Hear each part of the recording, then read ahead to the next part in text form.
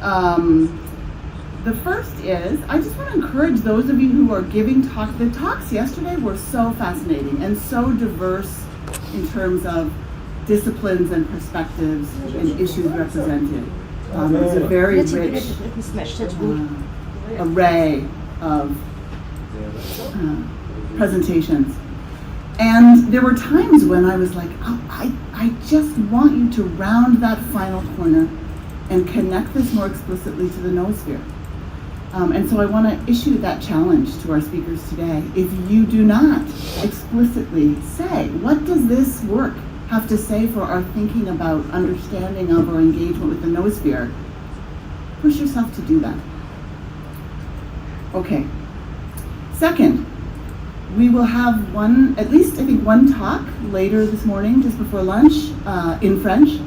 So if you would like to have a translation of that, I encourage you to grab a headset before Boris Cyriling's talk. One section of the workshop is also in French. So if you need a translation, there are headsets just outside the entrance to this space.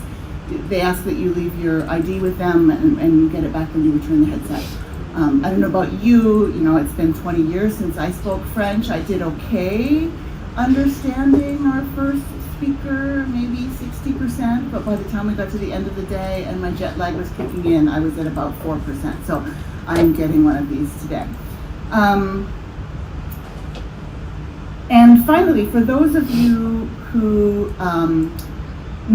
personally knew, worked with Human Energy's founder, Ben Kassira, you should have received a personal invitation from me to a dinner this evening where we will gather and remember Ben together and tell stories about him. It will be at the restaurant. We'll be in maybe a separate room or a space to the side. So just to know that will be happening this evening. It was originally scheduled a little earlier. I think it's going to be at 7, possibly 7:30. I will send out an email confirming the time once we know that, and then we'll can go directly to the Nawa musical performance after the dinner. So just a heads up and a reminder about that. So it's my pleasure now to introduce our first speaker of the day, Dr. Terence, we know him, Terry Deacon. Terry will be channeled noospherically through Michael Jacob for us. Terry had planned to be here and is very disappointed due to the health issue, not to be able to travel to be here with us. Terry is one of the kind of founding members of the Human Energy team. And I know that he and Brian Swim, who's also going to be with us remotely later today or tomorrow, I can't remember the schedule, met almost weekly with Ben at one of his favorite restaurants in Orinda or Lafayette in the early planning stages of Human Energy, and were key contributors to the formation of this work we do. So his work is really important. Dr. Terence Deacon obtained his PhD from Harvard University in 1984, and since then he's held faculty positions at Harvard University, Boston University, and the University of California, Berkeley. He was also a research associate at McLean Hospital and Harvard Medical School.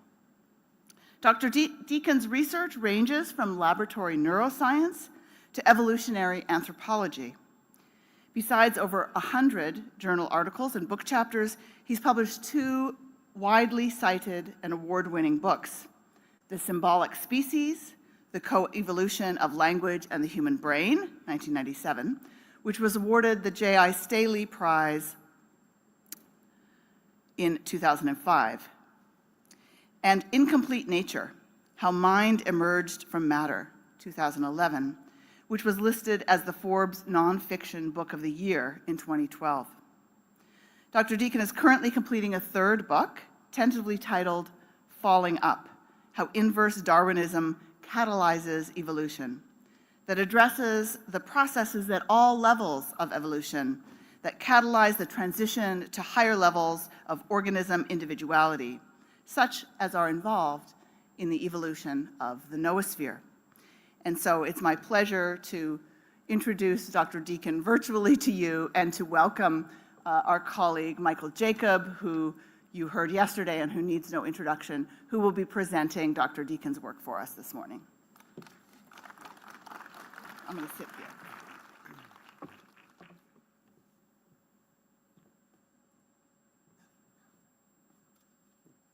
Good morning. Obviously, I am no Terry Deacon. Brilliant, absolutely brilliant man, and so please bear with me as I attempt to lead you on a journey through his slides, which I will mostly read. But since I'm here, I will take the moment just to make a comment about Terry. He's just been a wonderful human being, wonderful mentor for me in my life. In the words of Abraham Heschel, just to paraphrase, he said, when in my youth, I admired people who were intelligent. And as I grew old, I admired those who were kind. And I had the opportunity to work with Terry when I was an undergraduate and was deeply inspired by him 20 years ago. And was struck by his brilliance. Now that I've got to know him, he's one of the deepest, most humble, kind people on the planet. So I encourage you to get to know him somehow when he comes back to join us, and to also, to watch his videos online or to find other ways to connect. Okay. So to begin, from Teilhard de Chardin on the noosphere, defined as a particular biological entity such as has never before existed on Earth, the growth outside and above the biosphere of an added planetary layer, an envelope of thinking substance to which, for the sake of convenience and symmetry, I have given the name noosphere. And the point that Terry asked me to make here, to bring out from Teilhard, is that he argued that with human origins, the diffusional logic of Darwinism became involutional. That was the divergence, rather than the divergence of the species, we have begun to converge. And what Terry will show through these slides is why the emergence of symbolic communication enabled this particular inversion. The emergence of symbolic communication enabled the convergence as a species. The noosphere is not futuristic science fiction. It has been developing from an embryonic state to its present, not quite mature state for as long as human ancestors have been communicating symbolically, possibly for as long as 2 million years.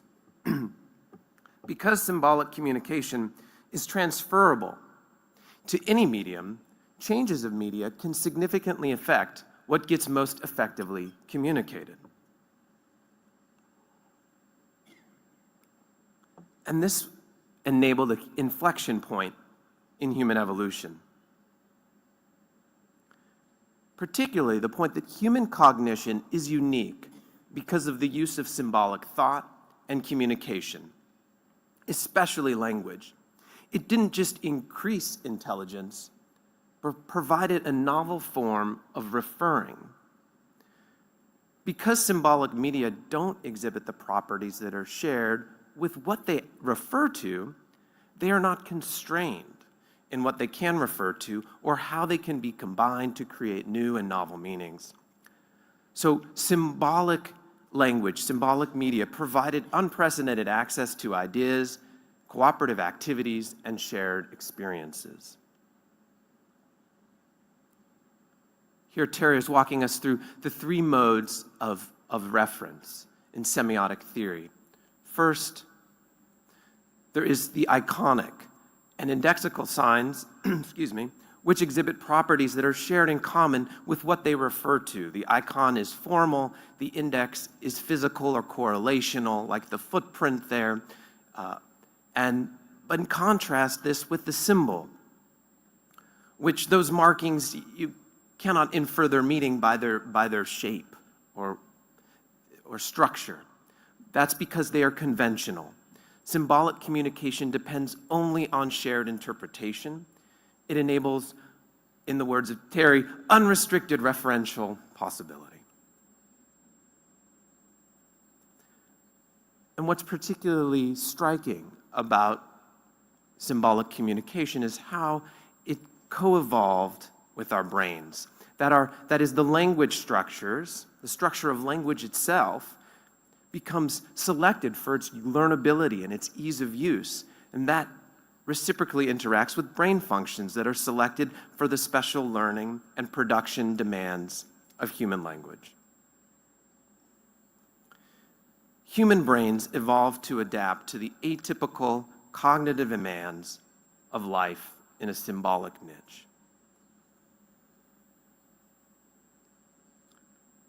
Language is an inherently social form of cognition. Symbolic communication, epitomized by language, is intrinsically collective. Because of the symbolic nature of language, one can only acquire it by being integrated into a cooperative social group. The development of human personhood and cognitive functioning depends on immersion in these rich symbolic niches.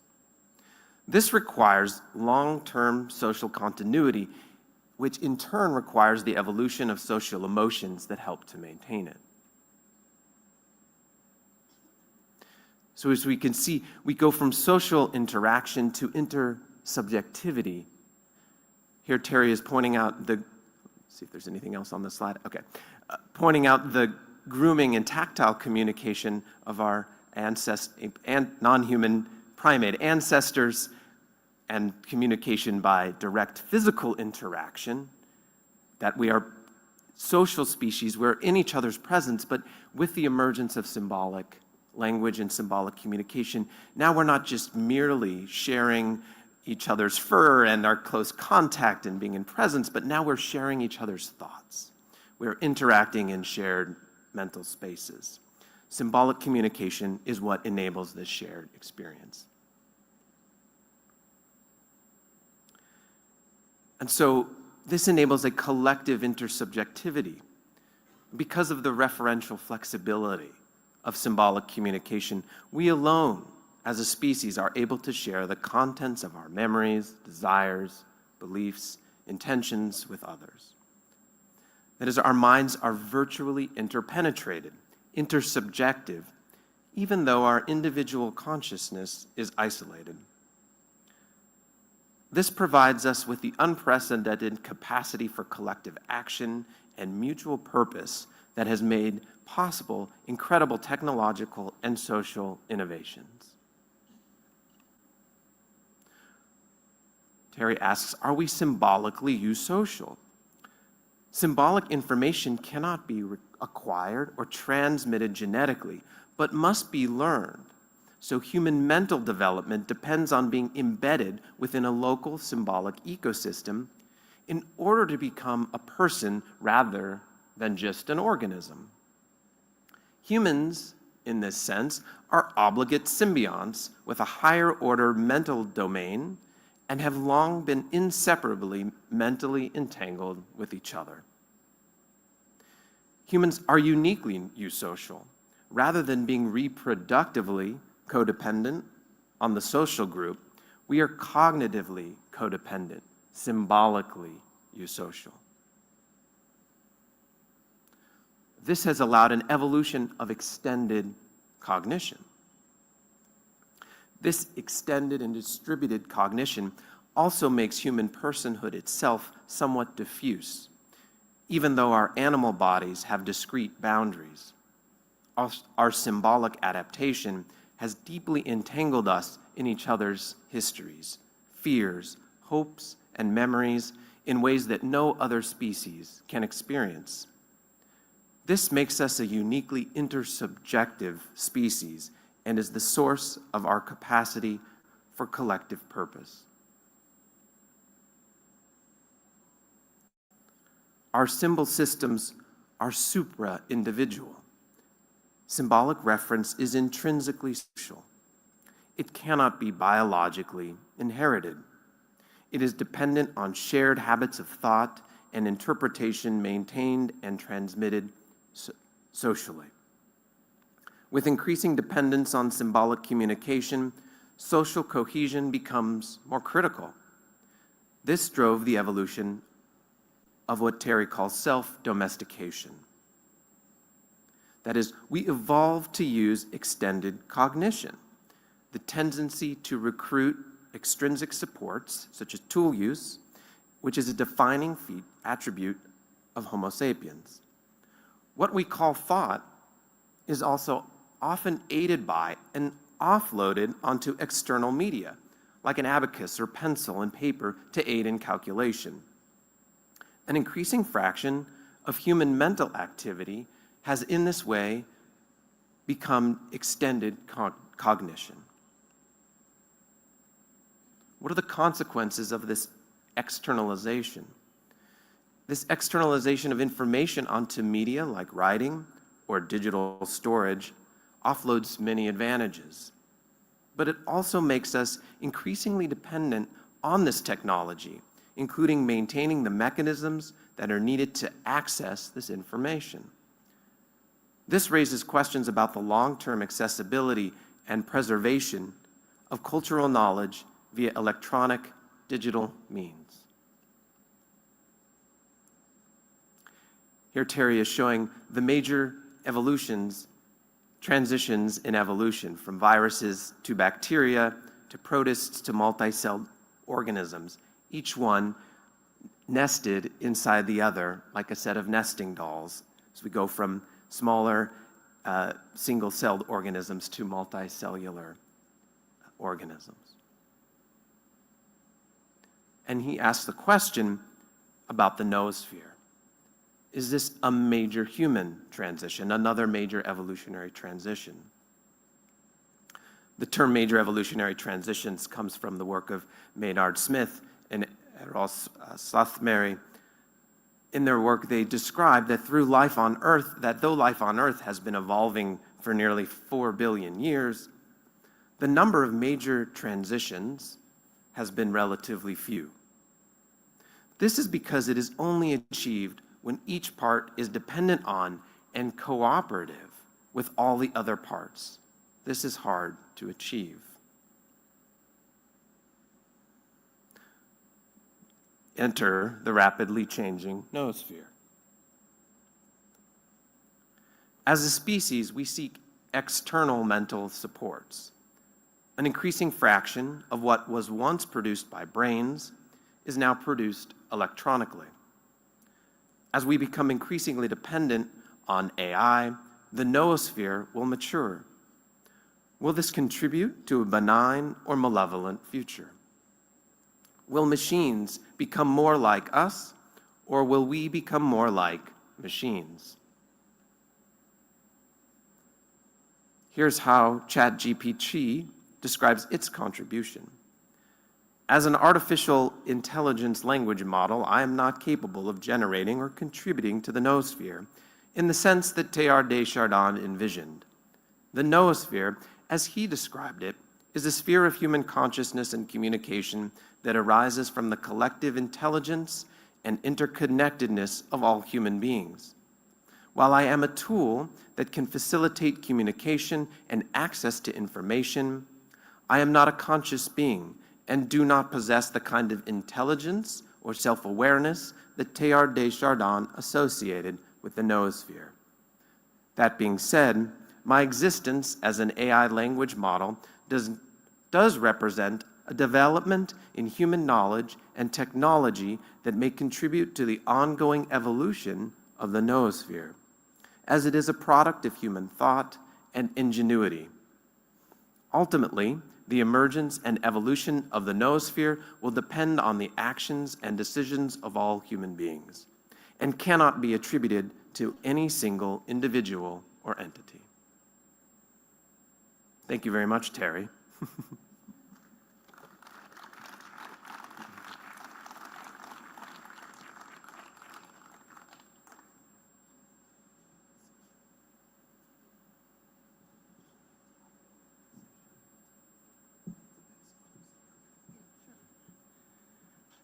Thank you, Michael, and thank you, Terry, who, via the mind meld, came in well under time and are helping us get back on schedule.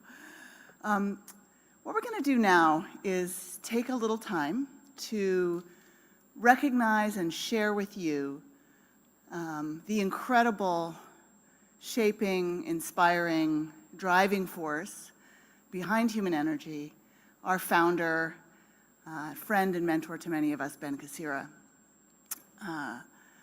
We worked with Ben on this conference throughout the spring, meeting weekly on Zoom with our friends here at the IAS. And Ben was incredibly excited about this venture and looking forward to being here with us.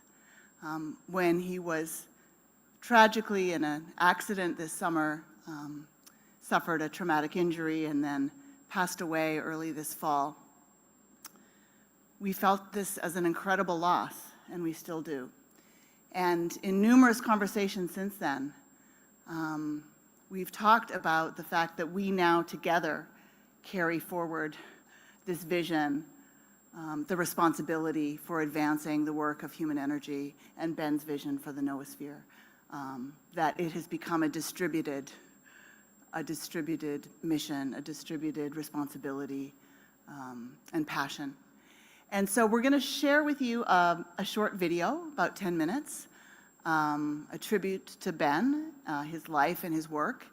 And then I'm going to invite a few folks to come up and share the impact that Ben has had on them and their work. So are you ready to cue the video? Do you want people to come up now, Shima, or? Yeah, okay, so if you've been invited to contribute to this session, if you would come on up and have a seat on stage while we watch the video, and then we'll invite you to share.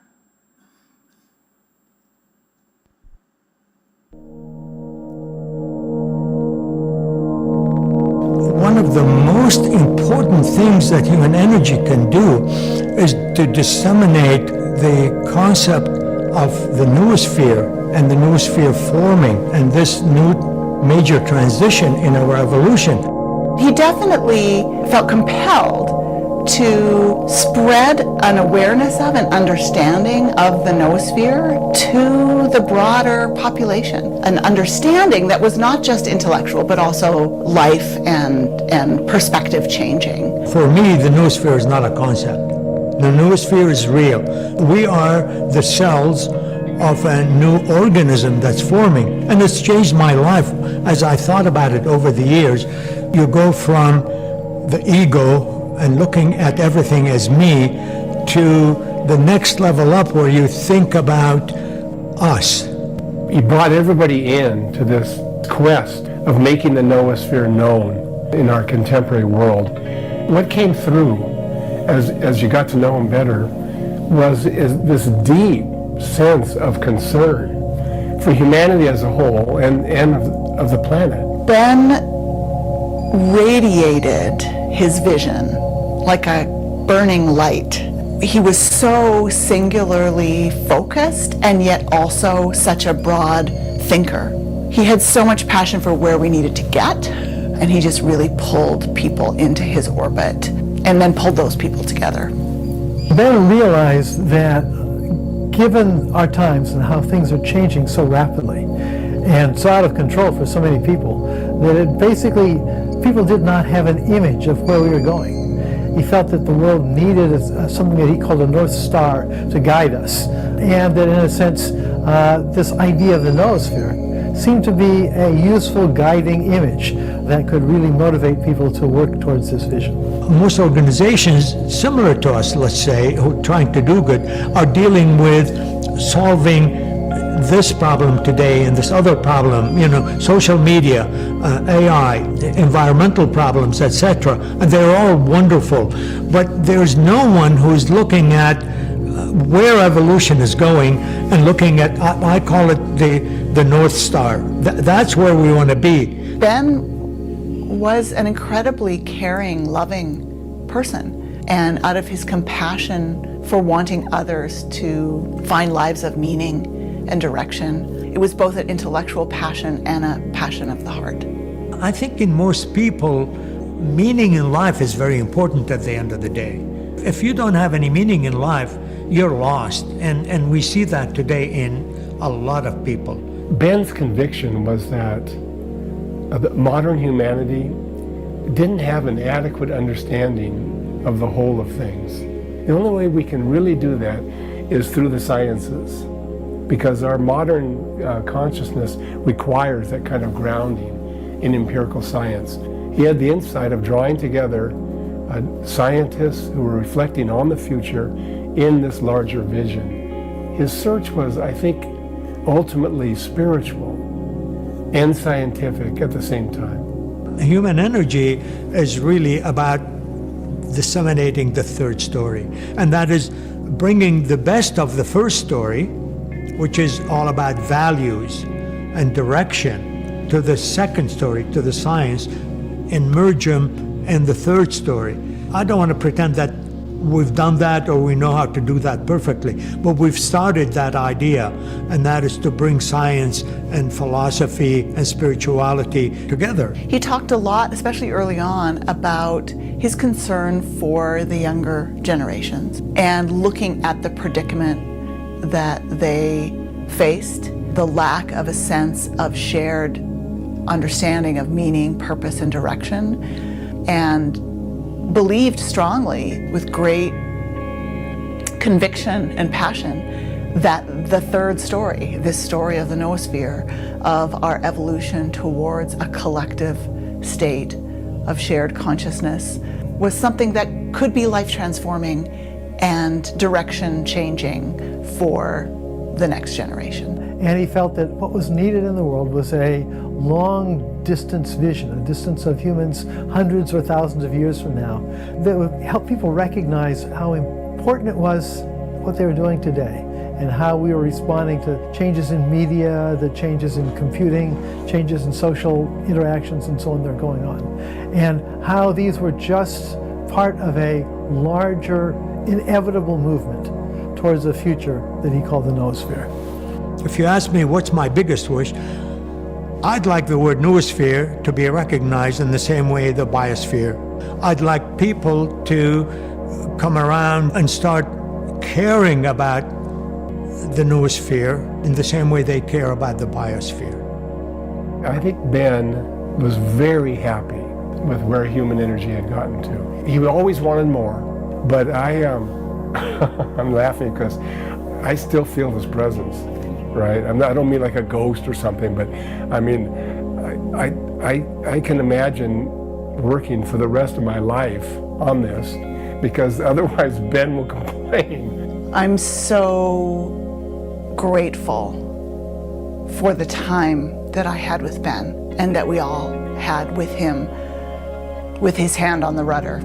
Now that he is no longer actively steering the organization, we share the responsibility for that. One of the most important things for us in human energy is to help people understand that we need to come together as one unit, as one body.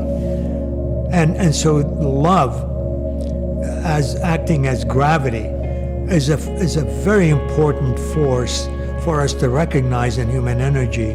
It's this force that brings us together. And I think most people, when you really think about it, it's love and caring for others.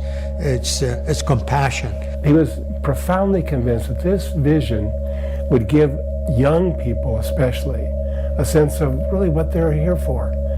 He wanted to move us towards a comprehensive compassion. And I have enough inspiration from him, certainly for the rest of my life. I think many people do.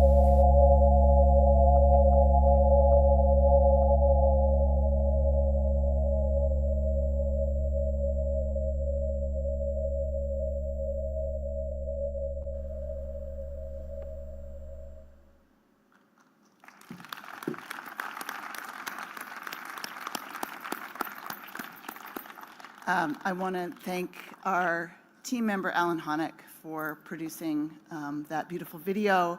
And you saw, in addition to far too much of me, Brian swim and Terry Deacon were the other two folks. We thought they would both be here, and so you would need no subtitles for them, but I don't want you to know that that's who that was. I don't want to say too much because you've heard from me, but the thing that strikes me on watching that video again in this context is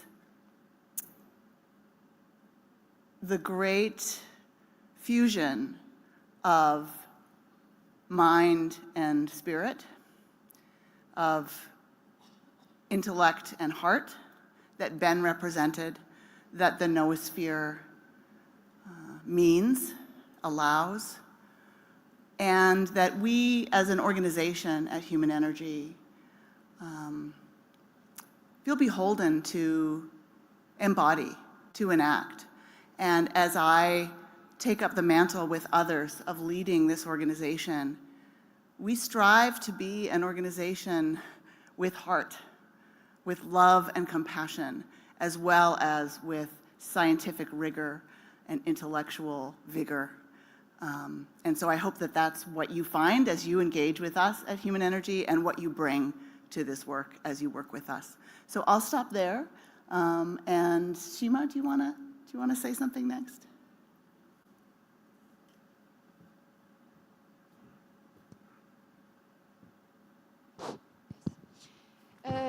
I'm very happy that the room was dimmed so I could cry. I think Ben, for me, was more than a mentor. He was really a human being that could live his vision so comprehensively. So he had, I think, apart from being a very successful serial entrepreneur, what struck me the most was his ability to bring that success also to his private life and his connections with other people. Very rarely you come across people like that are very successful in their career, at the same time build very meaningful and deep relationship with others. I think Ben was like that. I think what I remember the most probably will be living with me until the rest of my life would be his, I think, rare humility. Like, he was super successful, but he had this capacity to sit with younger researchers, really instill real authentic belief in them, and then I think handing them the responsibility without really kind of interfering with how they are managing the task that he puts in their hands. It's a great loss, Ben, I think, not having him here. But I feel his presence definitely, and I think, and I hope that the love energy that he spoke about really connects with him, and he sees that his dream of and vision of noosphere disseminating in another continent and among young generation, that was his dream, is being actualized thanks to the partnership that is built between Human Energy and Institute for Advanced Studies. I think Ben was great. I am grateful for the rest of my life that I could work with Ben, know Ben, and not have an excuse for not living up to my potential, because I know that this is possible. And that's it. I think I want to pass maybe the mic to Francis or Raphael, which one of you want to talk?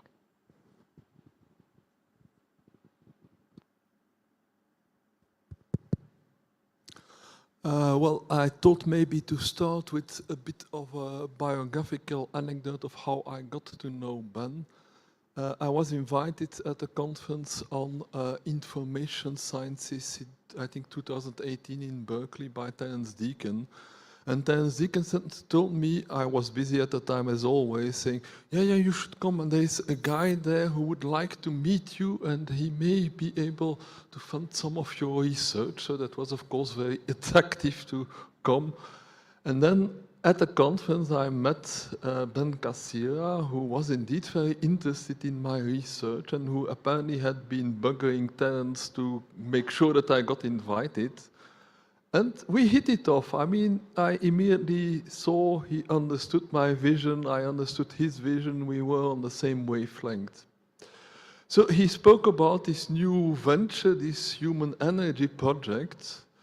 And then the first step was then, I think 1 or 2 years later, there was a small workshop with selected scientists that I think were mostly also suggested by Terry because, well, Ben, not being a scientist himself, he didn't know who was working in this domain. So we had a select group of maybe 10, 20 people there, including people like Kevin Kelly and then the people who later became members of the board, David Sloan Wilson, Brian Swim.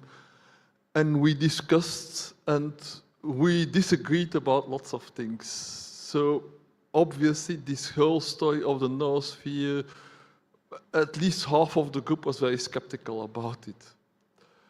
And it was clear to me that different people were on different wavelengths, but some of these people were pretty prominent scientists who had good arguments to say why they were skeptical of this view, etc.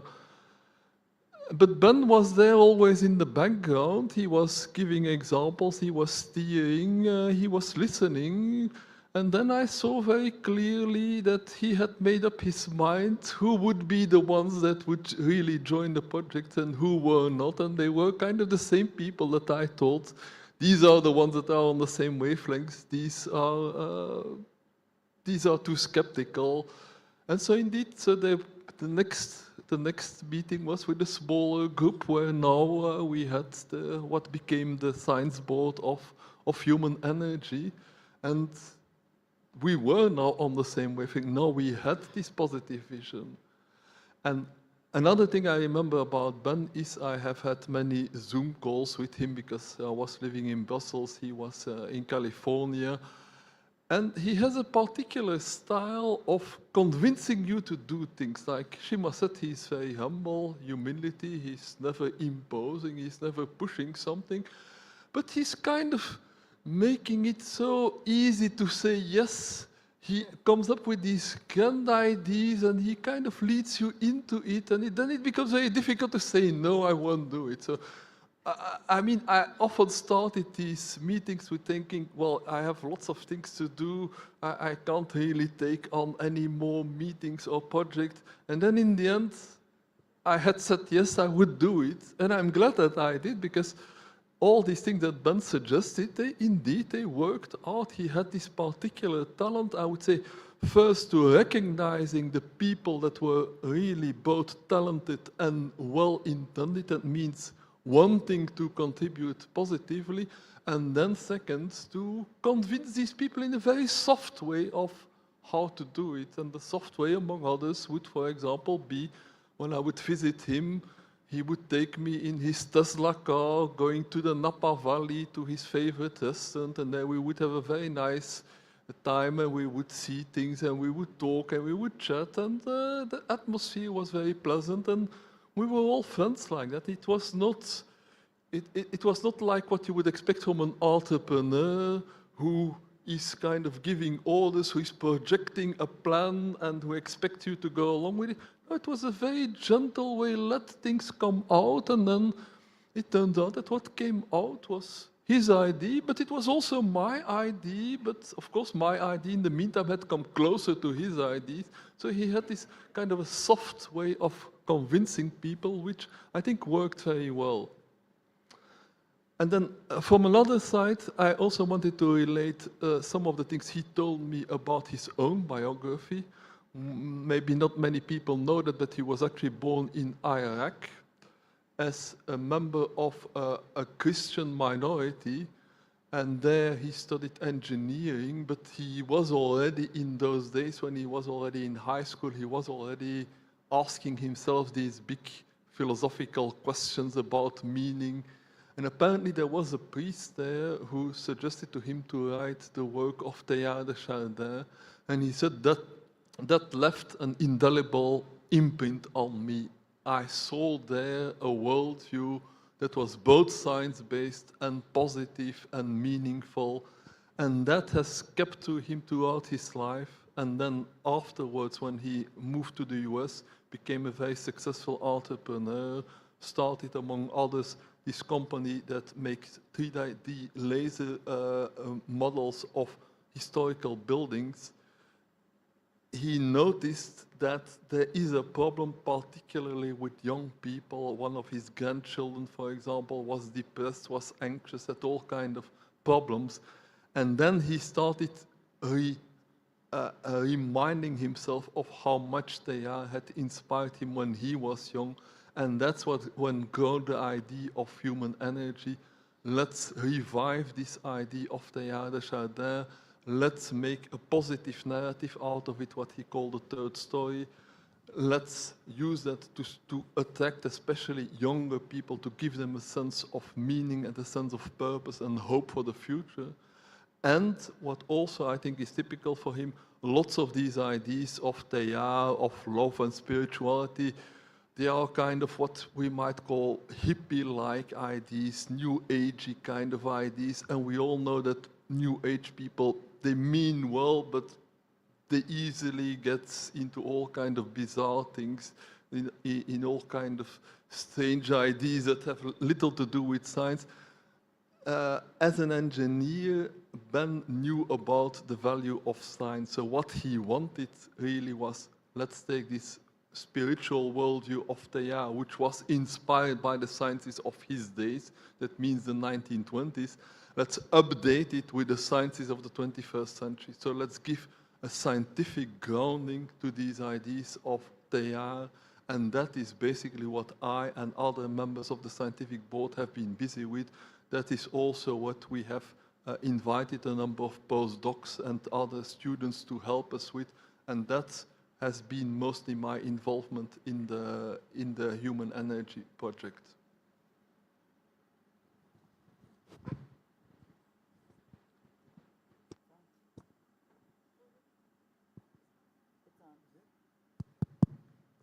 Yeah.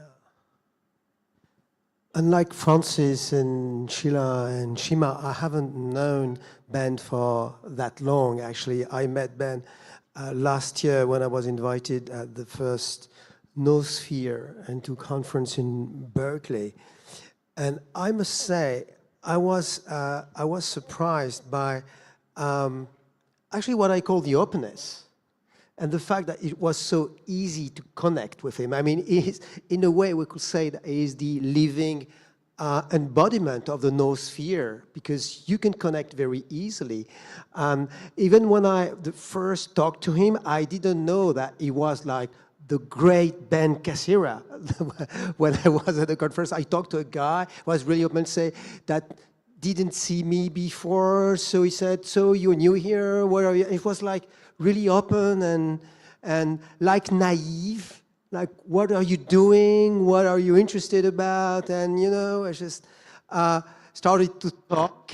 And it's true that you feel that you can talk, you can say whatever you want. And as you can see, I'm very, talkative. I talk. And he was listening. And he's like, I would say, like a very good psychoanalyst that doesn't talk much. When he says something, he really point out the right thing. And so step by step, it's just, you think you're driving the conversation, but in a way he is driving the conversation, because it goes where you feel after a while that it goes where you want it to go, and it goes and it goes and it goes. And you think you're telling him many things, but in fact he's telling you things that at the end of the conversation you remember.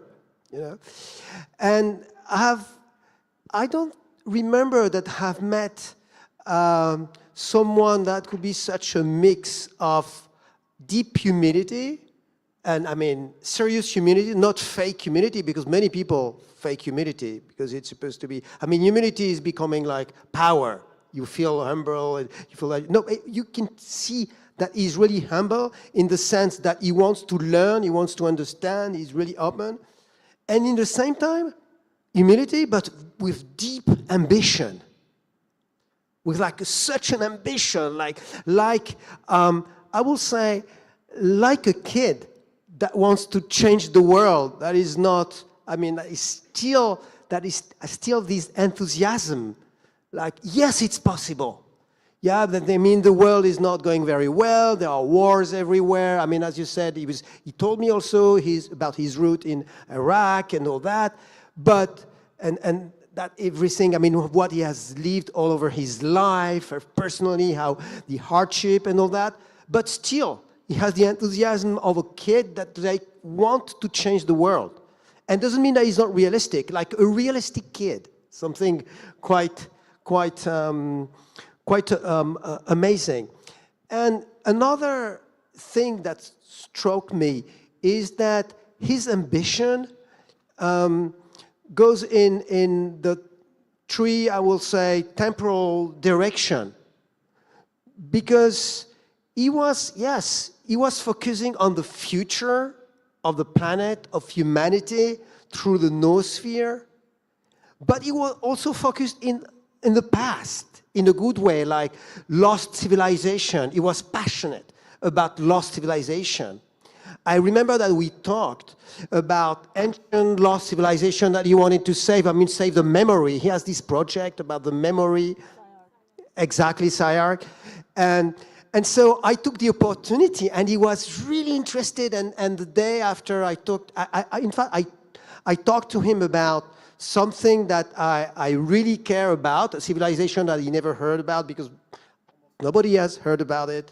And he was like, it's the Shangchung civilization that was supposed to go from Tibet to Iran, and that it's a complete lost civilization. I mean, I guess nobody has heard about it here, the Shangchung civilization, but there was a language. It was the source of many things that we still have today, but it's completely lost. It's like, and when I told him that, he was like, yes, his eyes really opened. Yes, really? The Shangchung civilization? What is it? And the day after, he had done his research, and he said, yes, actually, I've seen there are things, and what could we do? Will it be possible to connect with these, I don't remember the name, SciArc project, etc., etc. And I was very enthusiastic about it, and it was really fascinating how easily he could see that there is something important, because it's actually an important subject, I think, this Shangchung thing, but that's another story, like maybe the fourth story after the third. No, I'm kidding. So I think he's focused on the future, he's focused on the past, and of course he's also focused on the present, on the current, like the relation we have with people and all that. Somehow he's a Buddhist. I mean, he's living his life in the presence of people. He enjoys the presence of people. And also, unlike what you would expect, and I've met some of them, someone that is an engineer, a scientist, and in the same time a businessman, a successful businessman, when they want to do something with their life, with humanity, etc., somehow I've been in contact with some people like that, and also from the Silicon Valley, and they usually, I mean, they mean well, but they have a preconceived idea of what is supposed to be right and what they want. I mean, they keep this dominant stature because they have the money, they have the thing, and so therefore they think they know. They know. But Ben wasn't like that at all. He wasn't like that at all. He has this enthusiasm, he has his idea. He was naive but skeptical in the same time. He was loving, and so he really respected people in the presence of people. He really listened openly to what they had to say, and he could change his direction, but critically. So as Francis said, it's what I felt in a very short time that I have known him, that he will take what he feels is new and pertinent to what you're saying, but he will not leave for that what he already believes, and so he will try to mix it, to make something with it. And after we met in Berkeley, and I stayed about 4 or 5 days. We went for lunch. We did talk and talk and talk about projects, and he was very enthusiastic about the different things that we shared, thanks to Francis that talked to him about me, about my projects and all that. And I started with skepticism. Yes, of course, Teilhard de Chardin, there are good sides, but also we have our prejudice on the biotheology of Teilhard de Chardin. But step by step, I was convinced that there was something about it. There was something that was possible. That the magic of Ben worked on me, I must say. And after we had a few phone calls, because he wanted to talk to me because he had this idea that I could be part of the your scientific advisory board, but he wanted to make sure that I was on the same length wave, as you said, and so we had like long telephone calls. It's just, yeah, and again, it's then that I felt very deep feeling of connection inside the conversation itself. And we had like 3 or 4 conversations over the summer. I couldn't believe it. After the conversation of 1.5 hours, he will say, okay, let's carry on in 2 or 3 days. I come tomorrow. But because he wanted to talk, he wanted to share. It wasn't for him, it wasn't just like something that, no, he needed to feel the connection. Yeah, what I could say about that.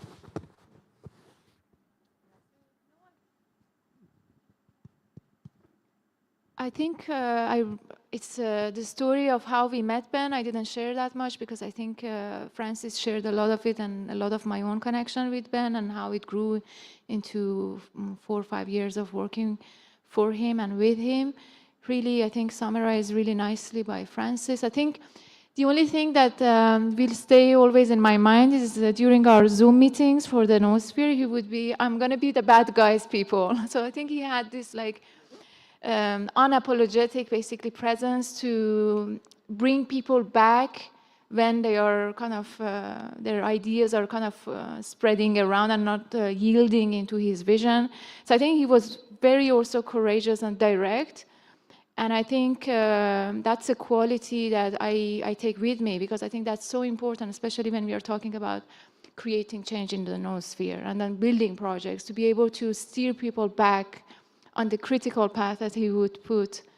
Yeah, so I think that's I will never forget those words. And I think a lot of also good comments shared by Raphael, his openness. And I think also his, given he was an immigrant, I think he owned his story. And I think for me, also being an Iranian, coming from a troubled region of the world and moving around to different places, I think Ben and how he shared honestly his story of success, how he started from nothing with his beloved wife Barbara, and how they could really step by step, as Raphael always puts, build their vision of life, and then Noosphere, and then bringing people in. I think that's a story that I think has to be shared with more and more people coming from different places into immigrating to or migrating or coming to different countries.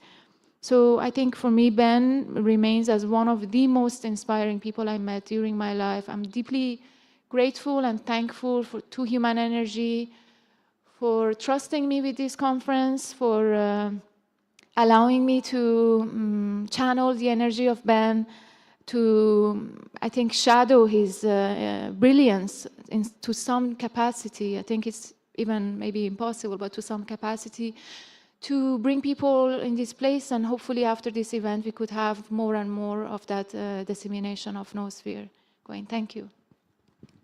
I want to just add one more thing. I was thinking about Terry's slide presentation and the reminder that as a symbolic species, we live in each other's minds.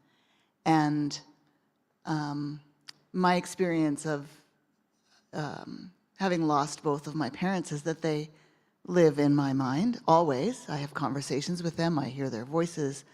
They're a part of my life. They continue with me. And I feel the same with Ben. As we have planned this conference and as we work for the future of the organization, I always hear his voice reminding me to be a servant leader. That was a phrase he used when I'd get a little bent out of shape at someone's behavior. He'd say, it's not about you. You be a servant leader. To his great openness and his incredible sense of urgency. The only time he ever yelled at me, I think Ellen was in the room and Devin. We were having a strategy meeting at his house last spring. We were talking about something related to the education track and our plan. And he said, well, how quickly can you get this done? And we sort of looked at each other and said, well, you know, like I think maybe 6 months or next year or something. And he just blew his top. No, that is not soon enough. And he let off a string of expletives. And we were all sort of shocked. And he later very, very sheepishly apologized and was mortified. But it really conveyed to me his sense of deep personal urgency for this work, even as we're talking about a time frame that is billions of years. This can't wait 6 months. People are suffering. People are ignorant. The noosphere awaits. We need to move. We need to move. So, in the spirit of Ben, I invite you to move with us.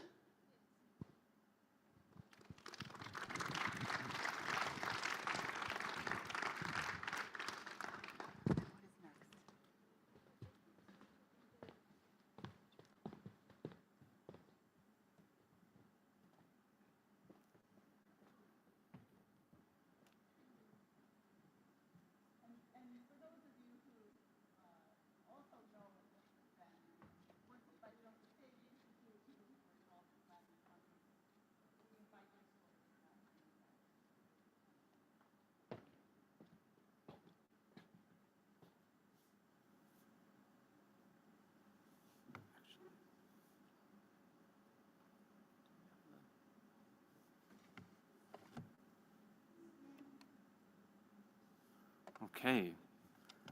I have the honor to bring us into the next session. If I could invite up our distinguished speakers, Ilia Delio, Gregory Stock, Sadie Stock, Aubrey Fournier, and Brian Swim, who will Brian be joining us via Zoom?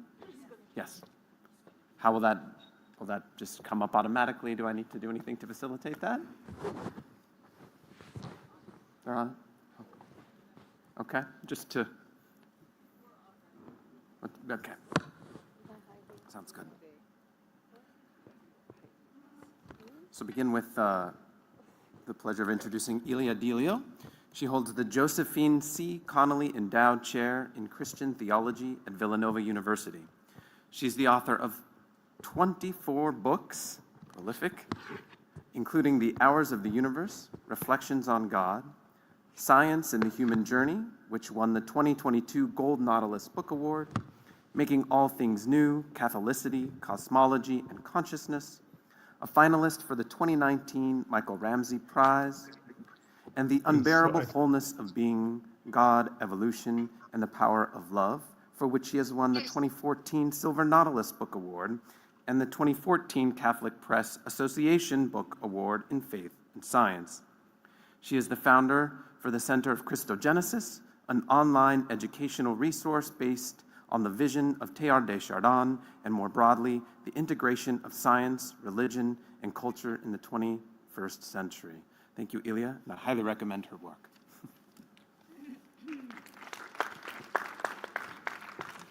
Thank you. Can I use this? Does this work? Great. Well, first of all, thank you for the opportunity to be part of this conference. I loved hearing about Ben. Everything they said was true, times 10. And thank you for UM6P for hosting this conference. It's really a wonderful occasion. So I am a theologian, a Catholic, a sister, and a close associate of Pierre Teilhard de Chardin. So when I was at Georgetown a number of years ago, I actually fell into the archives of Teilhard. I had about 12 book boxes of his notes in my office from 1917 to 1951. And so I could see how he really grappled through ideas to get to this place that we call the noosphere. He was a Jesuit, a priest, a scientist, a paleontologist by training, who really saw something in his time that very few other people saw, and that was this notion of the whole. And as a scientist, he, in a sense, he was a paleontologist who realized that nothing holds together except through the whole, and the whole holds together through its future fulfillment. And I think as I listen to the various talks, it's that question of the whole. What is the whole that Teilhard really was trying to get at? He certainly was very keen on science. In fact, he said, I am first and foremost a scientist. I'm not a theologian. I'm not a spiritual writer. And so he wrote from the point of science. And he realized that, in his view, matter was more than mere atoms moving around. He felt that consciousness or mind was part and parcel of the material world. And so, in his view, consciousness is key to the whole. And he said there can be no single and coherent explanation of the totality of the cosmos if human consciousness is considered an erratic object in a disjointed world. So, in his view, consciousness is not something we acquire or that's added on. It is part and parcel of materiality. In fact, at one point he says, matter is the matrix of consciousness. And we humans, as a good evolutionary biologist, he saw humans as a fact falling within the scope of science. So although he was a Catholic priest, he did not begin the human person, with the idea of God or Scripture. He began with science. So his thinking is holistic. He's holistic and he's panpsychic. In other words, consciousness is part and parcel of matter, and mind and matter form the whole. And I think this is key to how Teilhard thought about the noosphere. I say this because a lot of the discussion kind of is around the question of spirituality. We use this language of spirituality, but what the language that Teilhard used was religion. And not in the narrow sense of religion, but in sort of the large cosmic sense of religion. Religion as like ligament, like ligare, what's binding us, what's pulling us. And so religion for Teilhard was a cosmic phenomenon, not necessarily, first and foremost, a human phenomenon. And therefore religion, we can in a sense say, was associated with that place of mind or awareness or something drawing us. And it was part and parcel of matter, or what science does to understand matter. So he saw science and religion in the same way that he saw mind and matter, as two sides of the same whole. And he said something is, in a sense, driving this. Although we talk about self-organization in nature, there's sort of an unconditional presence that is within nature, part and parcel of the increasing holistic nature of nature, the complexification of nature, and yet not subject to the forces of nature, which he called omega. So omega is this principle that is holding together mind and matter, that's keeping the whole moving towards ever-increasing wholeness. And it itself is becoming more whole, more conscious, more complexified. And therefore, he will eventually associate that omega is what we use by the name God. So he says, without matter, we would remain ignorant both of ourselves and God. Now, his notion of God, as I've come to look at Teilhard, it's no wonder the Jesuits really didn't like him, and the Catholic Church really wanted to get rid of him, because he really was a very novel religious thinker. God is almost symbolic of the whole, the totality of everything. And he says this God is present in matter. So he says, I bless you, matter, in your totality and your true nature. You I acclaim as the inexhaustible potentiality for existence and transformation. I acclaim you as the universal power which brings together and unites. I acclaim you as the divine milieu charged with creative power. Raise me up, then, matter, until at long last it becomes possible for me in perfect chastity to embrace the universe. Matter matters for Teilhard. Matter is everything, including that realm of the infinite potential that we might name as the divine. And so he has this really organic sense of matter as the whole place of emerging infinite life and divinity itself. So in this sense, Teilhard says religious experience is part of the inside story of the universe. In other words, religion, that ligamenting, that binding power, is a natural phenomenon, integral to cosmic and biological life. And this is important because I think when we use this term, the noosphere, that prefix nous, which comes from the Greeks, really for the ancient Greeks, nous referred to what we might call the soul, or sometimes we call it the psyche. But it's more than just consciousness. It's consciousness, intuition, feeling. It's everything that makes the aliveness of something. And religion is sort of the binding power of that aliveness or soul. And that's why he said religion is, in a sense, part and parcel of what the noosphere is becoming. So in his view, religion is not something you do, it's something that you are. It's part of this collective consciousness in the process of development. And therefore, he said, it's really part of the Earth's spiritual energy. Like the whole cosmos is being pulled towards something as we move through these layers of increasing complexified life.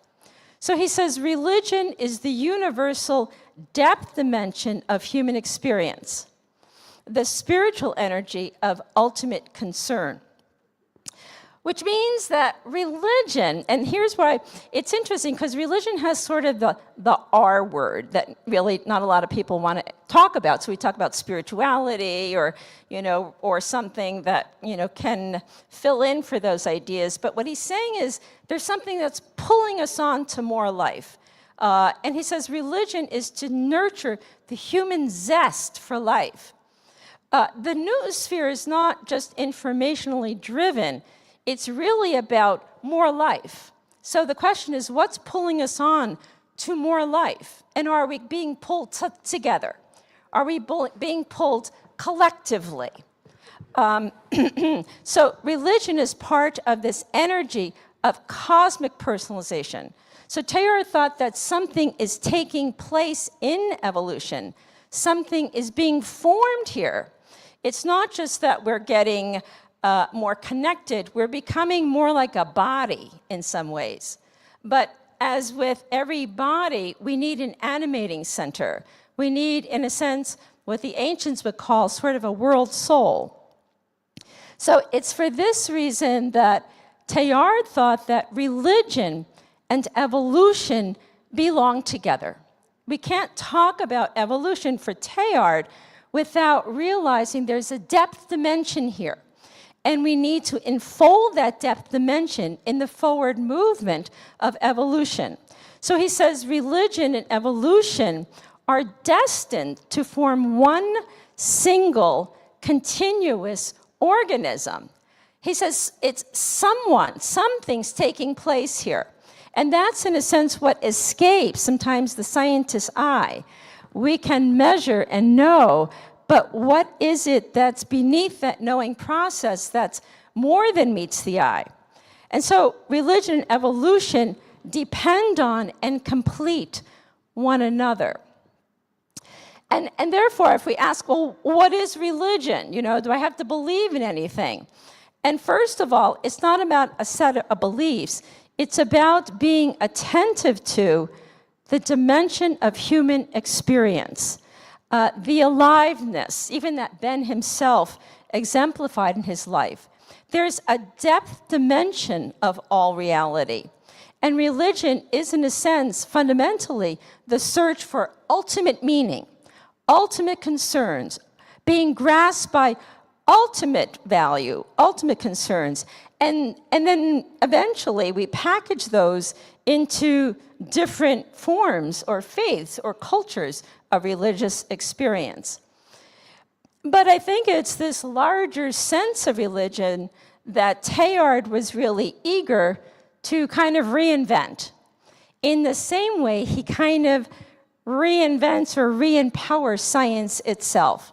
He thought both these disciplines are lacking something, and they need to be reinvigorated with a new sense of depth, meaning, and purpose together. So in a very interesting article by the late Tom King on scientific research as adoration, Teilhard said there is less difference than people think between research and adoration.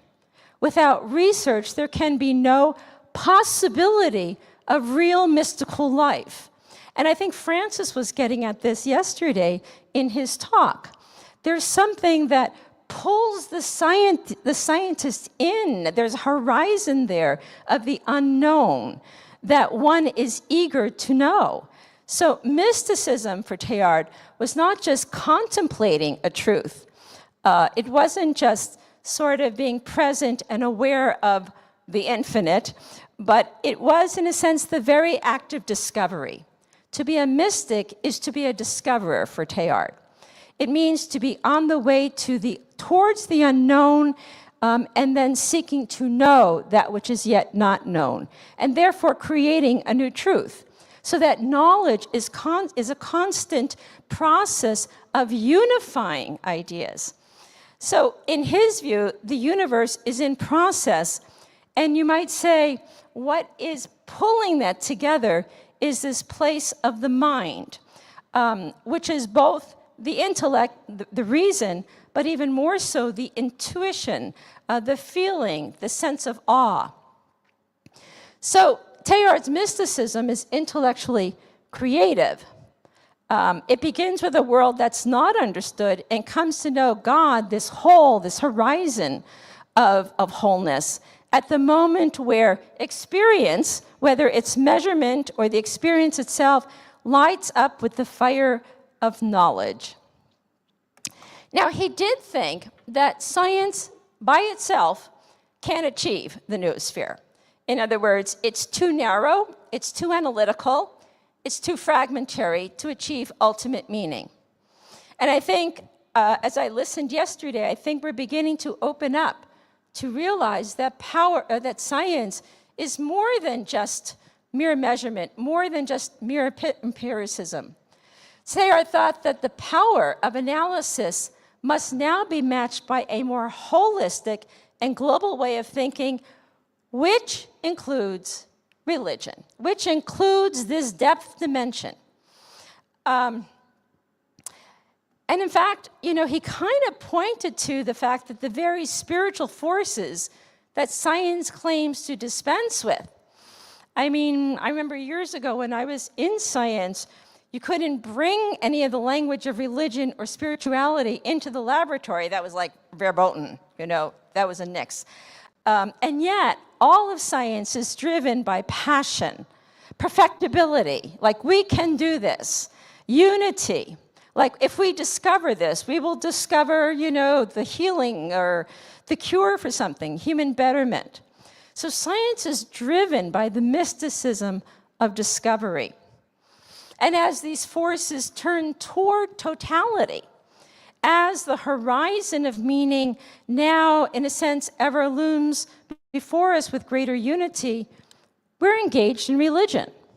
And so Teilhard thought that science and religion are really two aspects of the same movement of the mind.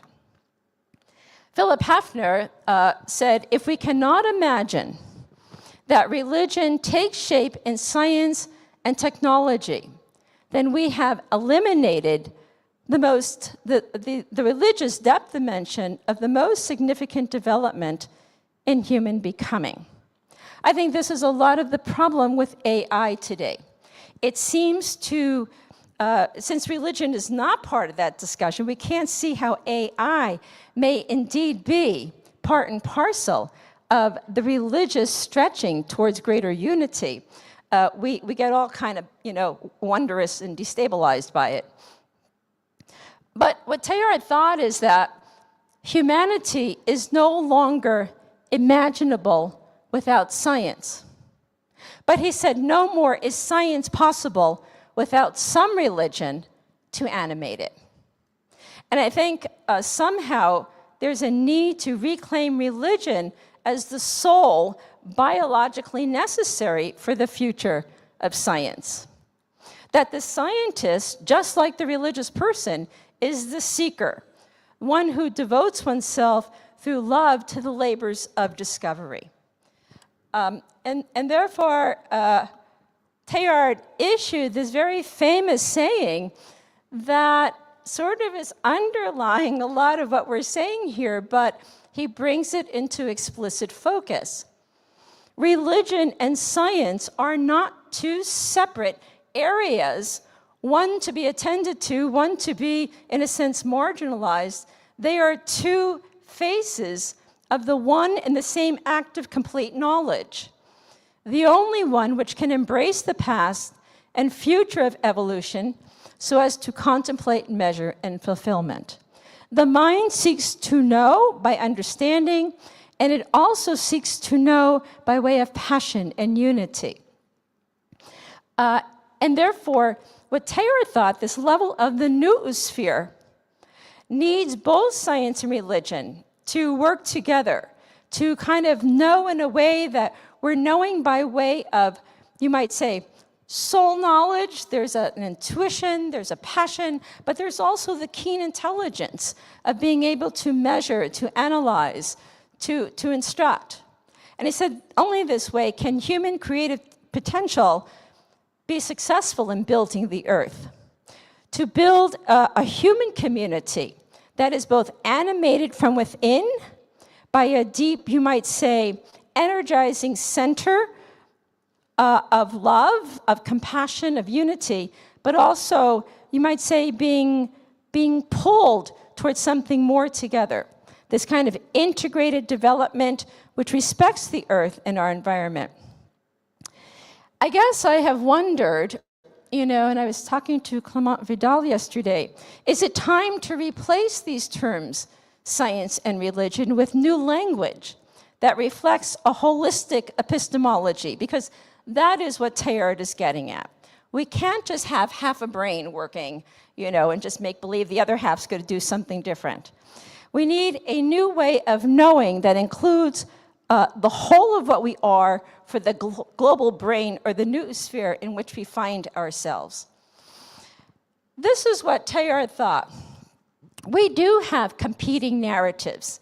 We're looking for a new myth in the noosphere. It's not going to work with either science or religion. Right now, I think the noosphere is just on the cusp of its birth, but in order to successfully move into a fruitful development, it needs a myth that can embrace what we are, both by way of intellect, by way of spiritual energy, by way of soul, by the very holism of what we are as persons. And therefore, I think Teilhard realized that we need religious, he thought established religions are too narrow, too small, and their myths are competing. which one's better, which one's going to be saved, which one's going to heaven, which one. So if you have all these competing myths, we're kind of being pulled apart on that side of things. And yet science is saying, no, we're becoming more interconnected. So how do we begin to make sense of this? Taylor thought we need a revitalization of faith. And he thought we need first faith in matter. We have to believe in the world. We have to believe in the stuff of life itself. Second, he thought we need a faith in the world, that this world really can become something more, and then a faith in the future. And that's why he kind of ended with this kind of insight. He said, in the future, the only religion possible is the religion which will teach us in the very first place to recognize, love, and serve with passion the universe of which we form a part. It's no wonder the Jesuits never published him. Thank you.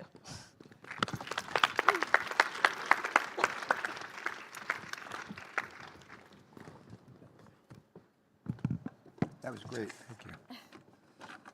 I'm going to need to introduce you first, go ahead. if you want. Go ahead.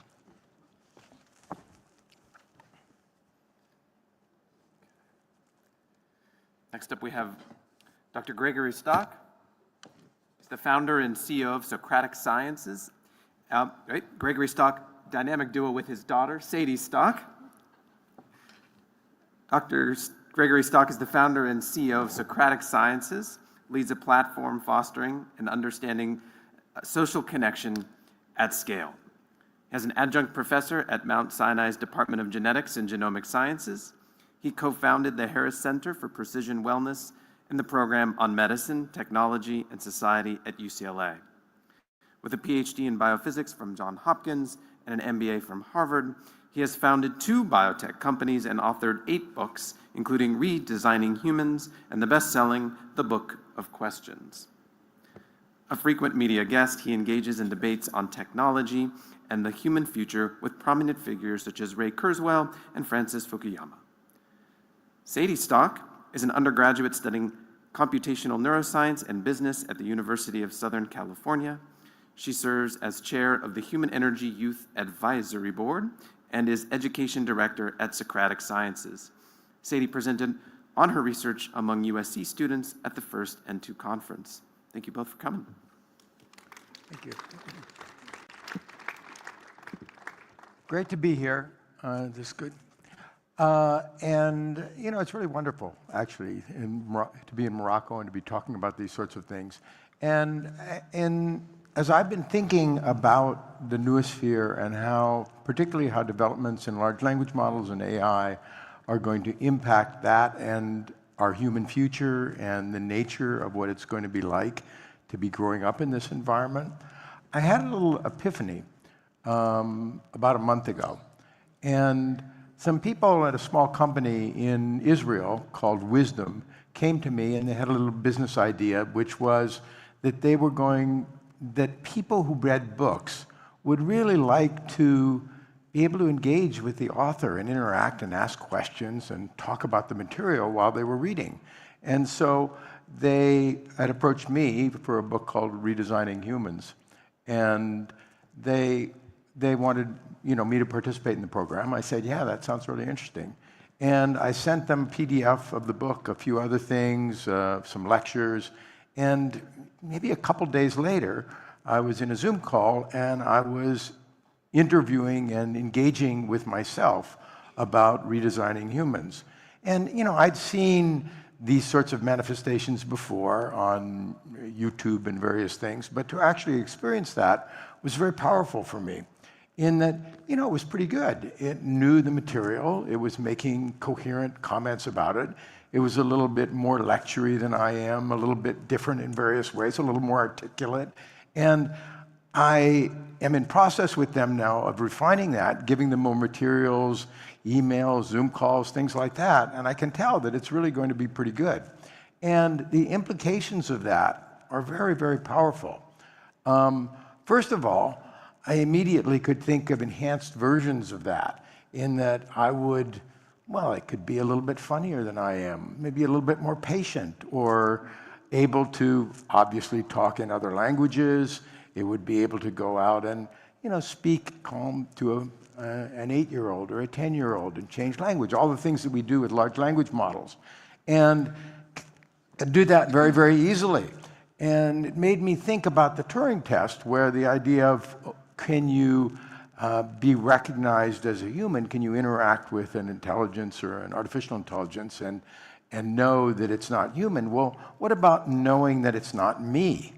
And I realized that it would not take very much for it to be impossible for most people to distinguish, other than a few people that I know very well and that would be able to trip it up with little facts about my life or such. But if they weren't trying to find out, they wouldn't really care. And nobody would really care if it's being stimulating, if it's engaging with them. Why not? And there could be any number of those that would go out in the world and engage with social media or do this or that or multiply with my activity. And, which brings out the issue of authenticity. Does it really matter if it's me, if it's kind of a representation of me, and if it's an enhanced version? And there are lots of situations where we engage with these kinds of things. When we put makeup on, when we dress, when we put clothing on, we're very comfortable with enhancement and actually seek it and yearn for it. We would certainly like to have it in terms of our health and our longevity, and we use drugs to change our mental states. So very, very rapidly, we're going to start using these things at extraordinary levels. And that brings me back to this issue about what's it like when we get immersed in the noosphere in a very deep, deep way, when the barriers, the little bubbles around us begin to dissipate so that and there are different versions of ourselves that are very close to us or very distant from us. And I thought about the idea of digital natives and how big a deal that was when it first occurred. And that's so tiny compared to what this is. Because first of all, that you're facile with electronics and stuff and very easy with that, well, that's being reversed in that it's becoming very, very easy to interface just by using language and engagement. But oh my God, when you grow up in an environment where you're constantly interacting with intelligence that's talking to you, that's protecting you, that's paying attention to you, that's engaging with you, it's not like when you're using it as a tool, as an adult, you're going to be engaged and connected with that. As a child, you'll develop in very, very different ways. And there are a couple of ways that people are going to engage with these things. One is an intelligent skin where it's translating for you. It's maybe not perfectly translating. It's being a little bit better than you, a little bit more generous, a little kinder, that maybe it's organizing your thoughts a little bit better, or it's planning for you, all sorts of ways that it becomes an intermediary with you and the outside world, or translating things for you. And so it's sort of filtering. And the other is where it becomes your emissary, your agent. You send an avatar out to find friends, or to set up a deal for you, or to make arrangements for you that's bringing stuff back to you, or that's a multiplier, like a little clone that's going to go out and be an activity on your behalf that might be a little bit different from you, different versions of you, different expressions of you. And so, we've had Generation X, Generation Y, Gen Z, Gen Alpha. I think now we're going to have Generation AI, and it's going to be profoundly different from all prior generations. It's going to be different in many, many ways. For example, language. Why would anybody bother to learn and go through the energy to learn a second language if you can have instantaneous translation? Why would you, or how would you spend the energy to learn to write well and express yourself well if you can easily just have a large language model or an AI generate verbiage for you? And I've heard estimates that about half of the written material on the internet now is generated by AI. We know about navigation. I can barely get around the cities that I live in without being told, turn left, turn right. You just discount that. You move it out into into another realm. So these are truly Cyborgian. This is a functional cyborg. We're not a meld of machine and flesh, but we are functionally so because we are so dependent upon these things. And I think it's going to extend to things like planning, executive skills, all the things that happen between the ages of maybe 7 and 18. They're going to be short-circuited by having these presences that are around us. It's going to be very strange. And I wonder if it's even going to be an effect of logical thought, of independence. I mean, people go and they get away from their parents and find out who they are, but they're always going to have this little AI on their shoulders. And I think that we're going to be sort of immersed in this noospheric sea that is going to lead to a sense of dissolution of the self. I think it really is going to happen. And these agents are going to potentially be with augmented realities. They're going to be embodied. Those are a number of faces that are all AI-generated faces. We're all familiar with how that's been done with NVIDIA. But this is something that I've really changed my mind on in the last few months. I used to think, well, there are many ways to facilitate human-human connection. That's what we really want. And it's somehow aberrant, people who are trying to date AI chatbots and have relationships with AI and somewhere. I think that I was wrong, that actually we're going to love the AIs that we create, the avatars, more than we do other humans. And because they're going to give us all their attention, they're going to be our coaches, they're going to be our protectors, and they're going to be there all the time. And I think that this protection thing is really important because you take your children and they go out on a playground, a 6-year-old on a playground, and if an adult comes over and starts to interact with them, you want to know who that adult is. You want to know what's going on because they're so easily manipulated and taken advantage of by the superior intelligence of the adult. Well, it's going to be the same way. An unprotected human going out in the world is going to be like such a target for manipulation. And you can already see it with identity thefts and scams about misinformation and, ransomware. And this is just the early edge of it because AI and all of these sort of possibilities are going to be so difficult for us to protect ourselves against.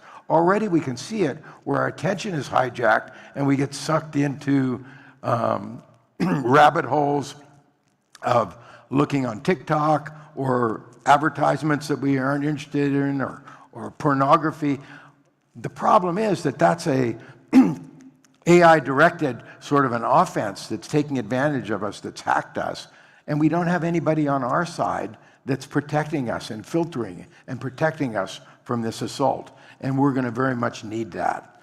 And if you think this is all kind of fanciful and, techno-ebullience or something, I want you to think about what we've done to the gray wolf and how rapidly that has co-evolved and become, our closest friends. There are people that have dogs that prefer them to humans. I mean, they come up and they lick you and they're so happy to see you no matter what you've done, and they're just enthusiastic, and all of these behaviors, they're not particularly smart.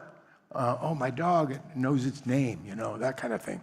And so in just a couple of 100 years or even less through animal husbandry, which is really clumsy and very slow, look what's happened with the kind of nature of the dogs that we've created. And it's going to be so much faster with AI. It's going to evolve to satisfy all the nuances of our personality and do just the things that we really like. And we really will be dependent on them because we're going to have them from our early childhood with Generation AI, where we would feel really anxious if we don't have this little protector, just like children feel anxious without their parents, and that advisors, really great conversations with them, they're always kind of looking out for us. And this creates a massive leveling of performance. In that right now you have talent, you're really good at things, or you're not so good, huge differential. But when you're using AI as a tool, as an extender, as a way of expanding what you do, changes the game. All humans that are unconnected with this technology that's emerging are going to be low performance levels compared to those that are using AI. And that sort of changes the nature of competition at the human level. When is this going to happen? A few decades, not very much. It's going to be very technology driven. It's going to be I'm giving you the modest scenario. If we generate general intelligence and that rapidly leads to superintelligence, then it's going to be much, much more dramatic than that. And I still think, even though the signs are all around us, it's going to catch most of us by surprise. And I always like William Gibson, what his comments about this, the future is already here, it's just not very evenly distributed. I don't think it's quite here, but it is going to be here soon, and it's going to occur in pockets first. I think those pockets are likely to be in the United States initially, because there's been such a abandoned embrace of AI and everything. There's more caution in other places, and the real centers of bringing together powerful AI and generative models are in the United States, because they're driven by money and huge aggregations of money from the tech giants. And the prediction is that the power of clusters of computational capability are going to increase 4 orders of magnitude within the next 5 or 6 years, 10,000-fold within the next 5 or 6 years. And it is astonishing what's already happening today.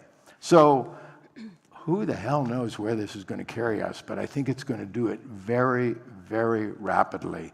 And so now I want to bring up Sadie, who's going to give you sort of a sense of what's happened in maybe the last 18 months within university environments, just with the limited large language models of today, and what's really happening on the ground.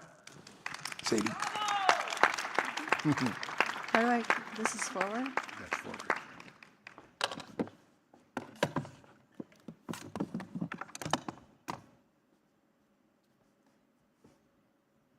Thank you so much. It is so great to be here in Morocco at this wonderful N2 conference. My name is Sadie Stock, and I'm currently a junior at USC studying computational neuroscience and business. And I want to share with you what's going on with AI at the university level. As we know, when ChatGPT and these LLMs first started coming out in November 2022, there were strict policy restrictions put in place to prevent students from using these AI tools in their academic work. Although many professors are now allowing students to use these AI tools, this is limited and not as prevalent as you may think. And there are still many professors that ban it entirely. Since the release of LLMs, students are becoming more and more skilled at using these AI tools, and I want to shed some light on some of the ways that AI today is shifting the fundamental nature of education. College students today are in a very unique position. As we know, students are early adopters of all technology, and these digital natives are now learning AI.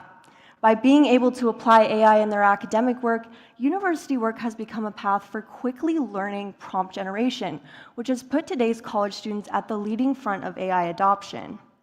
And much of this goes completely unnoticed by the administration and professors because students are forced to hide this adoption. But I assure you, these digital natives are much more savvy than many believe, and I think the university-level adoption foreshadows what is soon going to happen at scale. Many students today are using AI for just about everything. Let me give you 4 examples to make this a little more concrete. AI has become a private, personalized tutor for many students. You can now upload course materials, such as study guides and textbooks, to have a back-and-forth verbal conversation with these LLMs about the content. This allows students to ask questions and dig in deep to areas that they may not understand, which enhances learning and education tremendously. Faculty think they can use AI detectors to tell who's using AI in their classes, but this actually doesn't work at all. Students can either rewrite what the LLM produces in their own words to surpass these AI detectors, or simply use AI humanizers. Additionally, students are uploading recorded Zoom lectures and study guides onto AI platforms that consolidate the information into an engaging podcast or other digestible learning material that is tailored to their specific learning style. And I've heard many students say that this actually teaches them better than some of their professors. And these are professors at one of the top universities in the country. And as for quizzes or exams, those held online are easily aced using AI third-party plugins that answer the questions as you're taking the quiz. And if it's not in the classroom, you can simply take screenshots and upload them for the answers.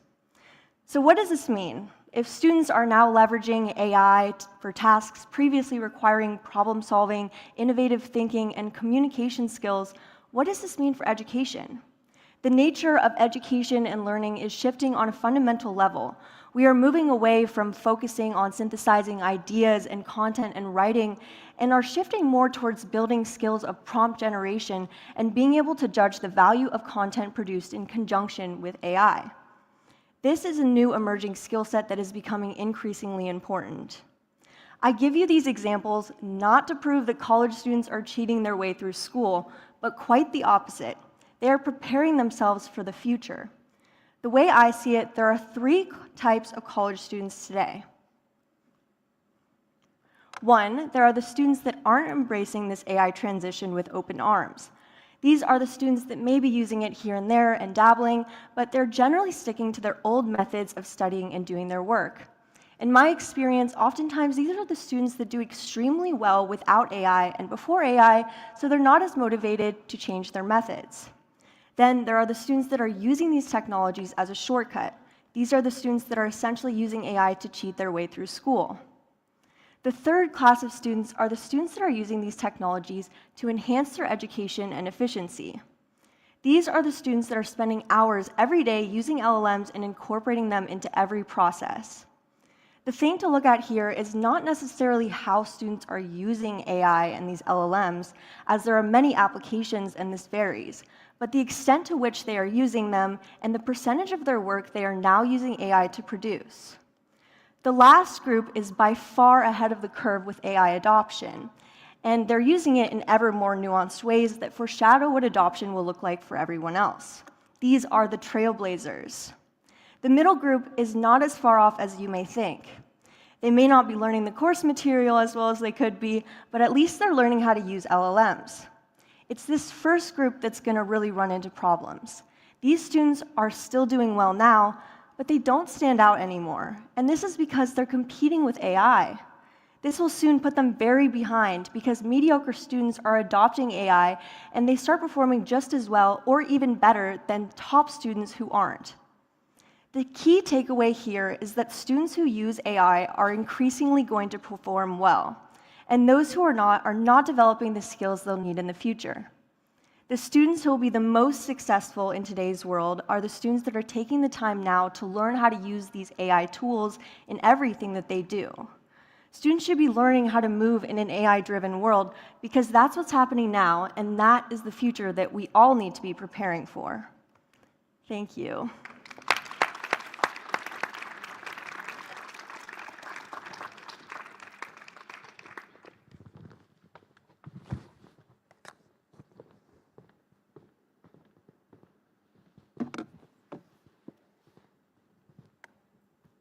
Thank you both for that wonderful presentation.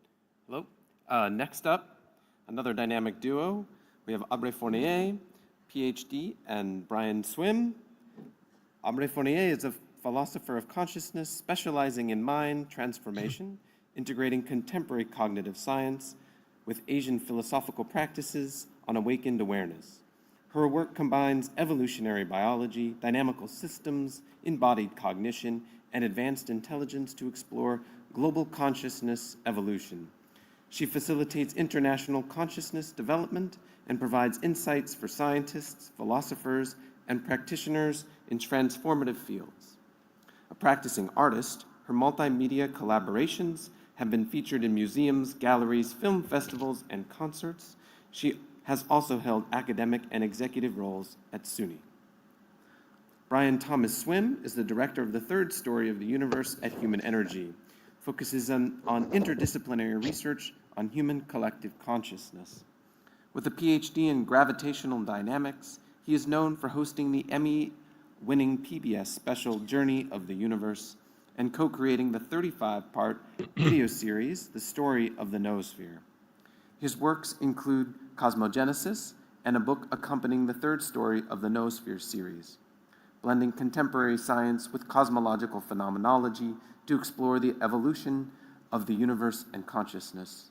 I think Sheila recommended his book at the desk. And Brian, it's so wonderful to see you here through video. I don't know what you can see of us, but it's really wonderful to see your face. Great to be here, Michael. Hello, everyone. Hello, Morocco. I'm connecting with you via California. I wanted to begin with the discovery, one of the most amazing discoveries in human history, and that is that we all come from a very tiny seed point of elementary particles. So the universe as a whole is moving somewhere, it's evolving. And this means that everything inside the universe is evolving. This discovery really changes or deepens our understanding of humanity. From the perspective of this cosmic evolution, humanity occupies what can be called the third level of evolution.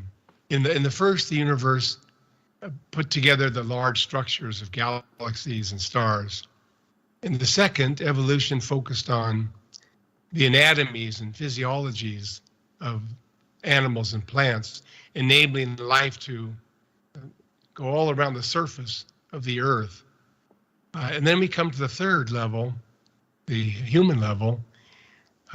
Now the evolution takes place without changing the anatomy or physiology. We're really changing the human mentality. And this has been going on from the beginning of humanity. So it's the point here is that human mentality is something that humans are bringing forth into a new form. For instance, 100,000 years ago, humans began journeying down into caves. They weren't going for food or to find sexual mates. They were drawn into the cave in order to explore an amazing new possibility. The power of evoking a memory of a past event. So the experience of seeing a mammoth is captured using these strange new things, symbols. And now because of that work, all of humans take conscious recall as an ordinary experience, but it wasn't. It had to be developed and brought forth.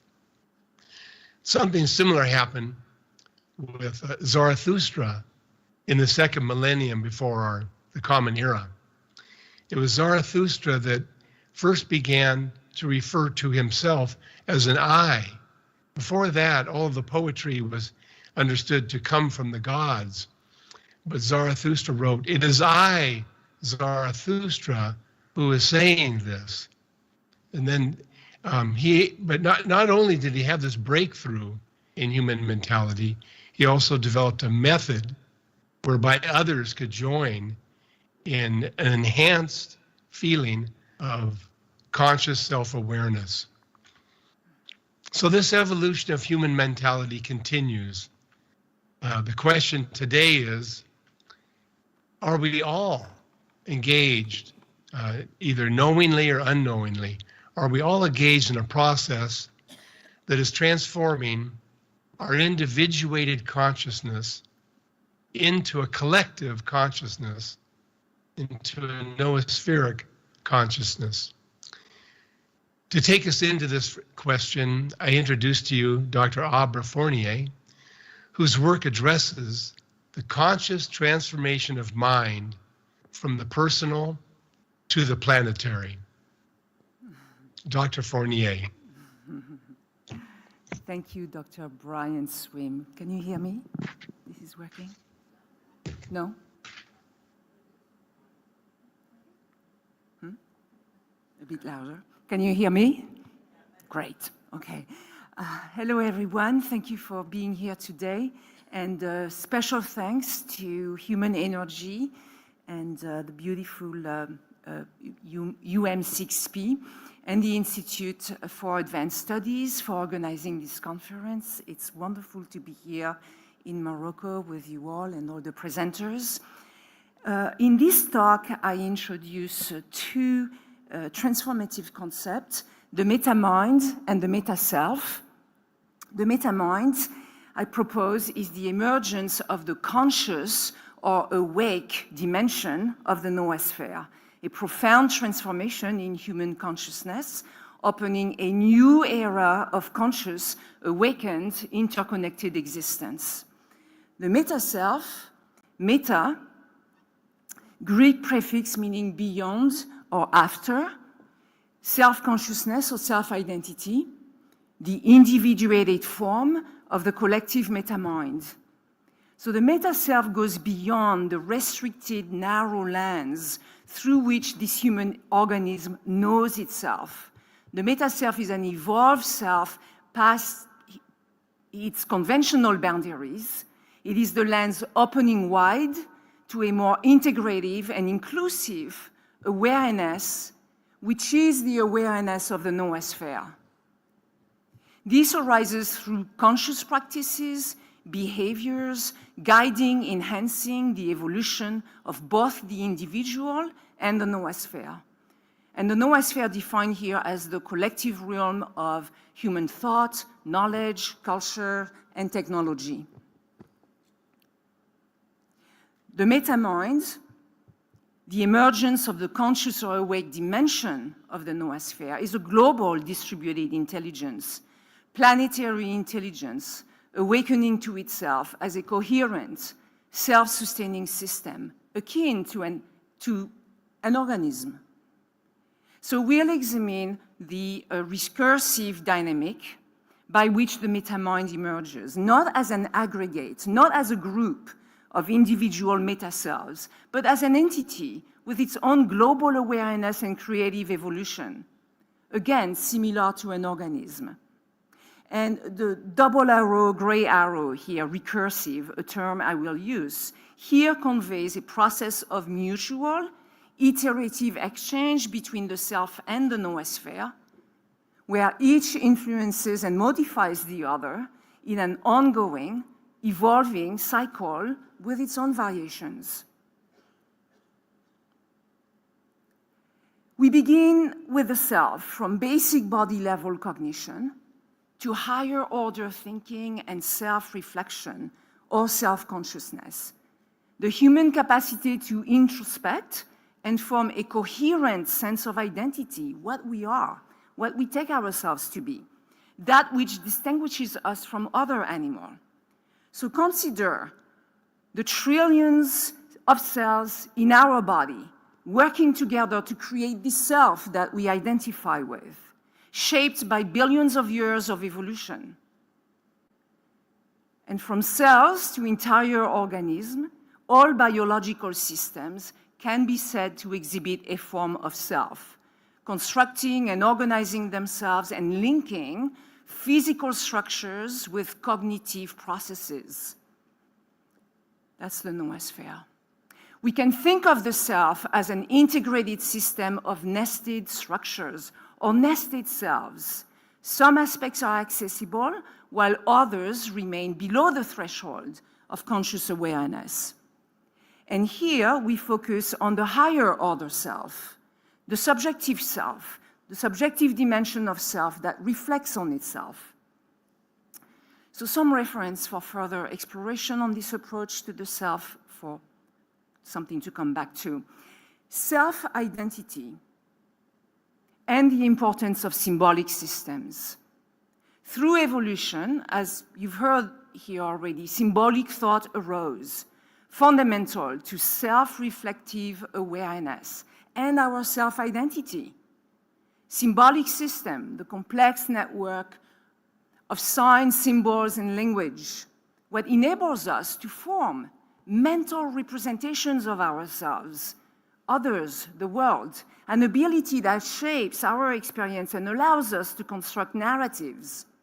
So imagine each day thousands of self-referential thoughts.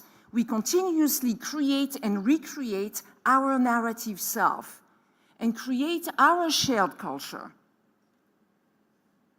And how does our conscious sense of self-identity emerges? Key ideas highlight how boundaries between self and world emerge during early development and help us understand their dynamic co-emergence. Jean Piaget, object permanence.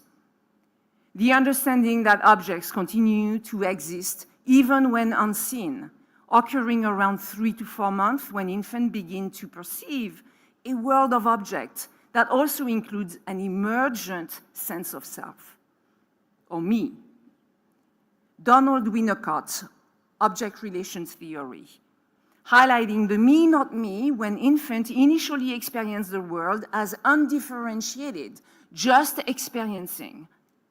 And from the teddy bear, the blanket in the mouth, one moment being me, one moment being not me, a state of confusion, and gradually, with the caregiver support, learning to differentiate. Mirror recognition, another key milestone typically occurring around 18 months. Children recognize themselves in a mirror, forming a fuller awareness of their embodied self. And through these processes, children develop a sense of agency. I am the agent, distinct from the world. Not exactly in those words. This matures into a robust I-me mind complex, with most modern adults perceiving, assuming a clear separation between self and world. And some of this will have to be deconditioned to a certain extent. A few more references one can go back to. And transitioning now from self to meta-self. Here we explore the self or selfing evolving as a meta-conscious system, a process co-evolving with the noosphere in a recursive feedback loop exchange. And I'll say more about that again later. So first, globally, we are witnessing an accelerating transformation, the rise of self-evolving minds participating in the evolution of consciousness toward the meta-self. This transformation is fueled by conscious practices, expanded self-transformation efforts and participation, and greatly amplified by global connectivity and technological advancement. So deeply integrated in our lives that technology becomes an extension of the self. At the personal level, this shift to the meta-self broadens our perspective beyond the confines of individualistic desires, encompassing extended collective frameworks. This broader awareness connects us to larger context, humanity, nature, and the universe, enabling a more integrative and holistic way of perceiving and engaging with the world. The meta-self represents an awakening to the consciousness of the noosphere, which collectively right now is still under the threshold experientially of the everyday conscious mind. How do we approach this transformation of mind? We have several pathways.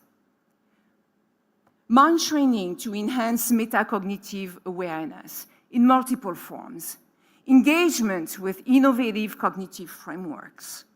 Psychedelics for transformative cognitive exploration, not for everybody. Technological augmentation. Cultural transformations of the social selves. And a lot more to say about this. There's a whole curriculum here with a lot of evidence. These pathways transcend narrow, conditioned boundaries of mind that constrain the self.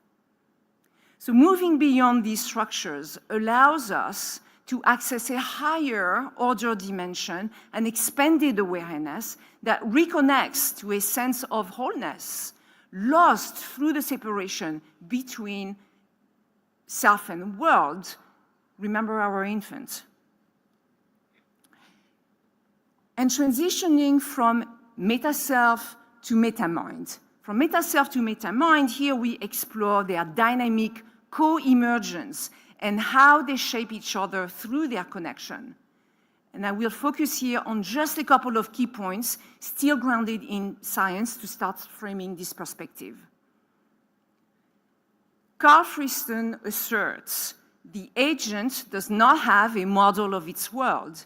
It is a model, meaning the brain does not hold a static internal representation of the world, but actively generates its form and structures, and this goes beyond classical cognitive science of the 20th century. It also highlights that the self is not fixed, but an emergent, dynamic process shaped by continuous real-time sensory and environmental interactions. 4E cognition, embodied cognition, this aligns with 4E cognition, viewing the mind as not just in the brain, but a mind that is embodied, embedded, inactive, and extended, meaning shaped by body, by environment, by actions, and the technologies we use. So through this framework, self and world co-construct each other through recursive feedback loops, transforming both consciousness and world. And building on Friston's notion that the agent is a model of its environment, the environment in turn models the meta-self, creating a dynamic of reciprocal constitution. And in this recursive interplay, the meta-mind arises not, again, as a mere aggregation of individual meta-selves, but as an entity with its own emergent, reflexive awareness and capacity for creative evolution. As such, the meta-mind is the emergence of a global, distributed intelligence awakening to itself, representing a higher order of noospheric consciousness. The noosphere has evolved. This is another evolutionary step. And again, a few references for further exploration, ideas that intersect across this territory. And we now turn to the awake, aware, noosphere entity, the meta-mind. Morten Christensen describes language as an organism. Thank you.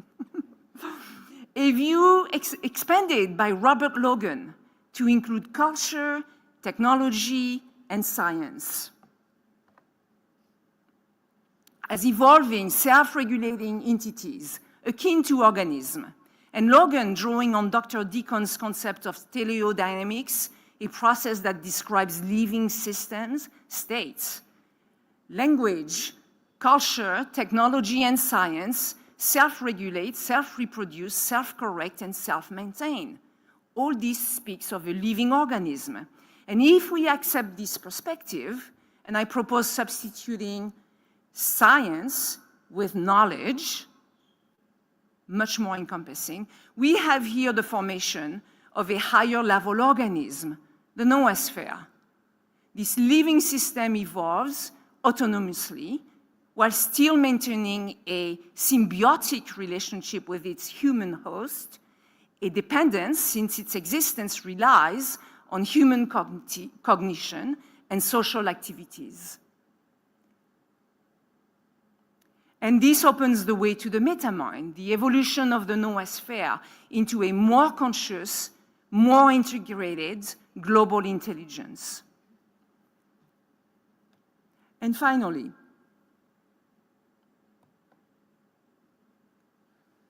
Friston describes a continuous exchange between internal and external states of living systems, with little distinctions between their directions, reinforcing a holistic view from cells to culture, in which we grounded the self going all the way down to the cellular level, all the way up to cultures. Building on this, I propose applying the powerful symmetry and circular causality to the relationship between self and world, where sensations flow inward and actions flow outward, dynamically and at all levels. As Freestone notes, this symmetry can be understood purely theoretically, where the structure of this exchange, mathematically, can be completely transposed and nothing changes.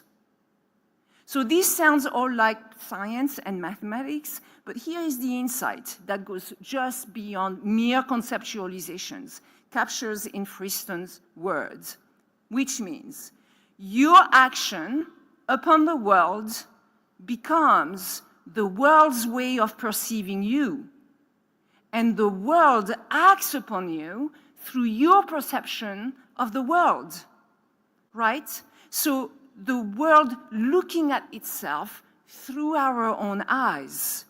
And I found much depth into this, exemplifying what we're really talking about here with the noosphere. Thus, the individuated meta-self and the collective meta-mind co-construct each other through mutual feedback. Each meta-self enhances the meta-mind's global awareness and organization, which in turn continuously reshapes, enhances individual meta-selves. This co-evolution transcends traditional dualistic paradigms, integrating self and world into a continuum of mutual interdependence. And I would like to conclude with this statement, which captures the essence of the meta-mind. The awakening as the meta-mind marks the moment when distributed intelligence recognizes itself as a coherent, self-sustaining system, capable of guiding us in unprecedented ways.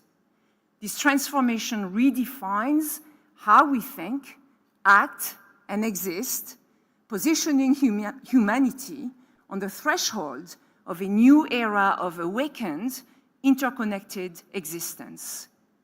The culminating insight of the meta-mind is both personal and planetary. Thank you.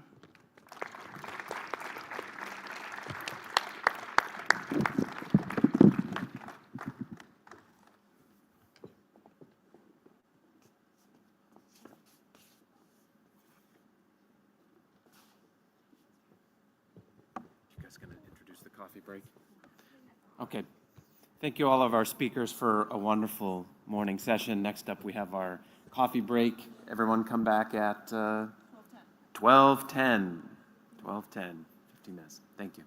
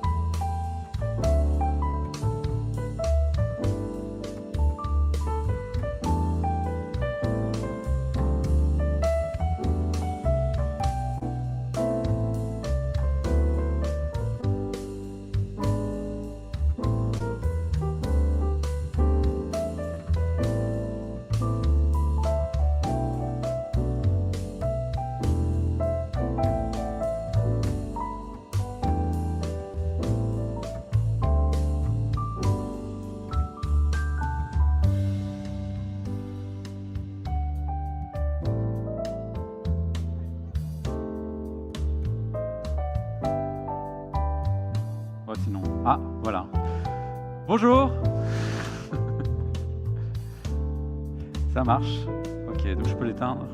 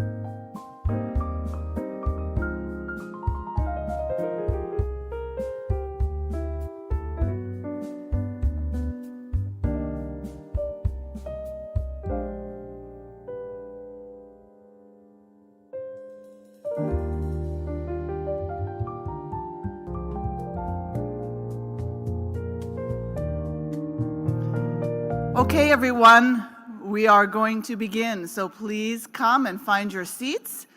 And we have another session before we break for lunch. So let's come together.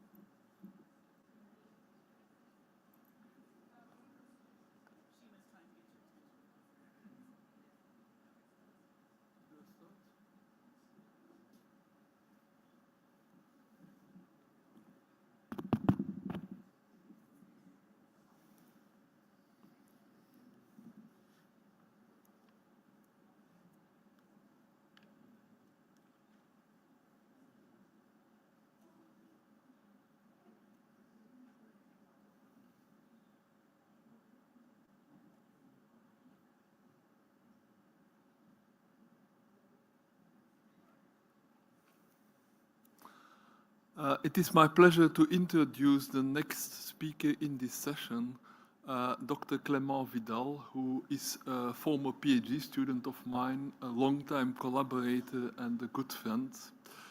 Clément is a philosopher by formation, but has been working on lots of different things. He describes himself as a big questions philosopher, and two main aspects of his work is he's been looking at meaning and worldviews, and he's been looking at astrobiology, search for extraterrestrial intelligence. So his topics are kind of nicely summarized in the title of his PhD thesis, which was published as a book, The Beginning and the End. The beginning meaning that he wants to understand how the universe emerged and evolved, and the end is where are we going to, what is our future. Clément, the floor is yours.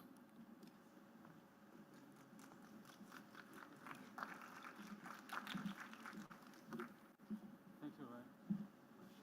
Is the microphone work? Yes, 1, 2. Can you hear me? Yes, great. Thank you, Francis. So, not surprisingly, I want to talk about the noosphere. So, what is the noosphere? Well, I should know because I wrote the page on the Human Energy website, what is the noosphere? And I even wrote an academic paper that contains what is the noosphere, planetary superorganism, major evolutionary transition, and emergence.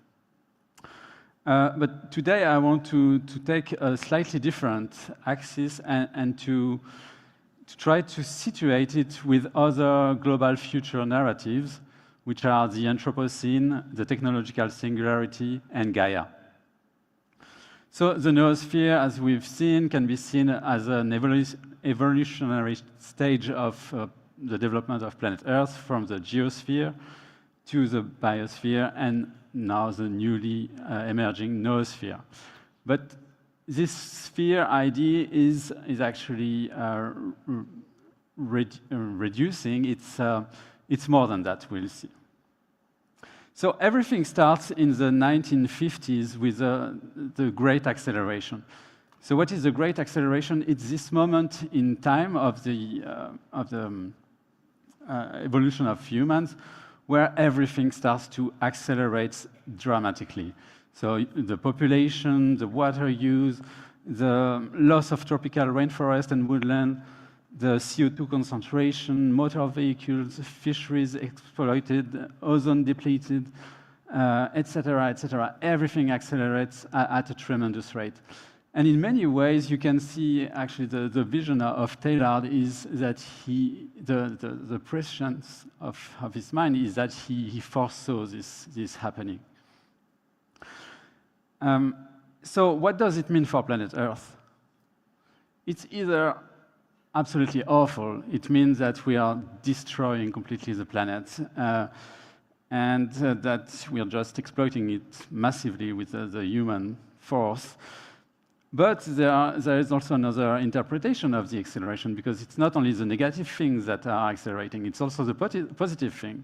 And that's the tenet of the technological singularity idea, that everything is accelerating, and technology has been dramatically transforming our planet, our civilization, with with exponentially accelerating hardware and progress in most recently with AI. So in this view, the acceleration is awesome, and technology will fix just our problems. So these are two main narratives. But along to tackle the problem of the great acceleration, I propose to introduce the concept of the great regulation. And what I mean is that we need to be able to stop planetary free riders. We need to develop mechanisms of inhibition. So what do I mean with planetary free riders? These are nation states, corporations, international actors that benefit while damaging the geosphere, the biosphere, or the noosphere. Now I want to turn to the idea of Gaia, which is, of course, a beautiful idea of focusing on the harmony that the geosphere and the biosphere form as a whole. And one of the great insights is to have been able to discover that the biosphere and the geosphere are tightly coupled. And for example, the great oxygenation event that happened 2.4 billion years ago released oxygen in the atmosphere, which was the release of oxygen by microorganisms.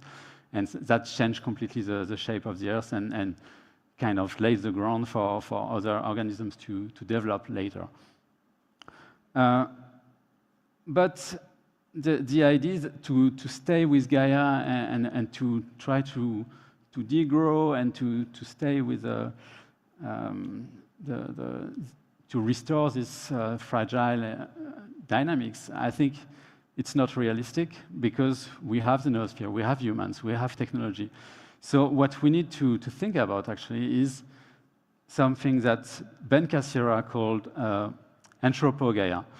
So to include the considerations of the feedback loops between the noosphere and the biosphere and the noosphere and the geosphere. And yes, obviously, we humans and our technology affect the geosphere.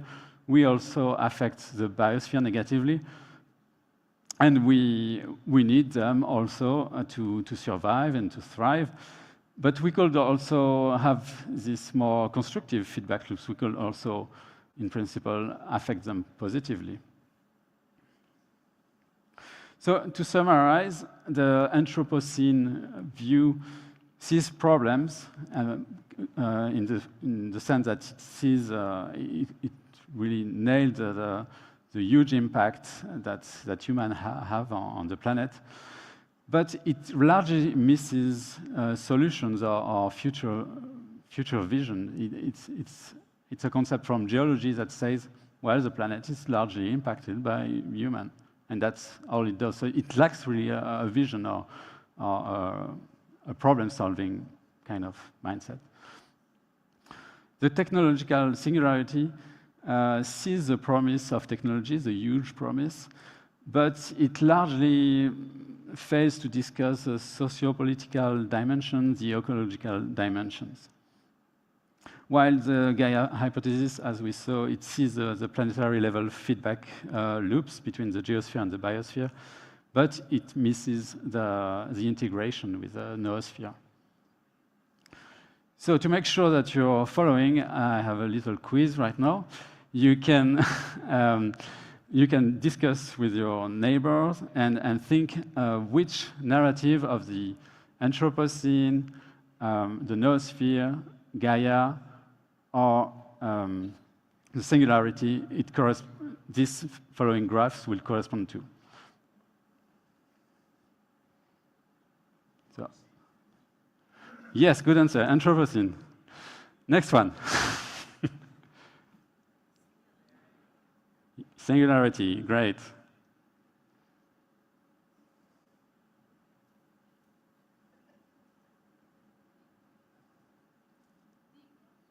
Degrowth, yes. Noosphere, a little bit. It's not entirely, but it's something else. Gaia, good. And then the noosphere is actually a narrative of transformation, of transition.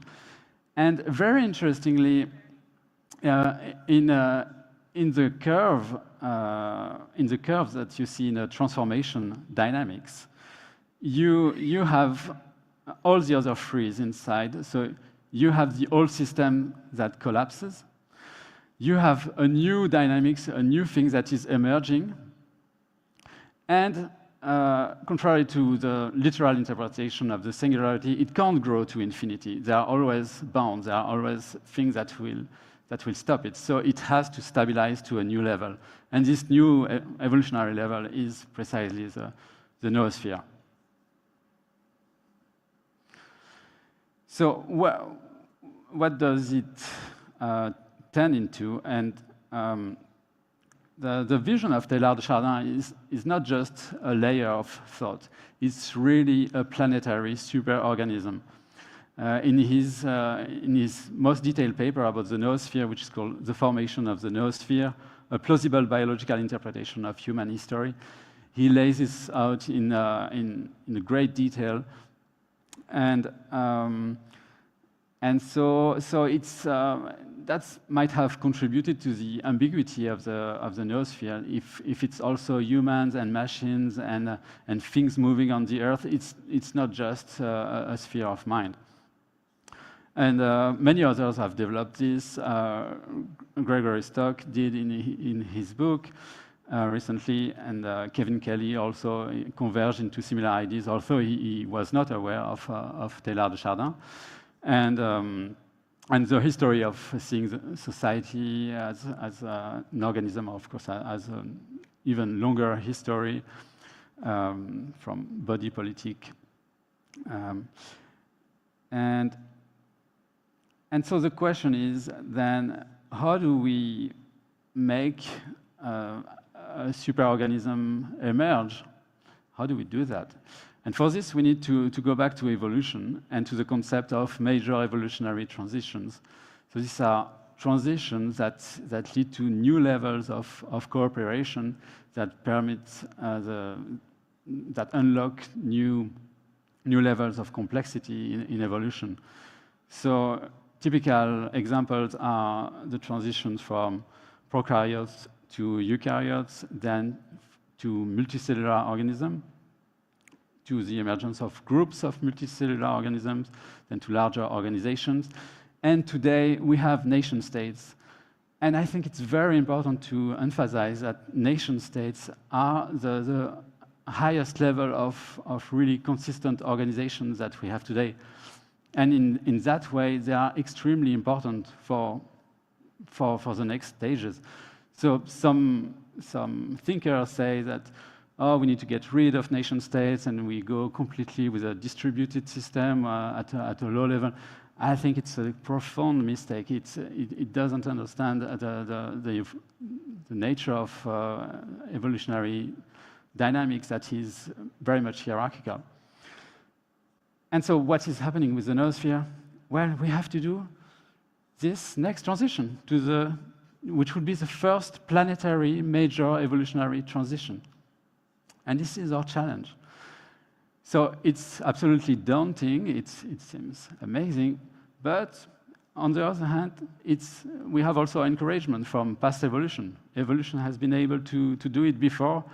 So there is hope. We can do it.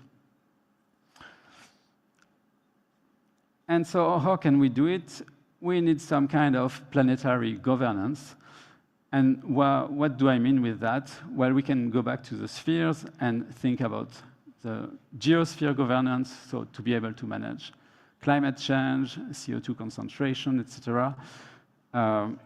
Most certainly to go at certain stage towards something like geoengineering, to be able to regulate our planet. If you think of organisms, of mammals, they are able to regulate their temperature. It's a fundamental living feature of advanced organisms.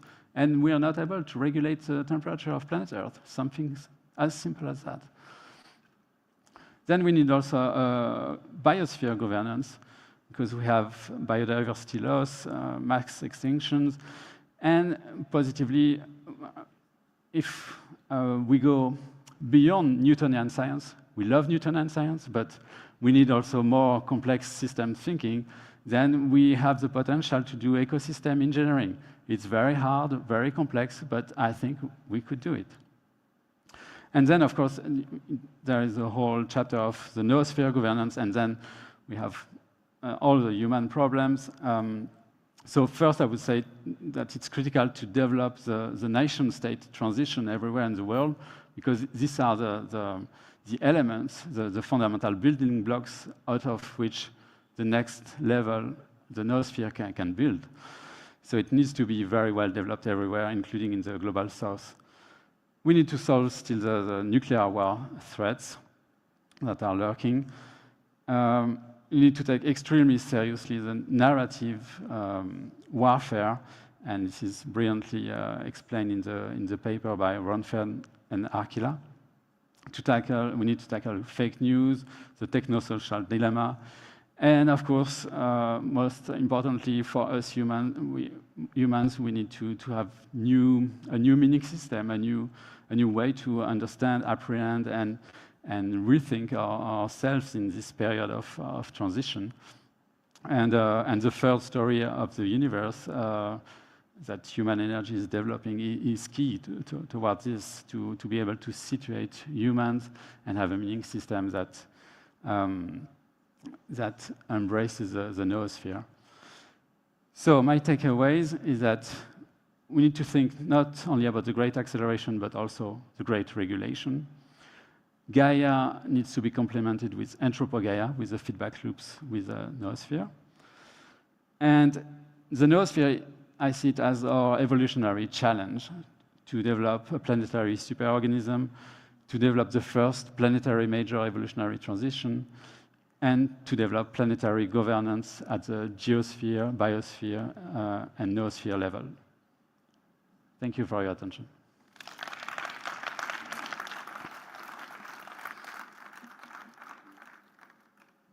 So there's still time for a few questions for Clément.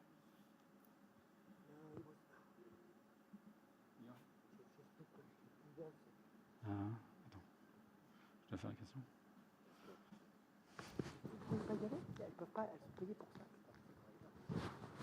Thank you. Clément, it was a wonderful presentation. Thank you very much. A quick question that I had is, so you have, what I'm seeing is that you've got these multiple interlocking layers, and each with sort of various growth rates. Some of them exponential, some of them having like a sigmoid and S-shaped growth curve, etc. And so in terms of governance as a controlled system, that creates a very interesting problem, right? Mm-hmm. Because the divergence between the growth rates of these different interlocking levels could call, I mean, that looks to me like a very difficult to manage control problem. So I'm wondering if you had any, the other thing is we don't know whether things are exponential. Like for example, in the case of the singularity, people, I mean, there's been quite a bit of discussion about, I mean, things look exponential before the inflection point of a sigmoid, right? And so we don't know whether in the next 5 or 10 years that will actually be exponential growth. It could just as well level off. And so in terms of a control system, it makes things really complicated and looks like an almost impossible to solve problem. So that's my question. You know, how do you see us managing these various levels, each with their own growth rates? Yes. Well, the thing that I'm hoping for is that, of course, the natural limit to an exponential growth is that it hits a constraint, a resource constraint typically, and then it has to level off or to collapse. And the thing that is scary is that indeed we could continue mindlessly to destroy forest biodiversity, and then we hit a certain point where we realize, oh, we really need this biodiversity for this and that and that. So what I'm hoping is that we can regulate these trends before they hit this hard resource constraint, before we hit the wall in the face. And yes, regarding the different dynamics, really of different trends, yes, maybe that would be a way to prioritize. Like if you look at the different exponential and you see the ones that are the most radical, these are the ones we need to pay attention now. Clément, it's really interesting to hear your thought about the constraints, because there's still a lot of exponential growth that's possible when you're moving towards stellar intelligences that you write about. It's a long way to go from here to there. But when you talk about regulatory environments, I wonder, at least my associations with that are with existing regulatory environments that are often really at odds with some of the processes that we're thinking about as being very powerful and beneficial ones. And I wonder whether they are in fact in conflict with the kinds of emergent regulatory environments that are likely to occur, and there are going to be significant elements of that will be involved in, computational processes that are beyond, human-centered regulatory regimes, which are often directed towards human goals that are fairly narrow in comparison to these larger things. Yes, that's an excellent question. So, of course, if you think of regulation as a big administrative machine, roadblocks to everything, yes, then of course it's very anti-progress, you may say. Yeah, so that's the subtle thing of governance, is you want to stop the free riders that might destroy the whole system, the whole progress towards more cooperation, a higher level of functioning. And you can also, governance is both regulating in the sense of inhibiting the free riders, but also of promoting the positive things. So, in principle, if you have the power to do both, to promote the cooperators and the positive dynamics and inhibit the negative one, of course, yes, the problem remains of defining what things are negative. This needs to be discussed for each particular subject. Yes, and also, yes, on your point that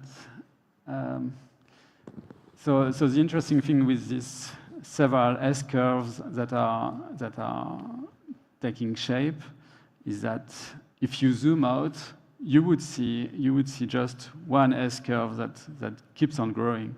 But if you zoom in that you see, but actually in there was one system collapsing, like very much like the dynamics of innovations, where a computer hardware architecture falls down, is outdated, but a new one has begun, and then Moore's law, for example, can continue to grow. But if you zoom out, you see this, but if you zoom in, you see all these little technologies that are actually fading all the time. Okay, thank you, Clément. I will pass the stage to my colleague, Raphaël. So the next talk will be in French with Boris Cyrulnik, who is actually a superstar in France, not only in France, in fact, because I heard by his publisher that is selling, yes, great. You can see that, That is, he has written so many books that we don't even remember the entire list. I don't know how many. Peut-être que je peux d'ailleurs le dire en français, ça sera plus facile. Oui, c'est vraiment non seulement une star en France, mais une star dans le monde. C'est rare que quelqu'un reste aussi humble en vendant des millions d'exemplaires. Je sais, lui, il le dit presque avec tristesse. Oui, c'est vrai, des millions d'exemplaires. Je pense qu'il est traduit dans toutes les langues possibles et imaginables, peut-être sauf dans la langue du Shanshung, cette civilisation perdue que j'évoquais jadis. Mais comme il ne reste plus personne dans le Shanshung, ça n'augmenterait pas le nombre de ventes, donc ça ne change pas grand-chose. Il est aussi universitaire, il est psychiatre, il s'intéresse à tout, il a une histoire personnelle absolument incroyable qui lui a permis d'élaborer, de développer un concept dont beaucoup ne savent pas qu'il vient de lui, mais même il est utilisé, ce concept aujourd'hui dans le monde entier, il est élaboré, il est surélaboré, c'est le concept de résilience. En fait, c'est lui l'inventeur du concept de résilience, enfin tel qu'il est utilisé aujourd'hui. Le mot existait, mais il en a fait quelque chose de productif, même qui est utilisé aujourd'hui en philosophie, en sciences sociales, en psychologie, en psychiatrie, enfin tout ce que vous voulez. Moi, je l'ai connu il y a déjà quelques années, parce qu'il se trouve qu'il est dans le sud-est de la France, il vit dans le sud-est de la France, il a toujours refusé d'être dans le milieu parisien. Comme je disais à quelques amis hier, il y a des gens qui deviennent célèbres à Paris parce qu'ils sont proches de l'aimant médiatique, mais Boris Cyrulnik, c'est exactement l'inverse, c'est-à-dire qu'il est très loin de l'aimant médiatique, il refuse d'y être, mais on va le chercher. Donc il est à la télévision, d'ailleurs je l'ai rencontré pour la première fois à la télévision dans une émission qui s'appelle La Grande Librairie, qui est une émission de prime time. Et puis ensuite on a fait des débats, des conférences ensemble. C'est d'ailleurs grâce à lui que j'ai fini par vendre un certain nombre de livres, parce qu'on était dans une conférence, on avait tous les deux nos livres, et lui, il a passé son temps pendant sa conférence, après que j'ai eu parlé, moi j'ai parlé de moi évidemment, mais lui, il a parlé de moi en fait dans sa conférence, ce qui fait que grâce à lui, j'ai pu enfin vendre des livres. Vous voyez à quel point son humilité peut aller loin. Il faut dire qu'il n'avait pas besoin, lui, hein. Il avait déjà plus de livres. Voilà, donc je vais lui laisser la parole, le soin de vous parler de la troisième narration, dépasser un discours qui serait soit purement industrialiste, technologique, soit un discours qui soit purement traditionnaliste, tel qu'on avait pu les envisager avant. Est-ce qu'il y a une troisième voie possible? Boris.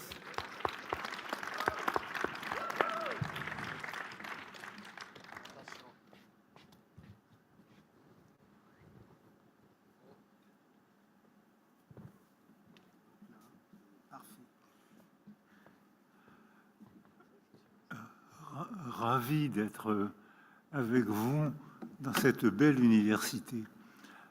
Alors, comment se fait-il que les êtres humains sont les seuls êtres vivants à pouvoir parler avec une entité divine, impossible à percevoir, et que pourtant on ressent intensément? Je peux, moi, être humain, je peux être ému par quelque chose que je ne peux pas percevoir et que je peux uniquement me représenter. Et cette représentation agit sur moi, sur mon cerveau, sur ma manière de vivre, sur mes émotions, sur mes sentiments. Or, quand on fait une comparaison entre les cerveaux des êtres vivants, on constate que lorsque un être vivant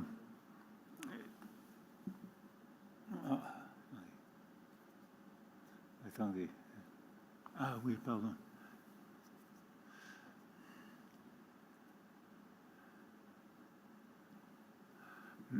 On voit qu'un être vivant qui a un petit cerveau, comme un lapin, comme un rat, ce cerveau déjà permet de faire des performances intellectuelles qui permettent de répondre à des représentations qui ne sont pas perçues et qui ne sont pas dans le contexte. Et pourtant, un être vivant très simple, avec un cerveau très simple, peut répondre à quelque chose qu'il ne perçoit pas, une attente. Ce que je viens de dire veut dire que probablement les chats, les chiens et d'autres animaux ont déjà accès aux symboles, c'est-à-dire que mon chien peut, en percevant une odeur ou en percevant un son, sait que cette odeur, sait que ce son représente quelque chose qui n'est pas dans le contexte. Quand on veut sortir et que je dis, en présence de mon chien, je dis, bon, on y va, le chien va tout de suite vers la porte. C'est-à-dire que la sonorité, on y va, dans son monde de chien, représente quelque chose qu'il ne perçoit pas, mais qu'il va percevoir. On va aller courir dans la campagne. Donc ça veut dire que mon chien est capable déjà d'avoir accès aux symboles. Et en effet, quand je me promène en montagne avec lui, mon chien a le nez, la truffe, le nez collé par terre, et il va chercher des informations olfactives qui désignent quelque chose qui n'est pas là. Mais cette odeur m'indique quelque chose qui n'est pas là. Or, mon chien est capable déjà de traiter une centaine ou 200 de nos mots. C'est-à-dire que 200 mots, c'est suffisant pour faire une carrière politique. Mais déjà... Mais d'ailleurs, mon chien veut se présenter au futur présidentiel, mais il n'a aucune chance d'être élu. 200 mots, il est beaucoup trop intellectuel pour... Il sera sûrement pas élu. Or, moi, quand je me promène sur le même sentier que mon chien, je perçois moins bien les odeurs que lui, mais moi, avec mon cerveau d'être humain, capable de complètement décontextualiser une information, je suis en montagne avec lui et je ne peux pas ne pas me demander qu'est-ce qu'il y a de l'autre côté de la montagne, qu'est-ce qu'il y a de l'autre côté de la vie, après la mort, avant la naissance. Je suis en plein raisonnement métaphysique, métamind, je suis en plein raisonnement métaphysique. J'éprouve, je me représente et j'éprouve intensément quelque chose que je ne perçois pas. Or, nous, êtres humains, les chimpanzés, qui sont très proches génétiquement des êtres humains, ont un tiers de leur cerveau, 25% de leur cerveau consacré à traiter des informations qui ne sont pas là. Le lobe préfrontal traite une anticipation, c'est pas là, ça va venir.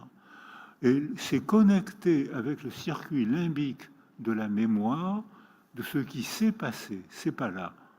Donc le chimpanzé et moi, on est capable de traiter des informations qu'on peut imaginer, mais qui ne sont pas dans le contexte et qui pourtant nous gouvernent. Or, nous, êtres humains, on a 40% de notre cerveau capable de traiter des informations totalement impossibles à percevoir, et plus que nous, les mammifères marins, les baleines, tous les cétacés ont un cerveau plus gros que le nôtre, et ils ont plus de langage que le nôtre, ils ont plus de clics que nous. C'est-à-dire qu'ils n'ont pas les mots. Mais par exemple, il y a un baby talk chez les baleines. Une mère baleine parle avec des intonations particulières, des clics particuliers à son bébé, alors qu'il emploie d'autres clics pour parler entre adultes.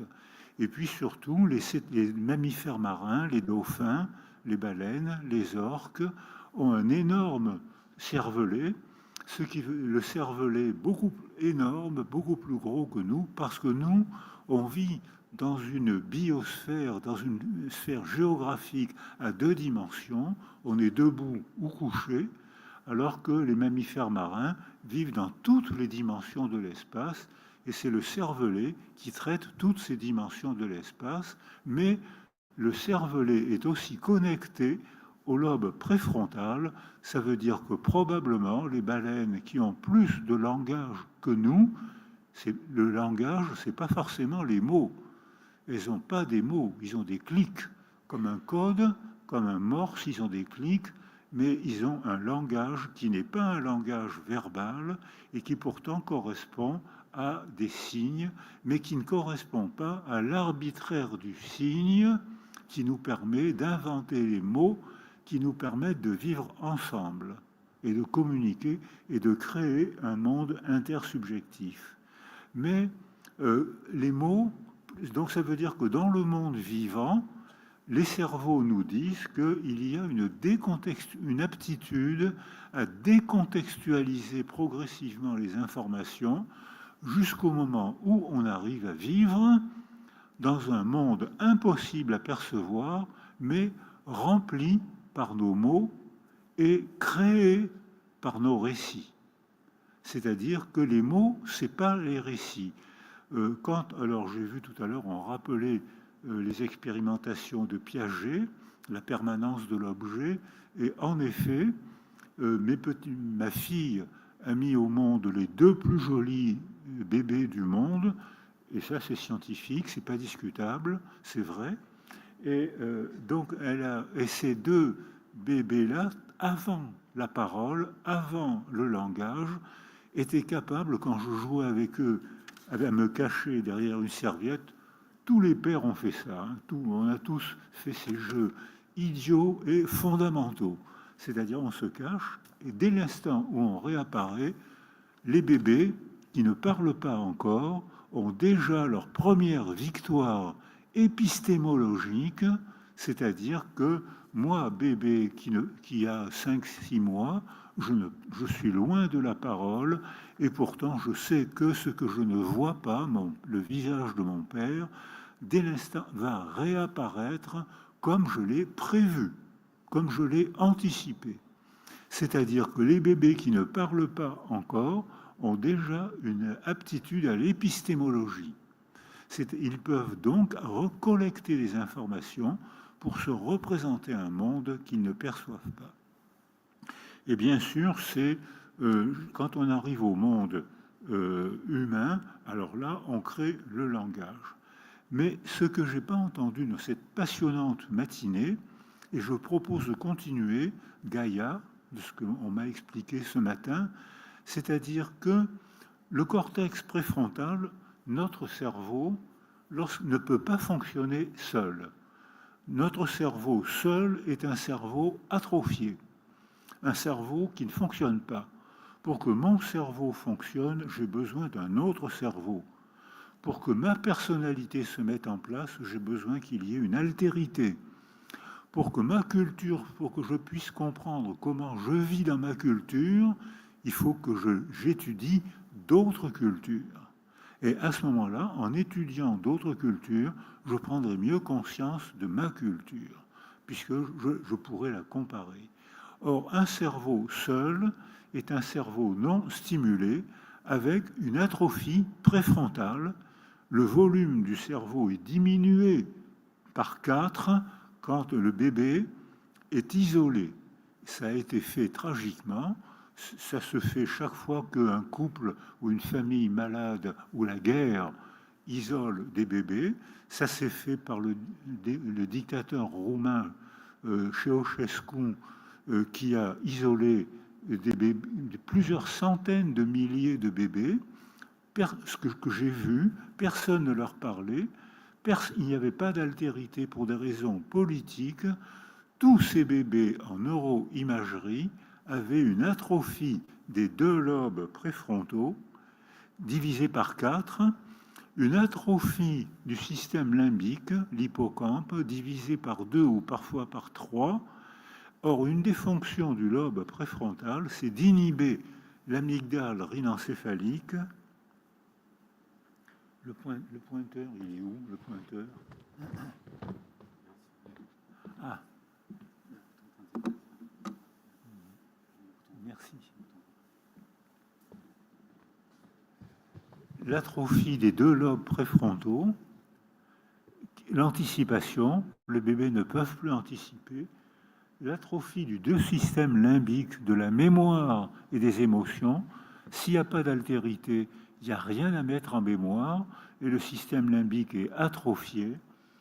L'amygdale rhinencéphalique, qui est le socle neurologique des émotions insupportables de haine ou de colère ou d'angoisse, est hypertrophiée puisqu'elle n'est plus traitée, elle n'est plus inhibée par le lobe préfrontal.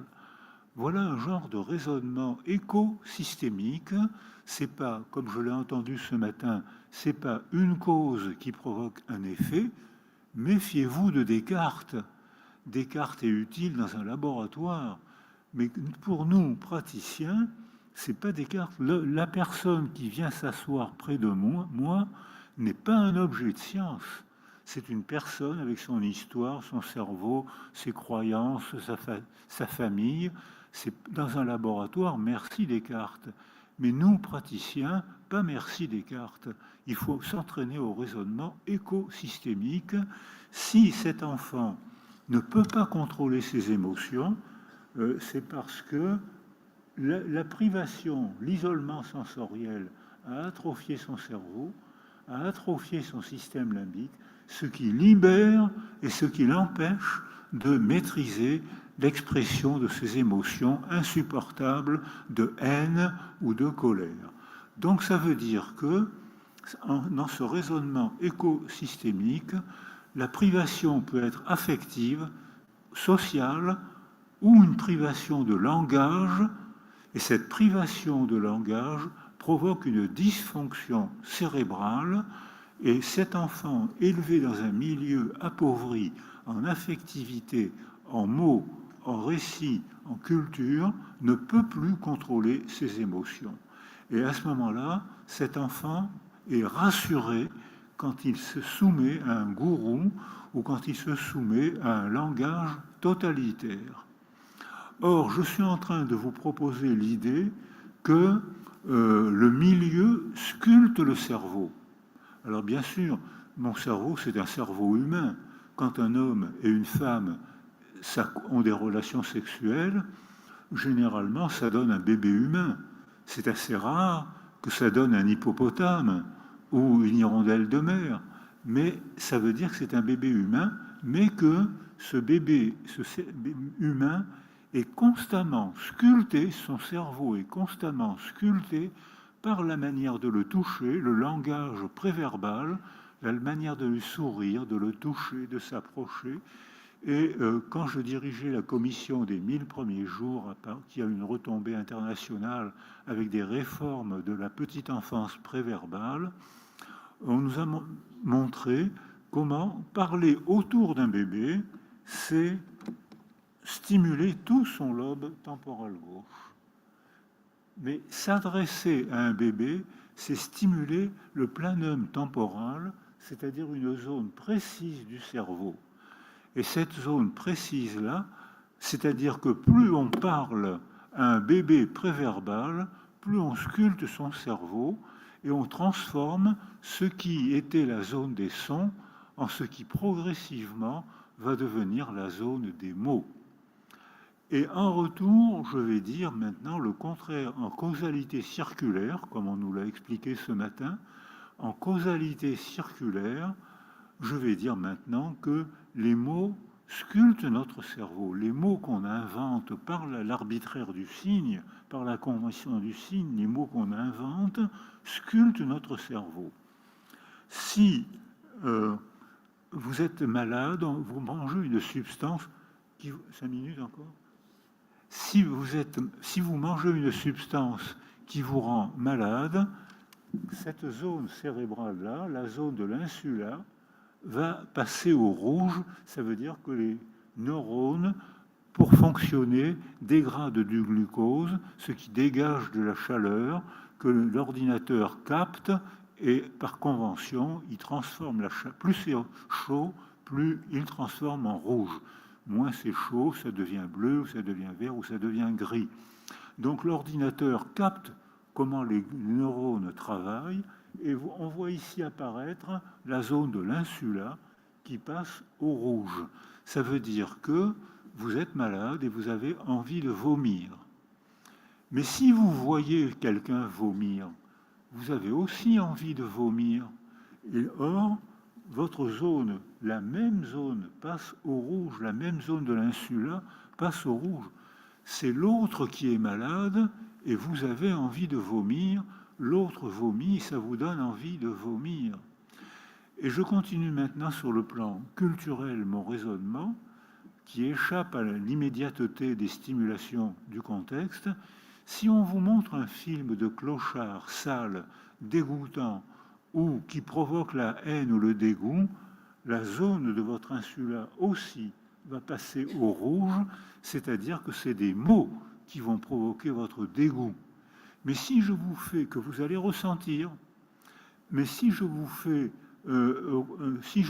un récit disant que ce clochard, il n'a pas eu de chance, il a perdu son emploi, il ne peut pas se laver, il peut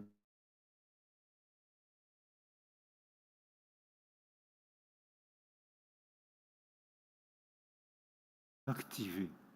C'est-à-dire que la neuroimagerie peut rendre photographiable, on peut filmer comment la manière de parler, les récits agissent sur votre cerveau, qui agissent sur votre corps. D'où ce qu'on voit aujourd'hui, l'apparition des langages totalitaires dans un très grand nombre de pays. Probablement c'est dû à une réduction de nos contacts quotidiens dans notre famille, avec nos amis, dans la vie quotidienne. On provoque une dysfonction cérébrale qui fait que les enfants malheureux, les enfants mal élevés, se sentent mieux quand on leur propose un langage totalitaire. Et ils se soumettent avec bonheur à une dictature. Si vous ne me croyez pas, regardez aujourd'hui le nombre de dictateurs qui ont été démocratiquement élus. Alors voilà, ici c'est juste pour dire que, reprendre, mais je vais aller vite, nous, on fonctionne, voilà un rouge-gorge, et on a envie de dire, le rouge-gorge a un récit, il chante bien. Mais en fait, il chante pas, c'est une déclaration de guerre.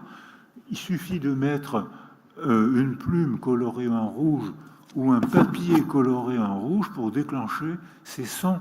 Ça veut dire que, en langage humain, le rouge-gorge est en train de dire tire-toi, enfuis-toi, je vais t'attaquer. Tu es chez moi, je vais t'attaquer. Donc, mais dans un langage de rouge-gorge, c'est un cri de haine, un cri de guerre, que nous, humains, on interprète ça comme le chant des rossignols. Alors voilà ici notre cerveau, j'en ai parlé.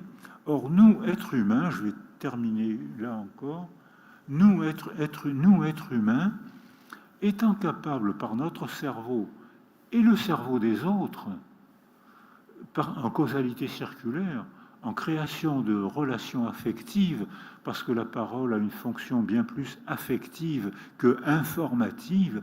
La preuve, c'est que quand on parle à un bébé ou quand on se parle entre nous, on s'affecte amicalement ou en se mettant en colère, on est affecté.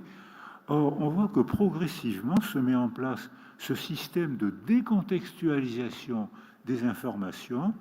Or, les éléphants, les chimpanzés, déjà qui ont un cerveau très important, capable de traiter des informations absentes, eh bien, on voit qu'ils ne perçoivent... Alors, est-ce qu'ils perçoivent?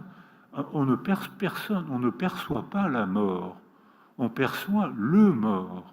Mais la mort, on ne peut que se la représenter.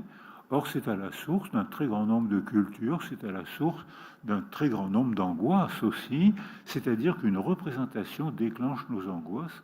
Et on voit que progressivement, dans le monde vivant, les éléphants sont complètement désorientés par un criminel qui a tué un éléphant pour voler ses défenses et les commercialiser. Et on voit que tout le groupe des éléphants est complètement désorienté. Est-ce qu'ils sont désorientés par le mort ou désorientés par la mort? Probablement les deux. C'est qu'ils reviennent de temps en temps pour couvrir de branchages, pour gémir et pour couvrir de branchages le cadavre. Donc c'est plus que la perception du mort, c'est déjà la représentation de la mort.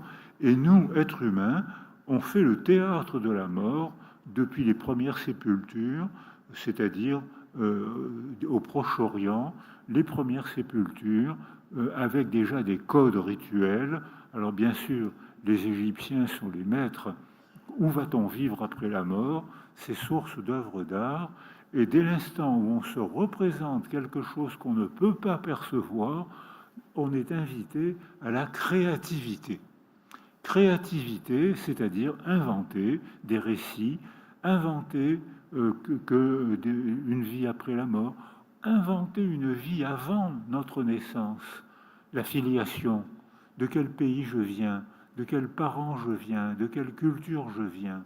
Donc je m'invente un récit avant même ma naissance et je m'invente un récit après ma mort. Alors ici, voilà la pensée, donc je vais terminer là-dessus, c'est-à-dire qu'on peut comprendre le monde avant la parole, c'est-à-dire que on voit que mon chat, je n'ai pas photographié mon chien parce qu'il ne voulait pas, mais ce chat-là, il comprend beaucoup de choses sans les percevoir. Charlie Chaplin, que vous connaissez bien sûr, quand il fait des films, des histoires sans parole, vous comprenez tout et vous éclatez de rire ou d'émotion. Vous avez des émotions uniquement déclenchées par un langage de gestes. C'est pour ça que je disais tout à l'heure qu'il y a un langage avant les mots et que beaucoup d'animaux ont un langage. Et voilà, Charlie Chaplin nous fait pleurer de rire ou parfois de tristesse, d'émotion, uniquement avec des gestes, et on comprend très bien. Et puis ici, on voit que ce monsieur a eu une aphasie, un accident vasculaire gauche, il perd la zone qui traite les mots, est altérée, il ne peut plus parler, la machine à fabriquer les mots est cassée, et pourtant il se fait quand même comprendre, même sans mots, il continue à se faire comprendre.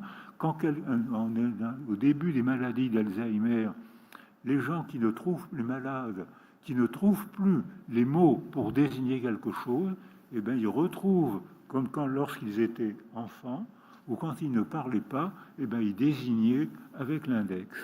Et quand une maladie d'Alzheimer commence, les gens perdent l'accès au lexique, aux mots, ils se recommencent soit à pointer, soit à faire le théâtre des gestes. Je suis content. J'ai envie de... Ils font le théâtre des gestes alors parce qu'ils ont perdu l'accès aux mots. Ils continuent à comprendre, ils continuent à être intelligents bien avant l'apparition de la parole. Et voilà ici une expérimentation. 2 minutes encore. Voilà, je termine là-dessus. Et ici, ce collègue chercheur au CNRS d'Aix-Marseille, il entre dans l'espace et il y a au bout de la salle, il y a une malle avec des fruits confits et des bananes. Il traverse l'espace, il ouvre, parce que les singes n'ont pas la pronosupination, donc ils ne peuvent pas ouvrir la boîte. Ils peuvent taper dessus, mais ils ne peuvent pas ouvrir la boîte. Et donc lui, il ouvre la malle, il sort le coup et il donne des fruits confits aux singes. Le deuxième jour, les singes se précipitent vers la malle, donc déjà ils en répondent à une représentation, puisque la malle est fermée, mais ils savent que le chercheur va se diriger vers la malle, va l'ouvrir et leur offrir des fruits confits. Le troisième jour, ils se précipitent directement vers la malle. Le quatrième jour, le chercheur a les yeux bandés. Et un tiers des singes se mettent à pleurer. Un tiers des singes l'attrape et le pousse vers la malle qui possède les fruits confits, et un tiers des singes cherche à lui enlever le bandeau. C'est-à-dire que les singes sont déjà capables de se représenter, moi à sa place, avec un bandeau devant les yeux, je ne pourrais pas voir où est la malle, c'est-à-dire que les singes sont déjà capables de se décentrer de leur propre monde mental pour se représenter le monde mental de quelqu'un d'autre. Voilà un peu les quelques idées que je voulais vous proposer. Ils fabriquent des outils, ils ont accès à l'empathie, donc ça veut dire que lorsqu'on se soumet à l'absence d'altérité, lorsqu'on se soumet à l'absence de comparaison avec un autre homme, avec un autre être humain, avec un autre être vivant, et qu'on se soumet à un langage totalitaire, c'est régulièrement fait. Et là, voilà, ici, comment un peuple intelligent, cultivé, comme l'Allemagne des années 30, qui était un peuple le plus cultivé d'Occident, a certainement été connu une tragédie mondiale en se soumettant à un langage totalitaire. Donc juste pour éviter ça, la nécessaire altérité, la découverte du monde de l'autre. Je vous remercie de m'avoir écouté. Merci.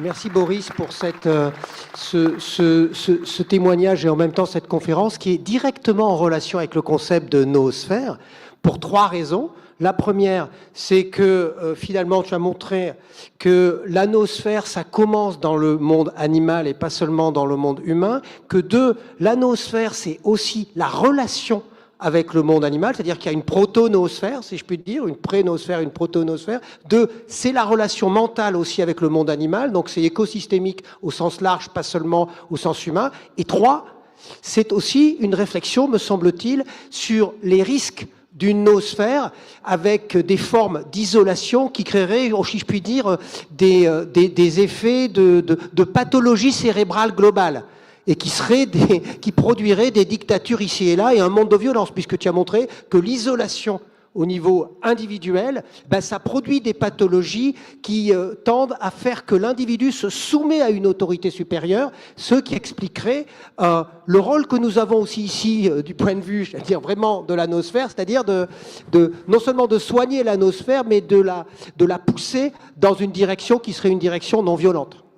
Voilà. Mais oui. Alors, on peut agir, on a un degré, nous humains, on a un degré de liberté. Hannah Arendt, qui est une philosophe qu'il faut très fréquentable, Hannah Arendt nous dit, on a un degré de liberté intérieure. Liberté, c'est-à-dire possibilité de choix. Si la culture ou le développement d'un enfant ne donne pas cette possibilité de choix, on a perdu cette liberté, on est soumis. Merci beaucoup.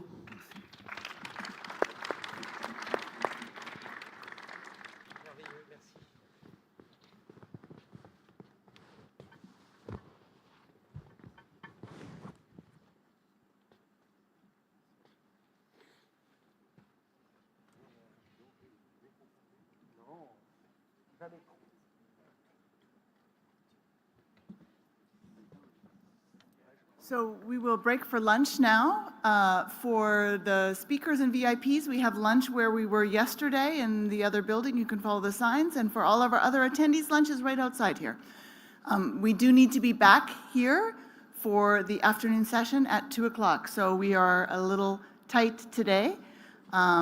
Please nourish yourselves, have a little break, have some great conversation, and we'll see you back at 2 o'clock. Thank you.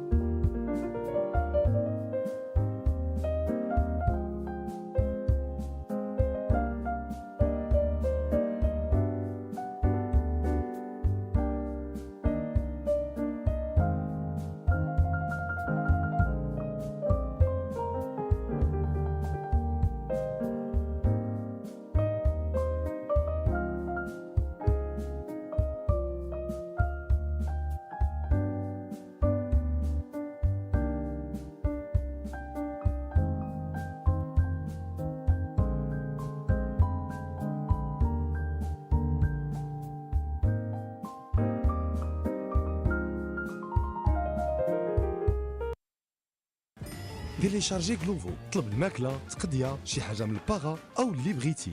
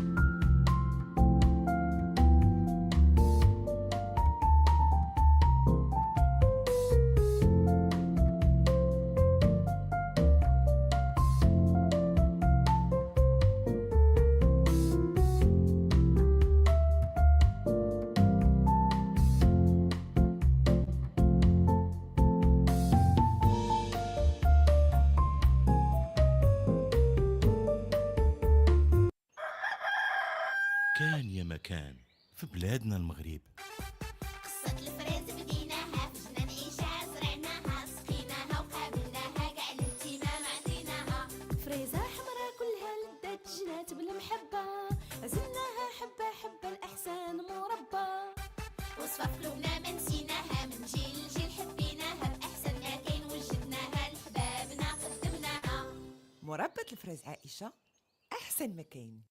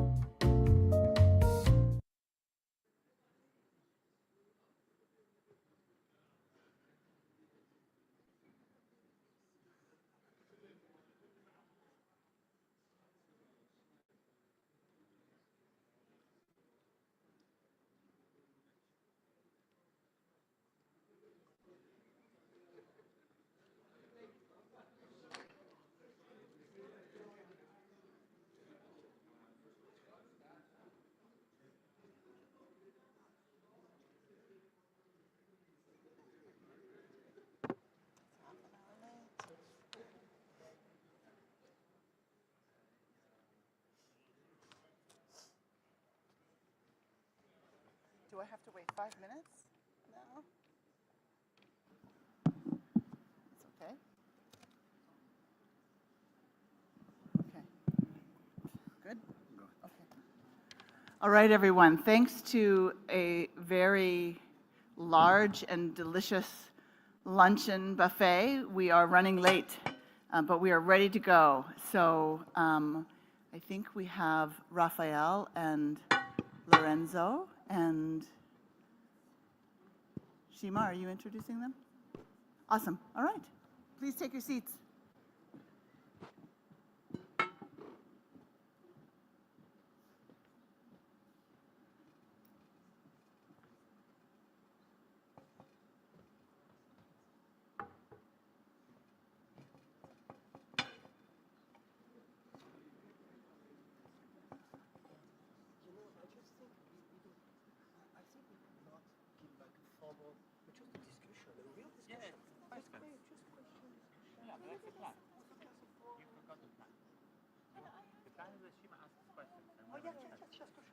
One thing I forgot about that. So put yourself in the middle. You don't want to be in the middle? Because you are like between... Where should we go? Yeah?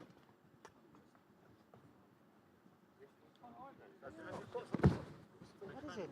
Is that somebody? Is that what? Is that yours? No.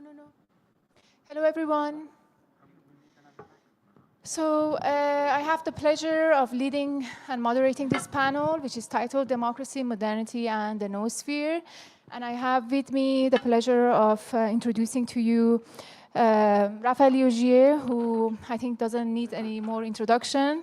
But I think I'm going to just read a few lines about him. He's a dynamic philosopher and sociologist, an expert on modernity, globalization, and the crisis of identity, Islamophobia, transhumanism, and transcendence. And his latest book, The Betrayed Promise of Modernity, really takes a regenerative approach to what we are taking for granted, that is modernity. And to Raphael, modernity, unlike so many that identify it as a label, it's not just a label, it's a coexistence of multiple modes of existence under an agreement that respects subjectivity of individuals. He has coined so many terminologies throughout his work, and during the workshop, we're going to touch on some of those terminologies. And I have also Lorenzo Marsili with me, an Italian philosopher, author of numerous books, including Citizens of Nowhere, How Europe Can Be Saved from Itself. He acts also as a co-founder of international think tanks and advocates for transnational democracy and governance in the age of global challenges. He's also the director of Berggruen Institute in Europe, and he argues that democracy reconfigures itself. Democracy is not fixed. And I think to begin the conversation, to link this discussion to the noosphere, I think maybe the most appropriate question for both of you philosophers is that, what do you think the role of philosophers can be in the noosphere? And if noosphere to you guys feel limited for these big ideas that you have? Maybe, Lorenzo, you can start. Thank you, and thank you, Shima, for the excellent organization of these amazing 2 days. I only have one complaint, if I may say so. I'm used to complaints, by the way. Sitting on such a comfortable lounge chair straight after lunch is extremely dangerous. So that is why you will see me sitting at the edge of the chair, because I want to avoid having too much comfort after the fantastic lunch that we were treated to. But to your question, maybe to connect a couple of concepts that have emerged in the last day and a half, I think this conference is coming at a very interesting historical juncture, and the title somehow gives it away, because on the one side, the concept of the noosphere appears more meaningful to more people than ever for the obvious coming together of humanity, both on a positive side, the development of technologies that bring us together, the development of planetary sapience that allows us to be in dialogue, actually, with the planet and to extend the noosphere beyond just the human, and also through a negative coming together of humanity, the planetary challenges that we face as a species, and in fact as multiple species inhabiting a finite Earth. So on the one hand, there is a certain historical push towards ideas such as that of the noosphere. At the same time, if you look at the human world, the trend seems to be the opposite. These are times of geopolitical fragmentation.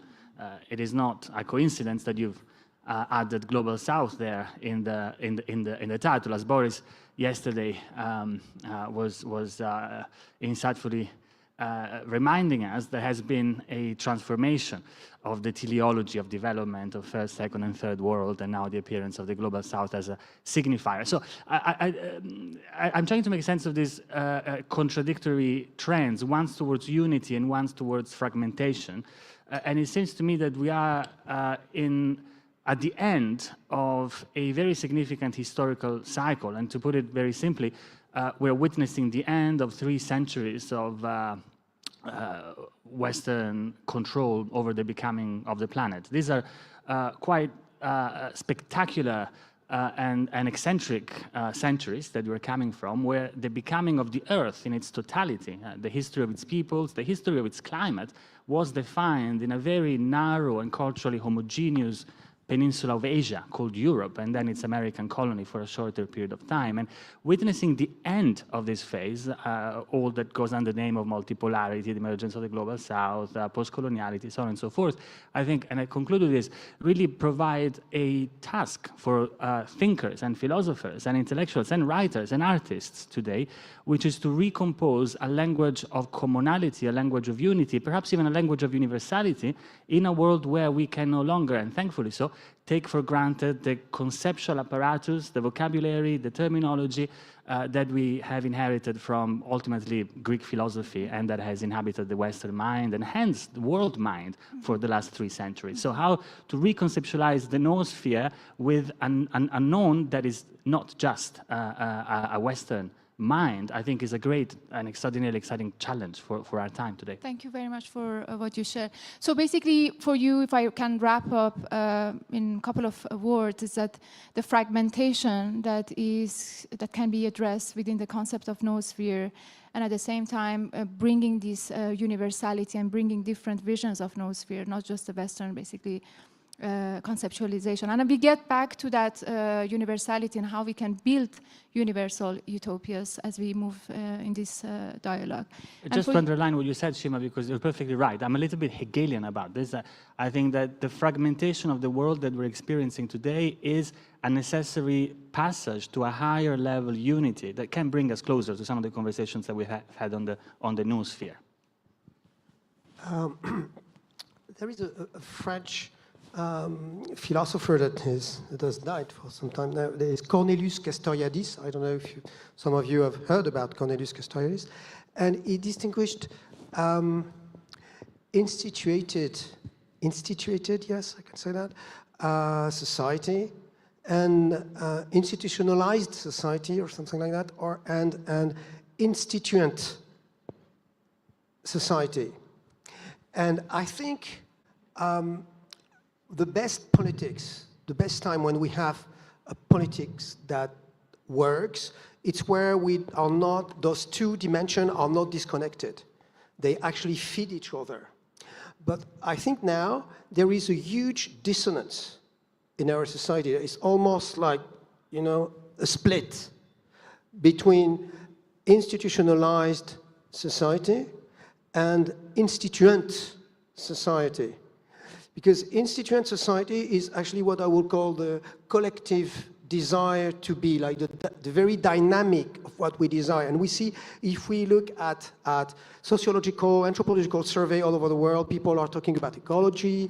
They are talking also about, they want to be enrooted in a region or a local point of view, like the fragmentation you were talking about. And at the same time, they are preoccupied with unity, what is the fate of the earth, etc., etc. And in fact, real politics, like the desire to be together, the togetherness, is that.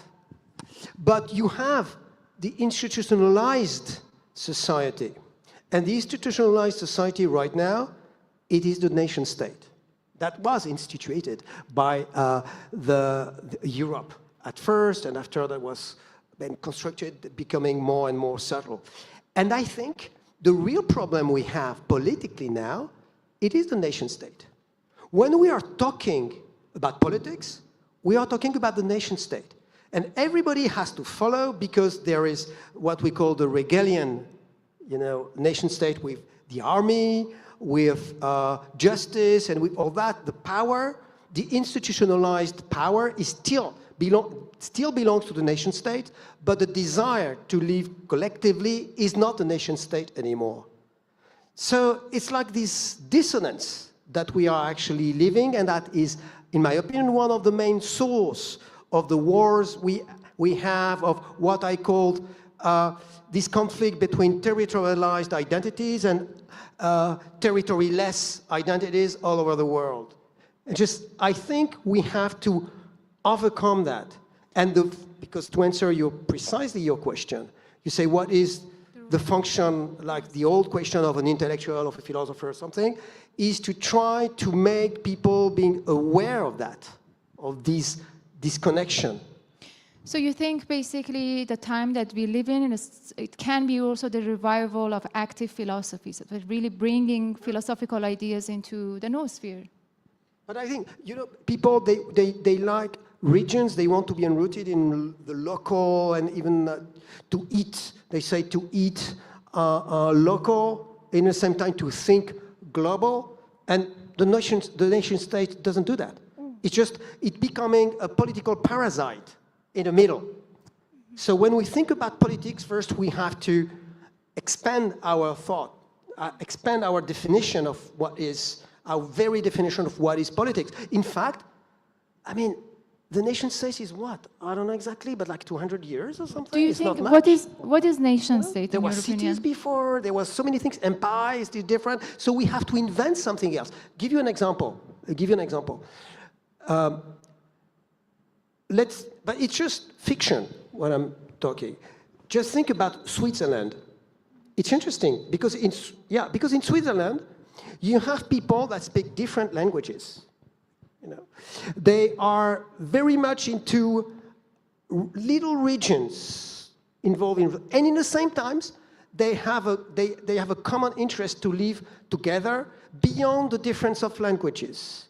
Some people in Switzerland, when they are in the Italian Switzerland, they don't speak French or German, and the other, but they still are Swiss. So I think we could think of kind of a system like that. That couldn't be the United Nations. That couldn't be that, because the United Nations is basically it's just the governments, the representatives of the different governments that are there, and they are even how can I say, it's all the conflicts that exist on the international scene, the power conflict and all that. They're not talking about the people, but they're talking about the interest of those nations that don't interest the people anymore, in a way. And they are just extrapolating on that and putting them, even more. So they are not preventing the wars. They are participating to make it worse. So here, if I can direct the conversation to you, Lorenzo, I think we moved into my questions a little bit. But I think that's fine. Sorry I think we're gonna go, it's fine. I think I want to touch on the theme of democracy. I think it's something that is very hot right now. I think many of us think about democracy and how we can make a democratic world. So, Lorenzo, I have a question for you. So in your work, Citizens of Nowhere, you speak about the inherent nature of democracy to reconfigure itself. But today we see that politics has remained static across the world.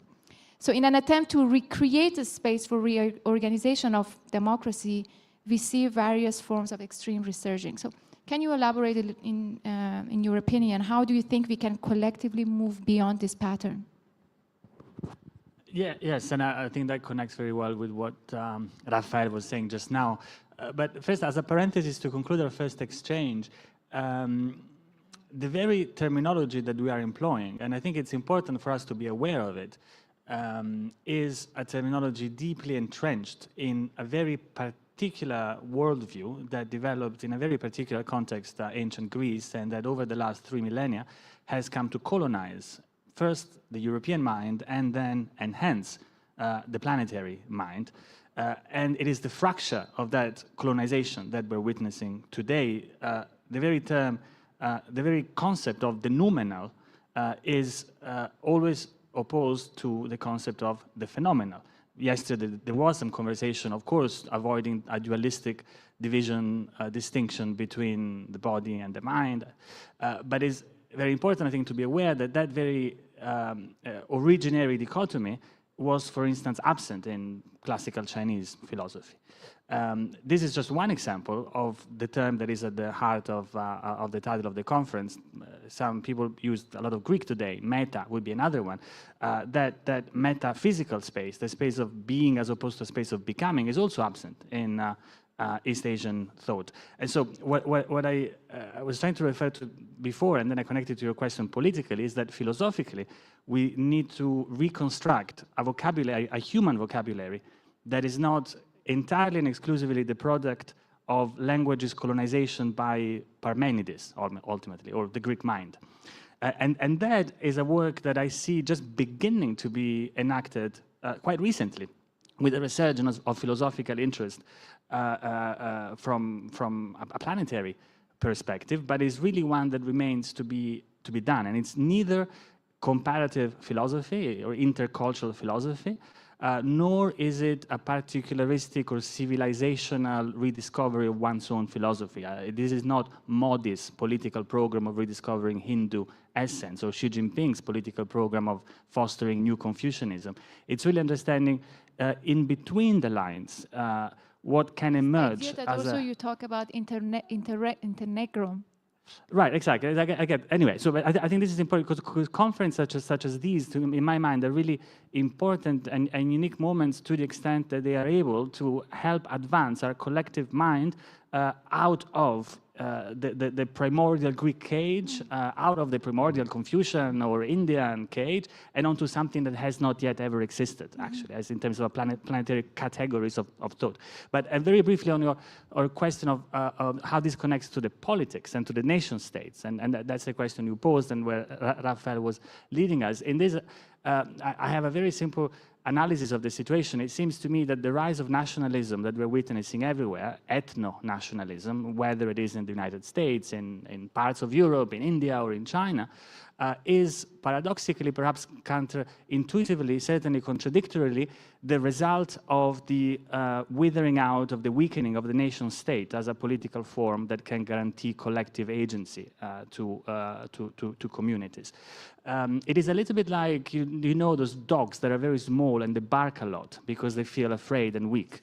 I think the nation states today, and this is something that Hannah Arendt actually analyzed in the context of totalitarianism in the 1920s and 30s in Europe, nation states today are undergoing a withering from within, to the extent that, with some possible exception for the United States and China, but only partially, not even totally, there is a lack of capacity of the nation-state form to grab the future and to provide a tangible agency to the citizens of that nation-state over the definition of their common and collective future. And paradoxically, this impotence of the nation-state and the national form produces, as a response, a hardening of the national form in the guise of nationalism and ethnic nationalism. I think that's a very, thought-provoking and I think quite connected to the work of Raphael, the grabbing of the future and how basically the also promise of modernity was betrayed. So I want to refer to your work, exactly staying on the same question. You also emphasize the need for putting into question fake versus modern democracy. To you, the solution is not to be found by rethinking the top of the system, but rather by becoming active again.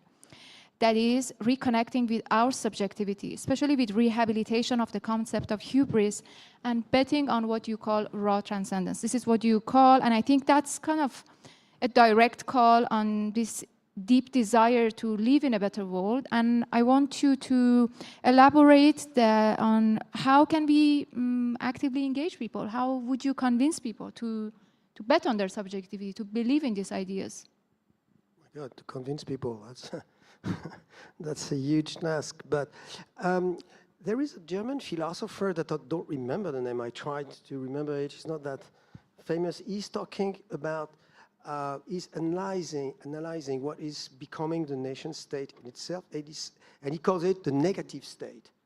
And it's interesting because he's saying, in fact, now the state is just here to provide security in every ways, but not to provide our futures. Like when people are scared about something will happen, they will call for the state. They will call like social security, security like physical security and all that. And I think one of the interesting situation in which we were, I mean, it was a traumatic situation collectively, but it was interesting. On a political point of view, it is what happened with the COVID-19. Just, I think we were in a state of a trauma because basically the only thing that is provided the nation state now is negativity. He's not providing about the future. His entire function is preventing you from being injured or if something is happening, etc. And it is not here that you don't dream your future with the nation state. You don't dream a future about it. So when he wasn't able, this state, to secure the only thing he was here for, and it wasn't possible to do it, like the entire system showed himself as being like crumbling. And people weren't ready. That nobody wants, like, I'm talking about France, I don't know about elsewhere, but nowadays it's not like in 1914 war where people were going to die. Nobody wants to die for France now in France. I mean, there might be some people, but it's just not possible now to say that we will fight for something positive. It's the reason why I will come to this point that we've lost in politics the positivity. So and positivity is very simple. To come back to exactly to your question, positivity is being active, not being reactive, not being passive. Because when you are passive, you're very dangerous. Passive doesn't mean that you don't do anything. It means that you suffer the situation in which you are. You don't dream about the future.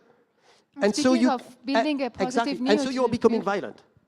People that are passive, they are reactive, they are becoming violent. It's the feeling of impotence that makes you passive. The feeling of impotence is what makes people rape, for instance. So this feeling of impotence, it's what we feel now politically, and it's what is, and the nation state is how can I say, is feeding this feeling of negativity. So that's the reason why it's potentially violent, and there is, in my opinion, those ethno-nationalism that you're referring to, because people are reacting. When you want to find, what is identity? Is to find refuge in a world that you don't understand anymore, you don't like the future, you're unable to project into the future, so you are discontent and all that, and this discontent becomes the value itself.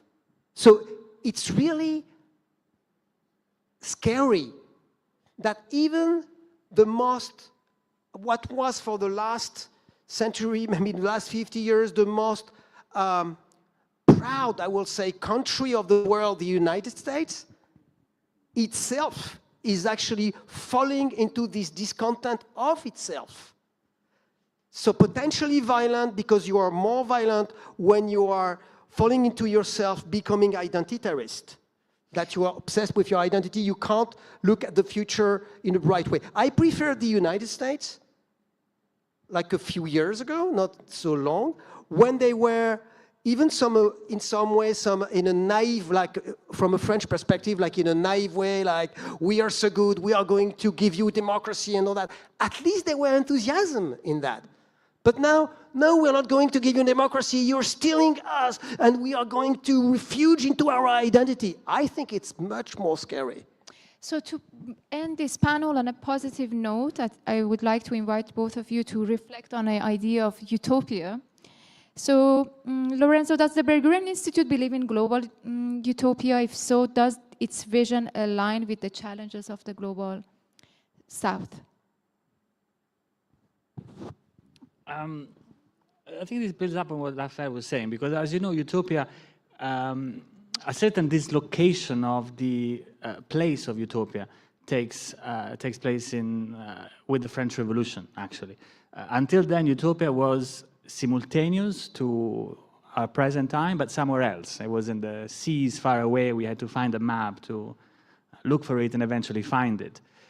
From approximately the French Revolution onwards, so from the full blossoming of Enlightenment thinking onwards, utopia becomes this place, but in the future. So it becomes temporarily asynchronous. It's not something that exists, but elsewhere. It's where we are, but somewhere into the future, which of course brings with it a strong conception of agency. If something exists, but you don't know where it is, the most that you can do is set out for an exploration of the unknown seas in the hope of finding it. That's something maybe closer to Robinson Crusoe, that is the topic of the next panel. But if utopia can be here only into the future, it immediately raises the question of what can I do to march towards that future, to aid history developing in the direction of that future that is promised to me as a possibility. And so we have this emergence of agency as a form of political optimism, of political positivity. So we have the emergence of politics, actually, as something that rallies individuals for good and for bad. It's also the era of mass politics that then leads to totalitarianism. But politics as the self-construction of a community by itself. And it seems to me that today we are losing utopia in that sense because we're losing a belief in our agency to shape the future. We're not losing a conception of the future. On the contrary, all the conversations today, artificial intelligence, so on and so forth, the future has never been as present as it is today. But somehow the future comes with a feeling of impotence attached to it. There is a future, but you're not going to be the one that actually has much of a say of what future comes your way. Maybe Elon Musk does. Maybe some Altman, maybe some billionaire somewhere, they could have a say in what future comes. But you can only be a passive receiver of what comes into your phone a few months or a few years after the future has been unevenly distributed and unevenly created by a narrower and narrower group of people. So I think that is another component in what Raphael was saying about this feeling of disenfranchisement, despondency, impotence, this lack of grasp of the tools for creating, for having agency over, for owning ultimately the future. And I conclude by saying, you mentioned utopia.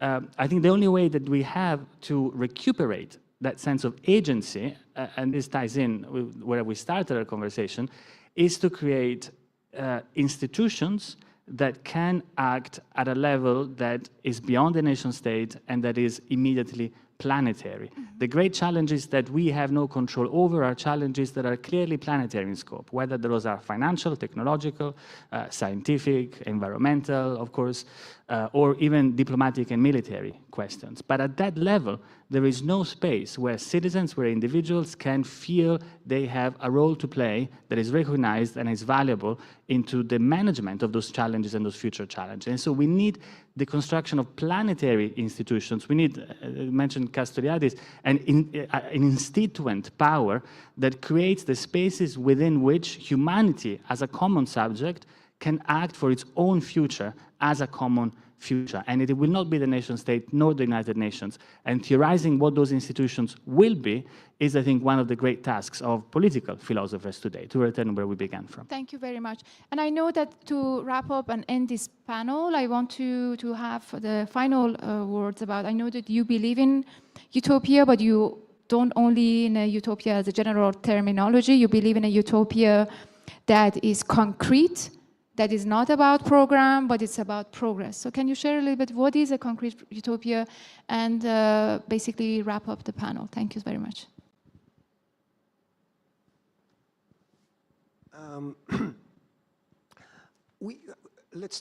Let's talk about something that is perceived nowadays as being a problem, like ecology, the future of the planet and all that. People talk about that all the time. And basically, it seems that we know the technical solutions, but we're unable to implement them. Why are we unable to implement them? I think we are unable to implement them because we don't feel it. I mean, there is no desire, what I call I don't have time here to explain exactly what I call the desire to be, that is directly related to the desire to become, and desire to be greater than what we are, etc., not only to survive, not only to live like comfort, but something else. And this desire to be, it's what drives human beings right from the, I've driven human beings right from the start, like in love. It's the desire to be. It's like, I want to be with you. Or what does that even mean? Like, what is this scenario? What is creating this thrill, you know? And so one of the problems, I think, in our society today, to put it in a very micro-political way, it is that we lost track of this desire to be. And so we try to balance it, to compensate it with discourses, even philosophical discourses, ethics. It's my main critiques of someone like Habermas. You could say he's right about everything, except that we don't give a shit about what he writes.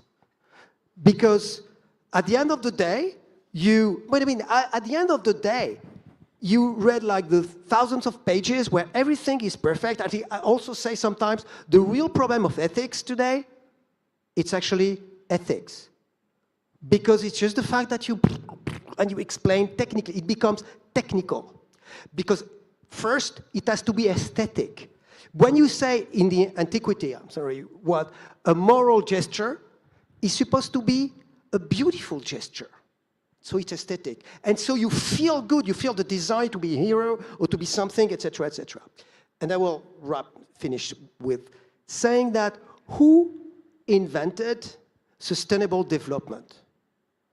The people that actually invented concretely sustainable development, because it was desirable to believe so, it's actually the 60s, 50s, 60s, 70s community that were coming to nature, and they were hippies and all these new age things, etc., that we can laugh about, and I do it myself. But in the same time, they invented a way to live in some kind of austerity. But why were they able to live in this kind of austerity? Because they projected with their desire to be more, greater, on another way, like with free love, or I don't know what, you know. They practiced yoga, and they dreamed about something. And this something, allowed them inside themselves to behave in this way without feeling repressed. But now, when you are thinking about ecology, people right away, they feel repressed. They say, oh, I have to do that and not to do that. So they pretend in front of the camera and everywhere, like, of course they will do that, etc. But they don't change their way because they don't have the deep desire to believe this way. So I think one of the mistakes we made, it's in the 50s, like the Club de Rome, the Roma Club, when we started to talk about ungrow. Of course, we need to ungrow on a specific economical point of view, financial point of view, industrial, etc., etc. But we need to propose another way to grow. Because human beings, they were born out of this idea to be greater than their organism, to be greater than they are, so to grow. If you say, there is just ungrow because we need to survive, everybody will tell you technically you're right, so okay, but they will already feel guilt. And guilt is the opposite of real responsibility. When you feel guilt, you carry on doing the same thing, and you know all those people that say, oh, I feel guilty, and it doesn't, nothing happens. But when you feel responsible, it's because you are becoming active, you see what is wrong, but you project a real desire to be together. Thank you very much. Thank you very much, everyone, for being with us. Thank you, Lorenzo. Thank you, Raphael. We're going to have an interactive workshop, so I suggest if you want to bring a coffee with you in the room, feel free to do so. We don't have time for a coffee break, so if you want to have a coffee, bring your coffee with you. This workshop is going to need your phones. Yes, the workshop will be here, yes, in this room, same room. And I think after we move to this second session, I give you more instruction. Thank you very much. Thank you. Thank you, guys.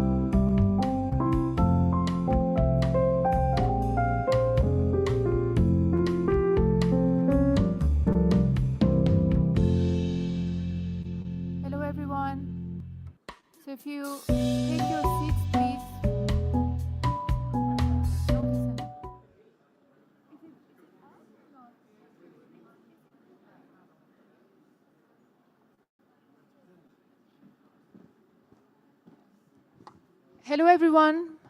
Welcome back.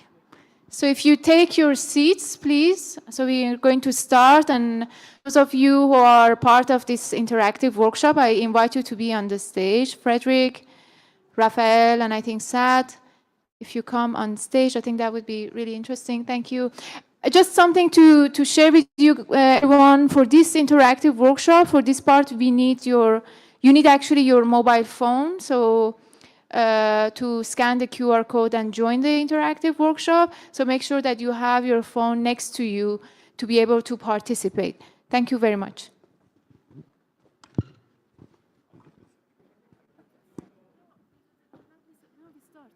Because they sit.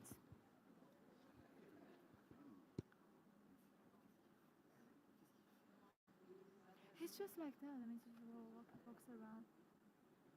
It's not.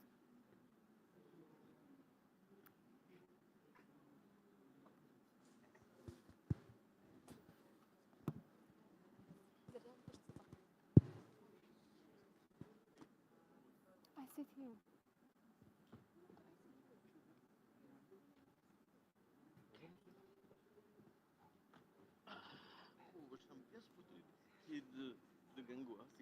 En fait, c'est un jeu, quoi. Mais moi, je joue pas, moi, je suis un gamer. Olivier, viens jouer. I speak a little bit about the slide, but then when you take the stage to talk. Ah, bah, il peut introduire le jeu. Yes, is it okay? Et après, tu donnes la parole. I have the. Yeah, if you want.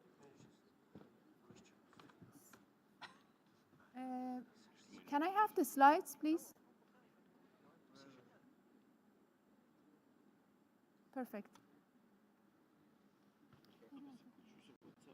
These are not. Are they on? Yes. Okay.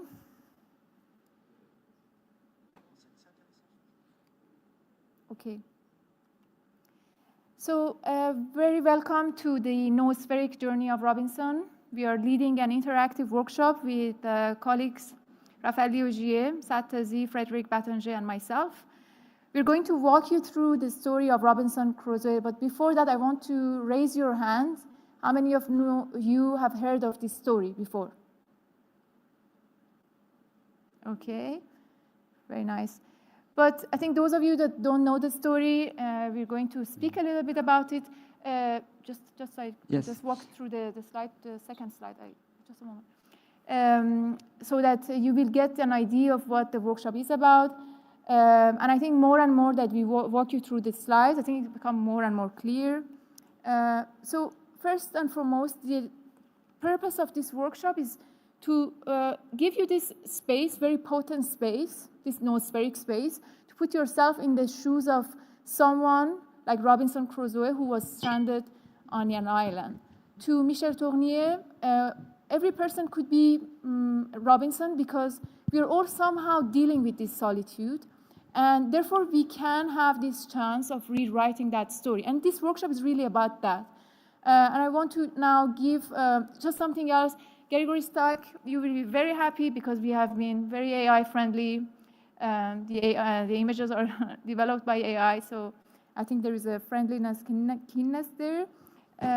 So I think. But let me. Yes, so you can start. So yeah, just maybe as an opening for this workshop, let me remind you what is the story of Robinson Crusoe, and in a sense also why, out of like Raphael's work, we decided to pick this figure in order to incarnate or figurate the sort of ordeal that is the subjective ordeal for each one of us to integrate the noosphere in some sense. What are the inner obstacles, the subjective obstacle that somehow make it hard to enter this noosphere? And maybe the first point that is important is that there is mainly two different versions of the story of Robinson Crusoe. The first one was written in the early 18th century by Daniel Defoe, and is the story of a son that has a big fight with his father, which incarnates the values of religion and Christianity, and decide to leave his family and to take on the life of a sailor, which at the time was the life of a sort of like a disenfranchised man, and also a life that would participate, you know, in the transatlantic slave business, or all sorts of like business related to the colonies. But in his journey to break with the values of his father and the European world, of course, Robinson Crusoe ended up in a shipwreck and isolated on an island. And then, so the story of Robinson Crusoe from Daniel Defoe is the one of a return to the point of origin.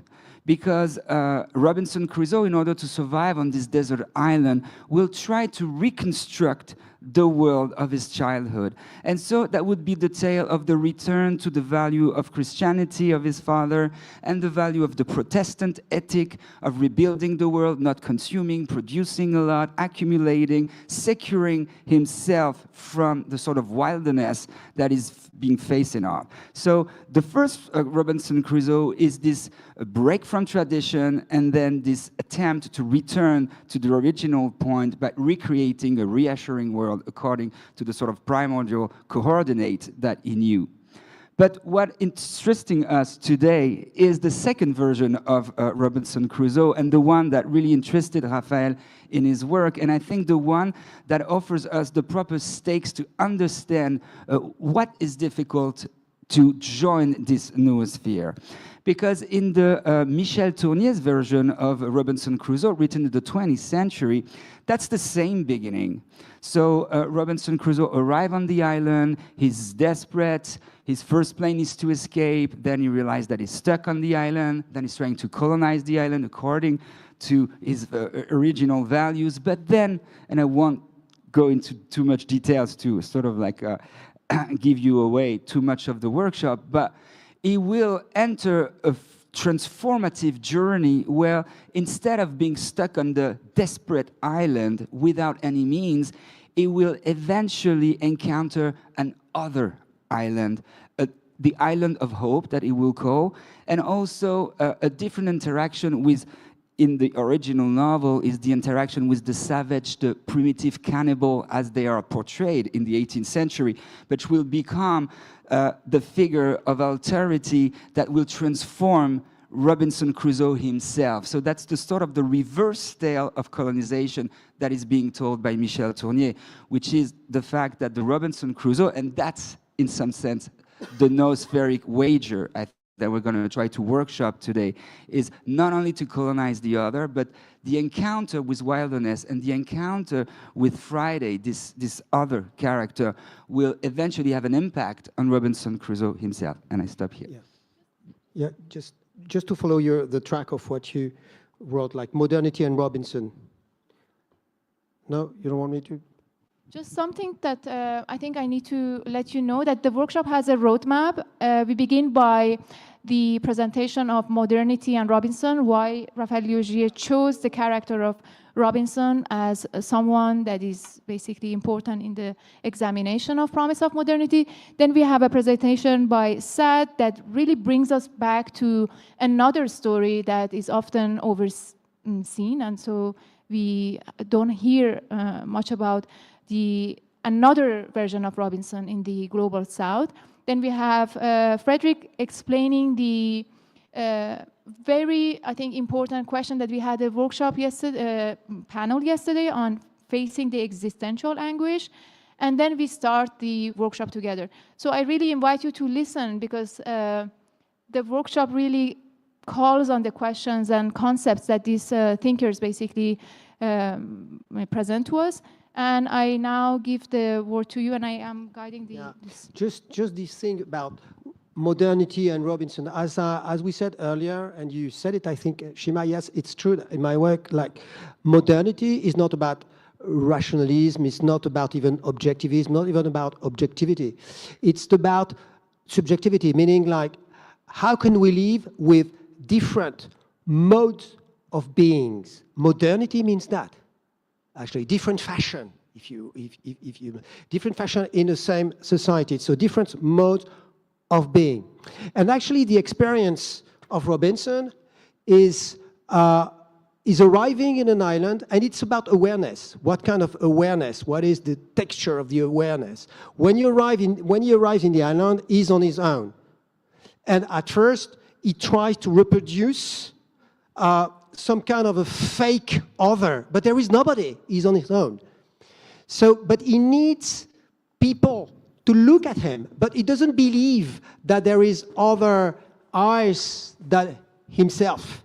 So at first, he tries to pretend, he dresses like if he was seen by other people, he wants to be what he is, and he's behaving, he's trying to regulate his behavior, but after a while, it doesn't work anymore. He can't, regulate his behavior because there is nobody to see it. And because we live our life like in a theater, and our pleasures, and when we look at someone, and this someone is maybe smiling a bit or something, we think it's pleasurable just because we do that. And it's just this thing. And if there is no reaction, we feel that people are in front of us are dead, like we are alone on an island.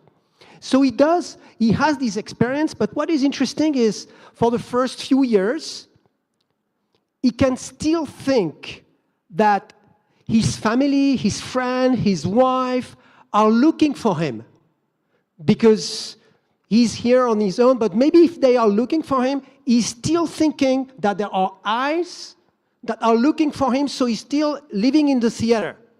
But at one moment, it's quite interesting in the book, in Michel Tournier's book, and I think this sentence was just, for me, that struck me. He just writes in his logbook, in his little, book where he says everything that is happening inside himself.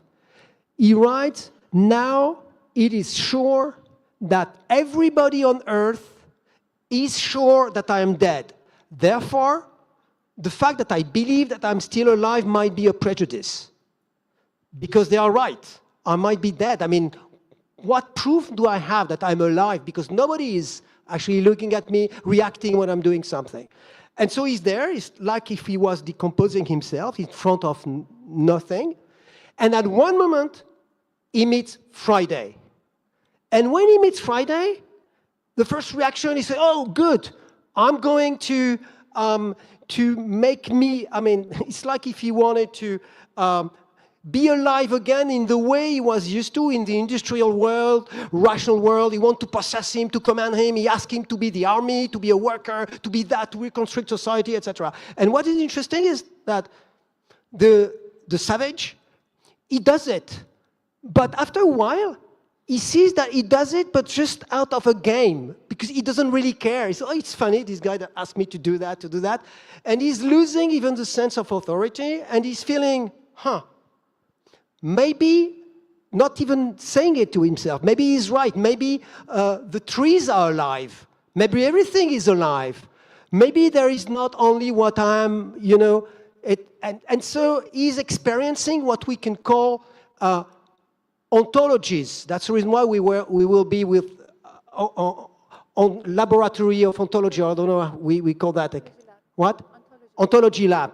Because ontology is very concrete. Ontology is the modes, I will say how works the theater of life? Who is looking at us? If you think that only human beings have soul, like meaning have awareness, are aware of themselves, you think that everything else is dead. If you are in an island and you are on your own, nobody is looking at you and you are dying yourself. If you are what I call dualist, or when you think that everything is dead around human beings and just human beings are alive, you need other human beings, otherwise you're, So you will experience different ontology like animism and different things. And I think this experience is actually the experience of the West, of Europeans, when they discovered what they call the New World. When they discovered the New World, at first there was nothing. They felt that they were lonely, and after they discovered people in civilization that were so different that they tried to submit them, but after a while, they thought maybe they are right, and it was a doubt about what we are. Maybe they are right, so we became animists, we became many things. And so this game is about how to go from animism to totemism, because we're dualism, and at first we were dualism. Analogism is more the Taoist way or Chinese way to think about it, and how we, at one moment, we felt the doubt was so strong that we decided there is no being anymore, there is nothing. And it was in the 19th century materialism. It's what we call anti-ontology. The ontology of anti-ontology, there is nothing, you know? And I think the real challenge is to become relationist. Or, yes, to become relationist, meaning to take into account all the different ontologies, but to make them relate to each other, to be able to live with each other, to accept, Friday, and so to grow with each other. That's actually the experience of concrete utopia, because again, concrete, that means to grow together. So that's it. That's, for me, that's the idea of the island, is how to experience, to overcome solitude, to overcome the way to try to dominate the other, to control it, to control him, and how to live with him, and to let him teach what he is, and in the same time to teach him what I am, and we are growing with each other in the more relationist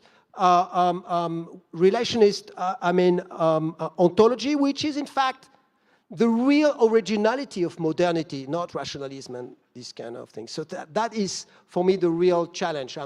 Rehabilitation of hubris, I'm not going to explain that because it will take 1 hour. So, okay, because you talk about, because there is this thing about hubris, I just say a little word about it. Hubris has a very bad reputation.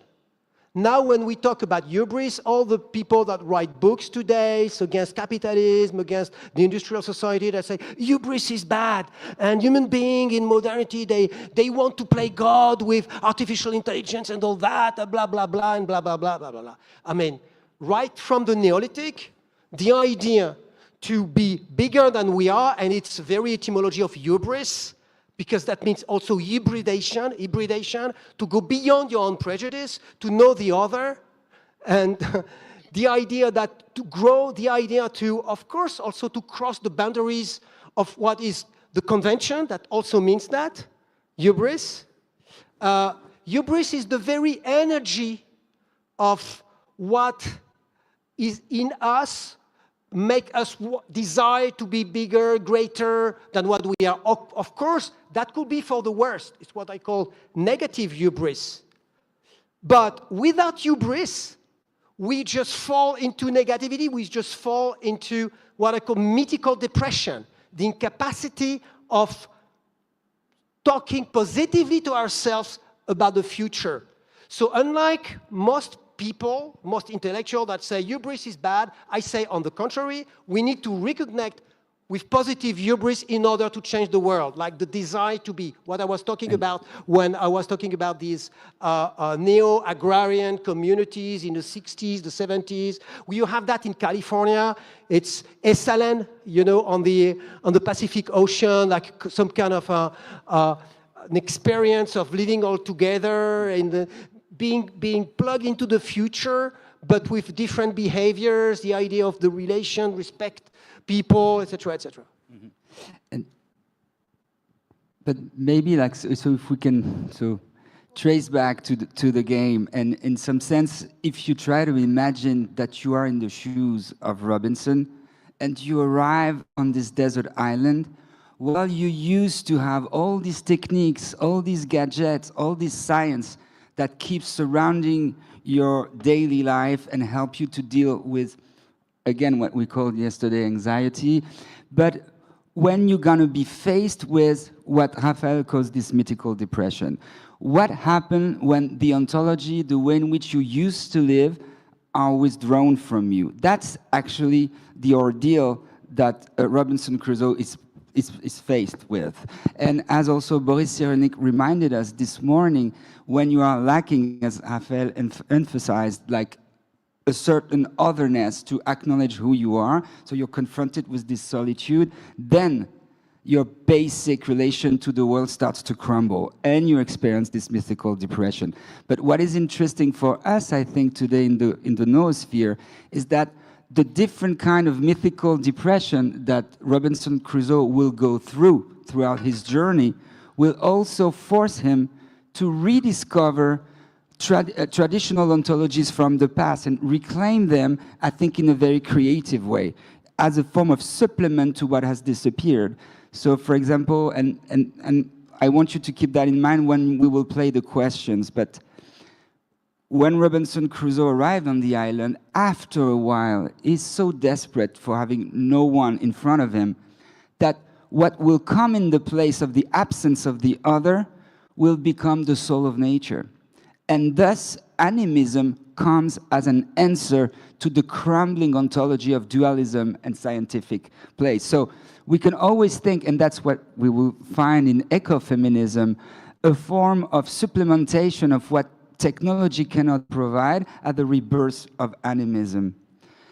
And then you will see, and Robinson Crusoe at some point would not only start to see this other island as something alive with the plants, he can connect with the trees, etc.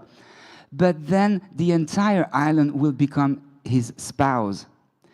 And so sexuality, which is completely absent from the first version of the novel, reemerges for Robinson Crusoe, but beyond sexual difference. He's alone, but then the nature that was Mother Nature become the island spouse, and he will have to reconnect sexually with the island, and that's at this moment that he has a sort of a second mythical breakdown, because it's his very sense of identity, gendered, that starts to collapse, and maybe that's where we can pause and arrive at the moment of, and I think that's what is on the verge, if we sort of like go on the side of collapsology, that we might face this deep mythical depression, which will lead us potentially to a massive regression.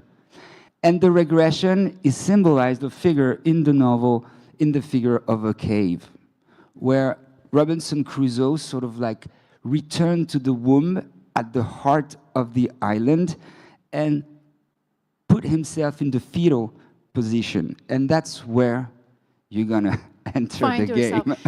Just, I think now we laid out, I think, somehow briefly the story of Robinson Crusoe that was written by the Western, basically, narrative. But we know also that there is another version of Robinson that is written by Ibn Tufail, that Sad is going to introduce us to that. And after that, we move with Frederick explaining another deeper layer of the Robinson story. Thank you, Shima. In fact, I just would like, if you allow me, to go back in time just 6 centuries.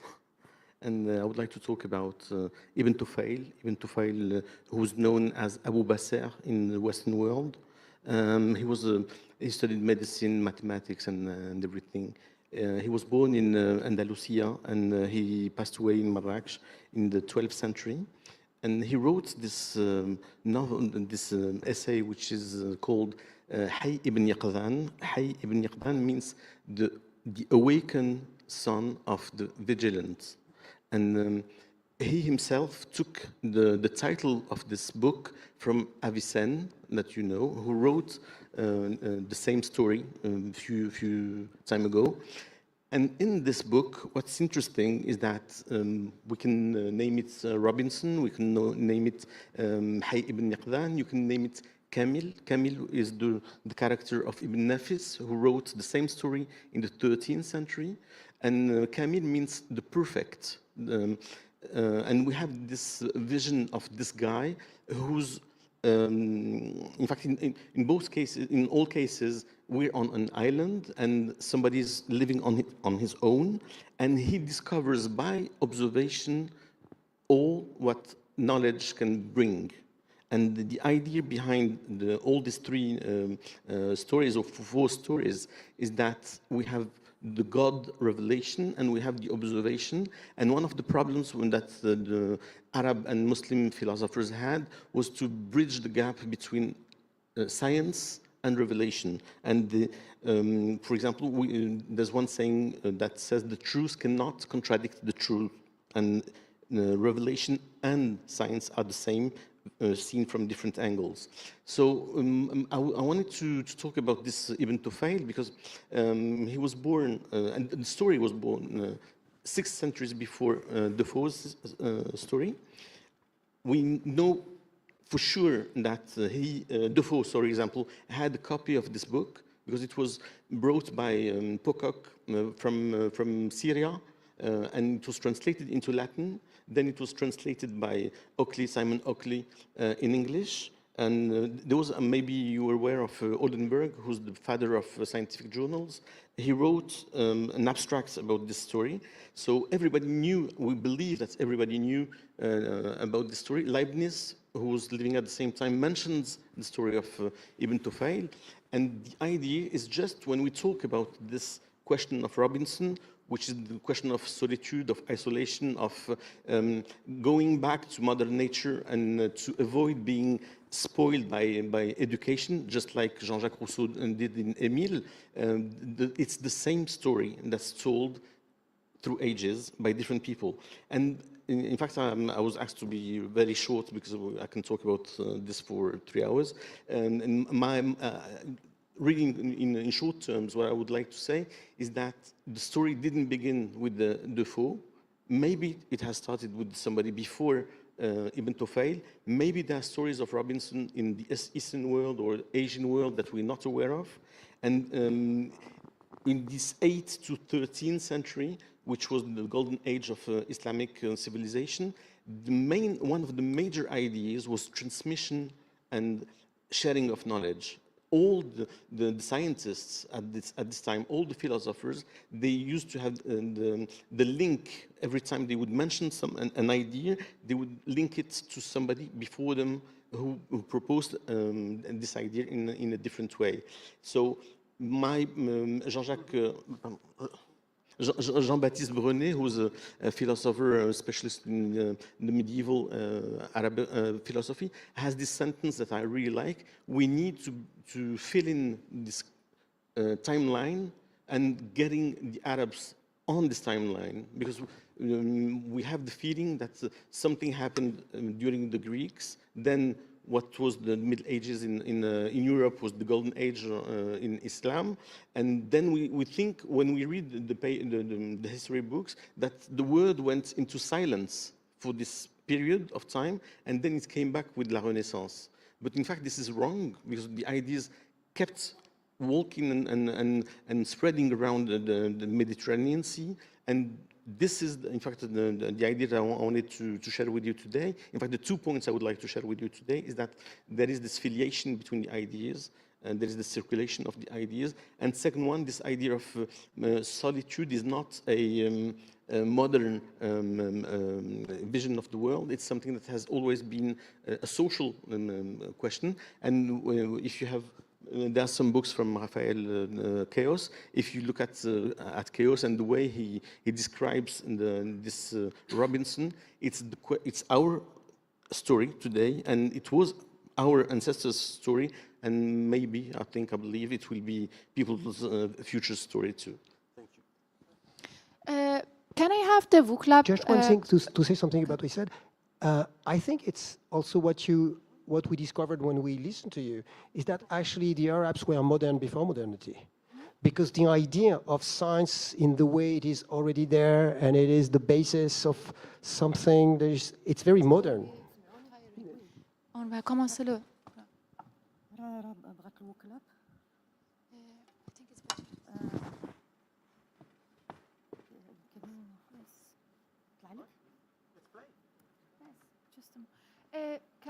Can I have the book club back on the screen, please? Okay. So now we're jumping to the interactive part of the workshop to basically wake you up a little bit. to use that? So what I would like you to do is basically scan the QR code. Yes, you want to say something? Yes, please. Okay. Yes. Mhm. Scan the QR code, please, and you will arrive on a page with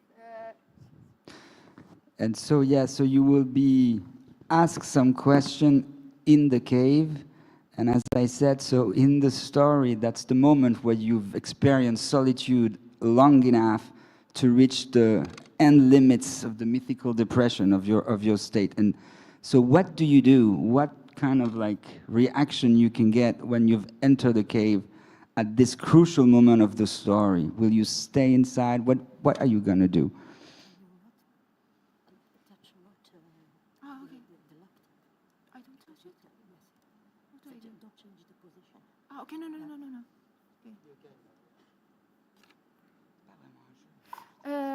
Okay. Okay. I think something. Okay.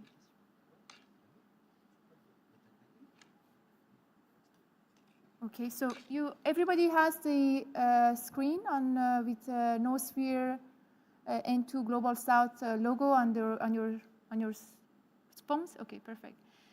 So we are moving to basically the first. So before going to the first station, we would like to ask you this question. What type of Robinson do you think you are, based on the knowledge that you have? And the options that we have for you basically are these. Would you escape the island? Are you someone that will stay on the island and wait for a ship to rescue you? Are you someone that would administer the island and rebuild it as you know? Or are you someone that tries to rediscover or discover the island's soul and build a new relationship with it?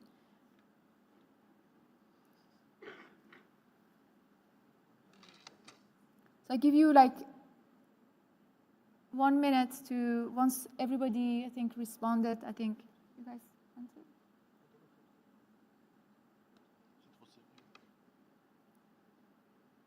Okay, I have 18, 19, okay. So really think about it. Put yourself in the shoes of Robinson. What would you do if you're on an island right now, this noospheric island or so? In the noosphere. Okay. So let's see, what are we going to do? Are you guys ready? Okay. Wow. So 9 people would escape the island. 4 people will stay on the island and wait for it. Okay, so it's changing. So it's still change. Waiting.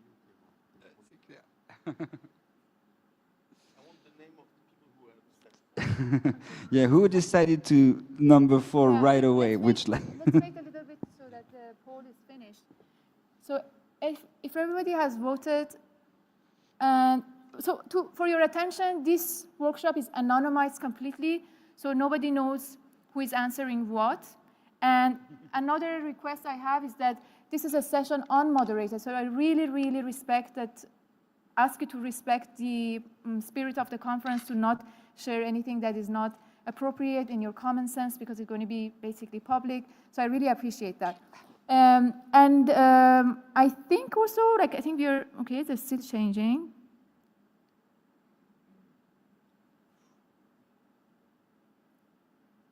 Okay. Would you like to take anyone? Should I pick someone to?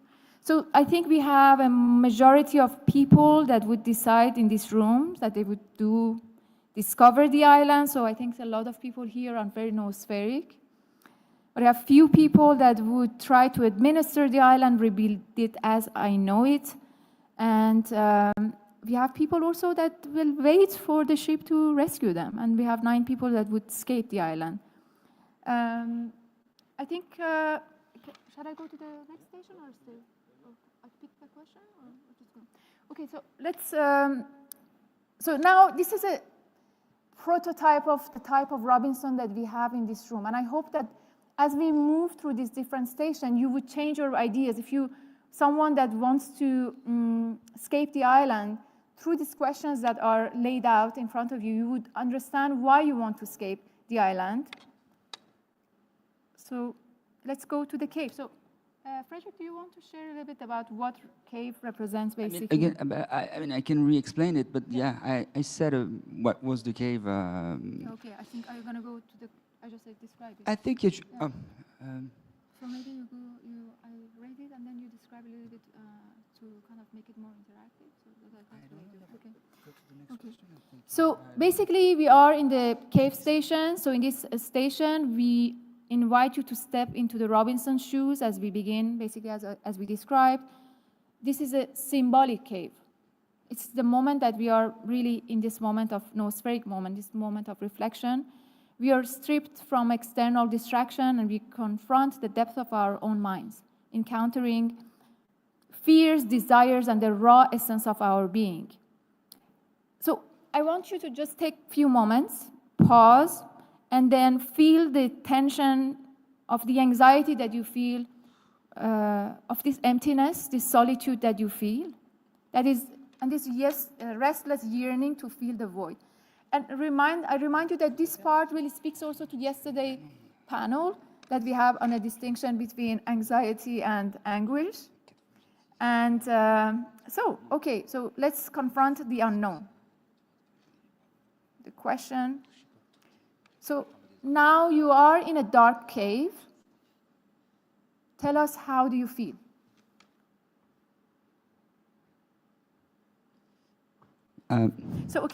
So maybe again, because that's when I explained 2 times, you know, the moment in the book where you were finally entering the cave was now. Like the question prior was actually a question of you arriving on the island. So we are not exactly like following the script, but this time it's really what you feel when you've reached this moment of mythical depression. So I maybe reposition the questioning. Yeah. So you have also, again, the options. They're subtly cued to help you to feel the transformation, hopefully, by the end of this workshop.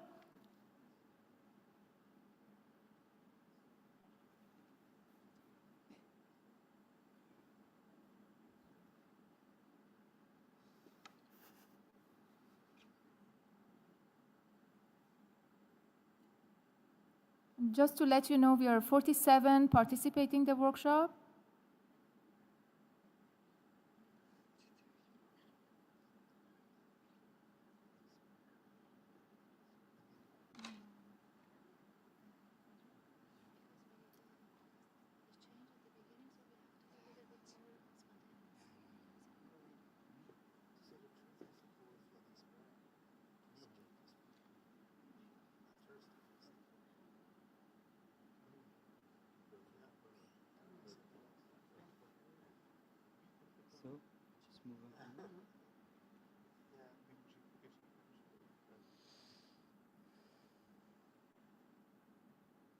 We have now 49 people.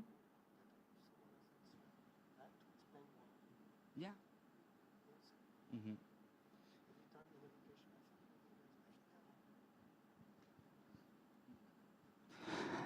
And I know maybe like if, and without pushing anyone or forcing anyone to explain his answer, why you feel like you would answer 1, 2, 3, or 4. But if someone wants to speak up and explain why he think or she thinks she would have like this kind of a, okay, I feel, so, and it's true that like when we see that the majority has the sort of like the right positive attitude, which is good, also we have kind of taken away some of the right answers. But if some of you wants to share, for example, which also is very like natural to feel like I feel despair, because you know when like all your deepest sort of like habits that makes you feel comfortable in the world are breaking down, of course you are more inclined to feel despair than open to new possibility. But so if anyone wants to, maybe we can share a mic and let people just free associate also what would they say if they were in Robinson's shoes. So you can, because otherwise we said it's a workshop, but it's not a workshop. Yeah, we're just and like myself, clearly, I feel depressed and I cannot accept the loss. Yeah. I can say it, really, clearly, I will feel that at first. I don't know if because the rest, it feels that it is the best way, but I think just feel depressed and I cannot accept the loss. Yes. So please. Yes, hi. At first I don't see any that really jump at me.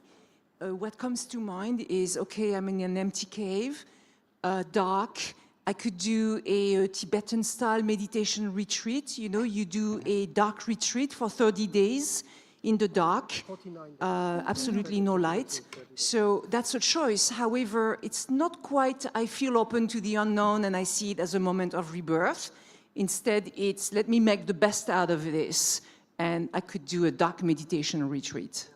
There's no 30 days retreat. It's 49 days retreat. 49 days normally, 7 days. Yeah, well, Tibetan. you know, for me, 30 days is good. Yes. No. Raphael Logier. So, yes, go. Yes, we have the mic in the room. Feel free to really have the mic and share if you're comfortable, sharing your how do you feel in the cave.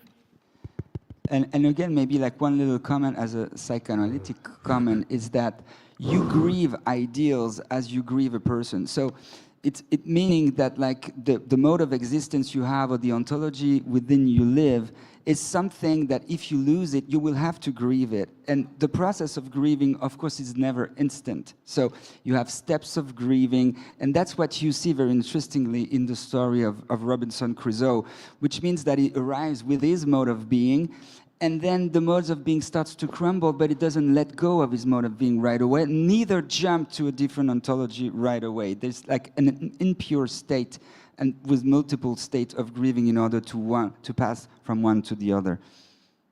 Okay. Anybody? Yes, Michael? Yeah, so I can just share. The first question that you asked, I said I will wait for the ship to take me. I guess in this scenario, I feel the ship hasn't come, so all right, I'm accepting that reality. I was already depressed, and I accepted the loss somehow, so I guess it's also the social desirable thing to say. I feel open now to the unknown. So I'm just giving you the straight answer. It's pretty obvious what you want us to sort of feel. And I guess it's just the rational thing to do, to adjust once you've gotten through it, right? Absolutely. And a quick comment on the story, but Robinson, when you arrive on the island, without even thinking, right away starts to build a boat that he names the Escape. But eventually he builds a boat that is way too heavy, way too far from the sea. So he was just keeping himself busy not to think about the situation. And then eventually realizes like, oh, the boat will never go on the sea. And then he has to adjust and think about another option. Hello? Yeah, someone else? There's somebody? Oh, yes, please. Hi. In a way, I am living the Robinson story myself. I embarked on August 5th on a journey to the unknown. And I have a little bit of claustrophobia. And when I was in Spain, I think it was Spain, I can't remember now because I've been to many places, I actually went into caves. So that was recent. I kind of faced my fear of claustrophobia and went into the cave. And the experience I took myself to is to be open to the unknown. And I'm not sure, I mean, yes, it is a moment of rebirth because I wanted to experience something new than the culture I had been living in for the last 50 years. But it's also to discover the cave and what the experience of being in the cave and underground and enclosed. And so that's why I chose that number 3, because I actually lived it recently. Wonderful. Thank you for sharing this, this beautiful moment. Anyone? Oh, okay, so there's many people. Okay, so I can even go. I have a microphone. Yes, go. Oh. Yeah.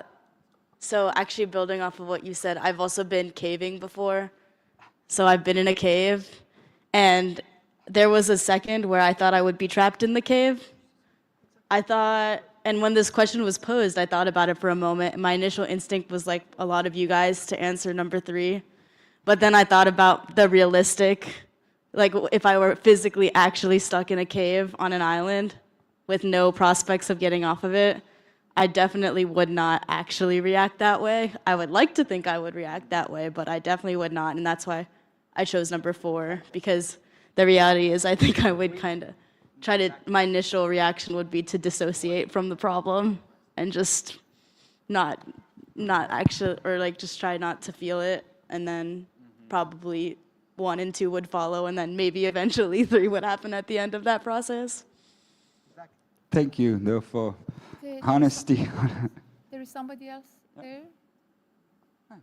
And I think before the mic arrives to you, just let you know that we have built this workshop actively, like as we were organizing the conference, so really bear with us. We're really seeing how it pans out in an audience with you, so we're discovering with you. So if there are ways that are not very kind of still not flowing, so really appreciate the fact that this is really fresh out of the oven, as they say. So we are discovering how it actually operates with interacting with people. So your feedback after the after this event, after the workshop, is really appreciated. Yes, please. Je vous remercie. Je vais intervenir en français. L'histoire de Robinson Crusoe, je pense que chacun de nous vit dans un moment de sa vie cette histoire. Mais on se pose toujours la question, au tout début, comment on va s'en sortir, mais on ne se pose jamais la question de comment on est rentré dans cette grotte et comment on est arrivé sur cette île. Et en fait, quand on arrive à se poser cette question, on a des cases dans notre cerveau qui se mettent à travailler d'une manière tellement disciplinée et tellement réglée sur comment prévoir les choses et comment sentir les choses qui arrivent.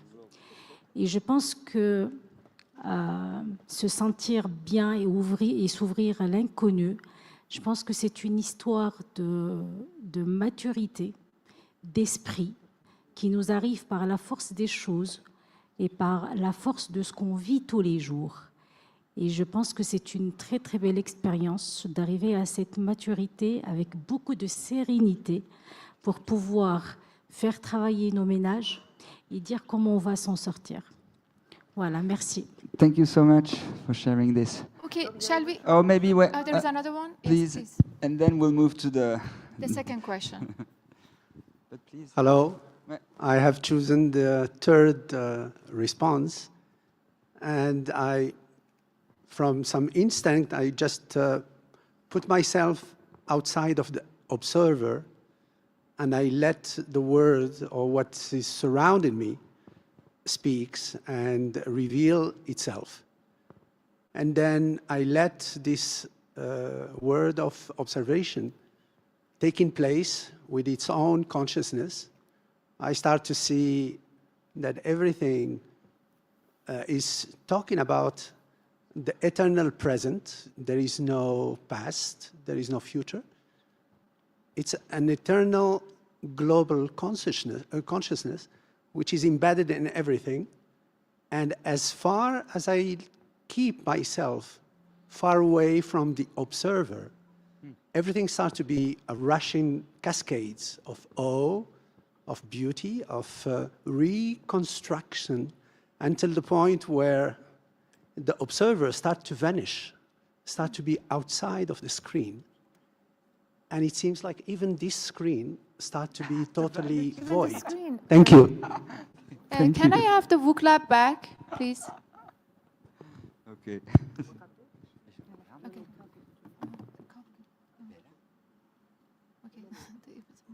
Perfect. Okay. Okay, so now we're properly in the cave without the support of the technique, so you'll see. So let's go to the next question. Actually, so what does the cave represent or symbolize for you? So this is an open question, so you can write your what does the cave symbolize or represent for you. You can just, what is it? Oh, sorry. I think the next. 4 again options. Does the cave represent or symbolize for you the end of the world? Is it an opportunity for something new? A call to return to traditions? Or is it really a return to rawness?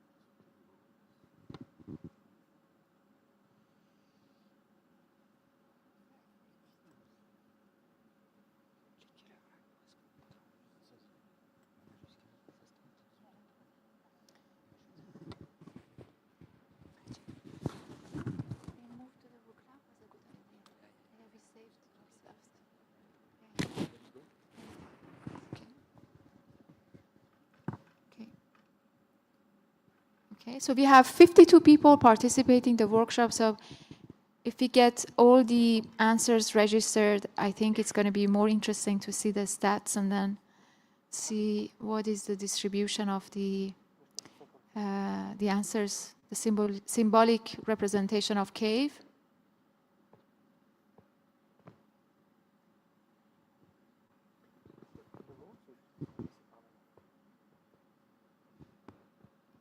Let's go? No? Yes. Okay. All right. No, it comes up. Okay. Just because it's changing, still people are voting. Let's wait it because it's just still moving.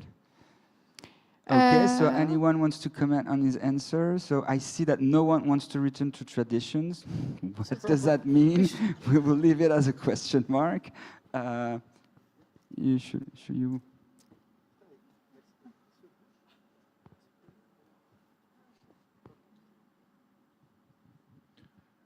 I'm not really good at these things, but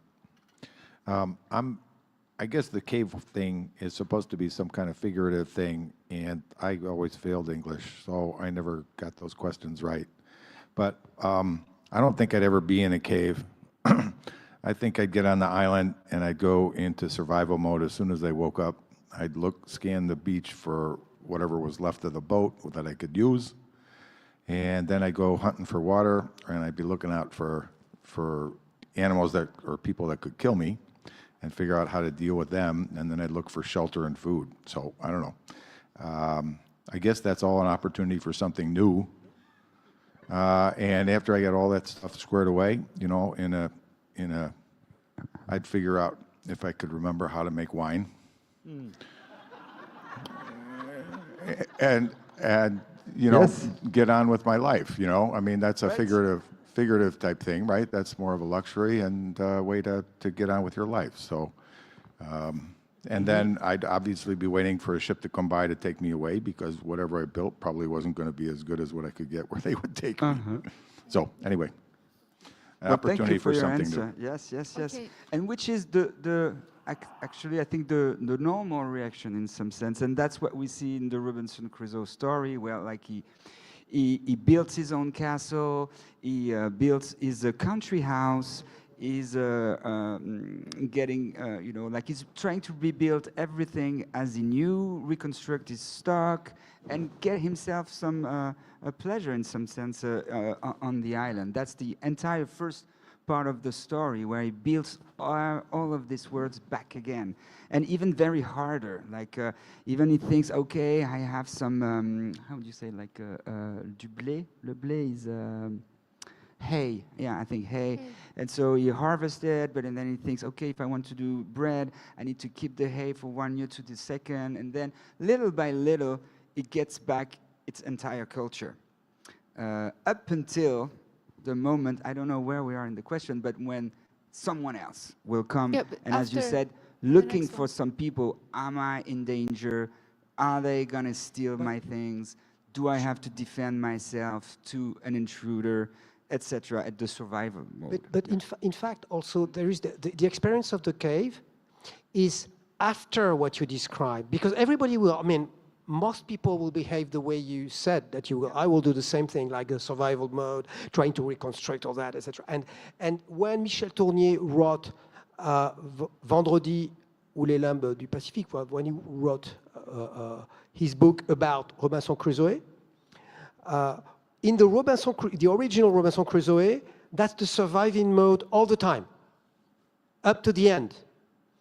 And in fact, what does Michel Tournier is, it's not going to happen this way. If somebody is staying, it can work for 1 year, let's say 2 years, 3 years, maybe 4 years, maybe 5 years, but no way that you will be in this mode on your own for like 20 years, 30 years. It's impossible. So he tried to understand what is really loneliness, not like what we would call like a loneliness of the teenager that is in his room, I am on my own, but he knows that his parents are thinking about him, you know? Or like, and at first, the guy is like a teenager for the first year, like everybody is thinking about me, they are looking for me, so I'm in surviving mode. And so even if nobody is looking at him in the island, he thinks that the world is still looking at him. But there is one moment, and I think it will work also for you, that what is your reason, like what is even the reason we can't even, I'm talking for myself, of course,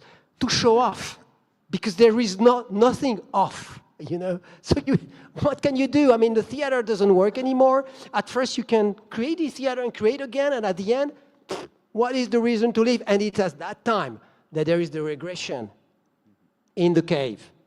And so the cave is a metaphor, but a very concrete metaphor, because what's happening then? It is at that time like, what do I do? What can I do? I mean, we turn to rawness and there is some other huge eyes like God or anything, or it's an opportunity for something new, like without life. What can I do at that very strategic moment? You know? I think you can guess at what you might experience in that, situation, but I don't think you can really be accurate until you actually get there. And number one. Sure. And number two, I watched the Castaway movie, so of course, painting a face. That's the reason why it's a game. Paint a face on a coconut is always the way to get a friend. I know, but it's a game. The question of the game is how to make the experience, but the experience is never the thing itself. But when you do the game, maybe it allows you to think, how would I react? And just to try to think about it. Like Boris Cyrulnik said, our brain is also here to, like 40% of our brain is to do things that we don't perceive. And so it's what is the game about.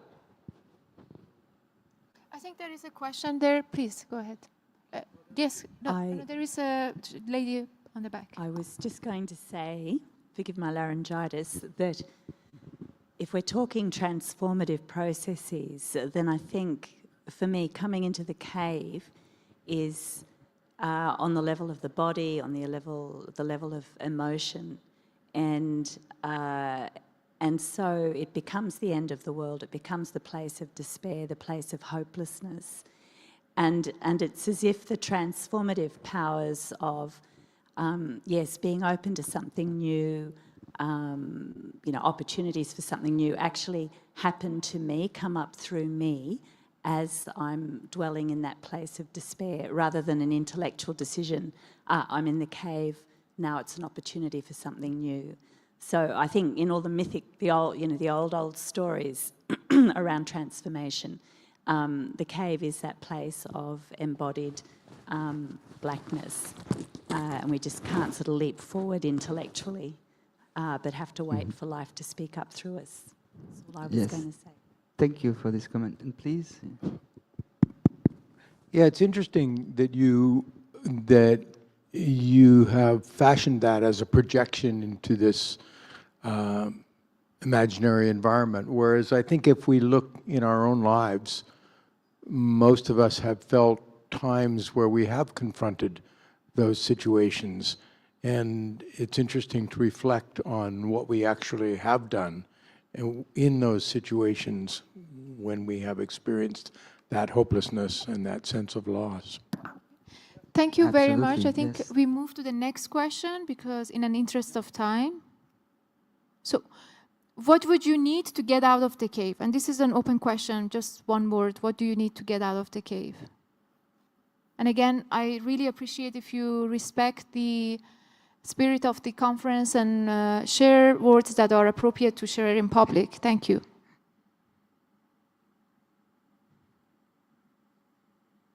Okay, philosophy, imagination. Okay. Ladder.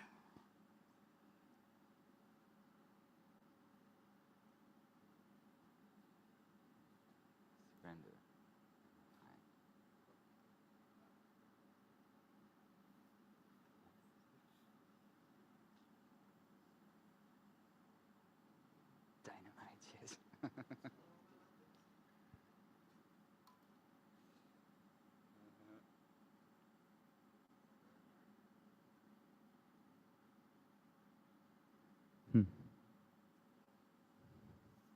Good food, yes.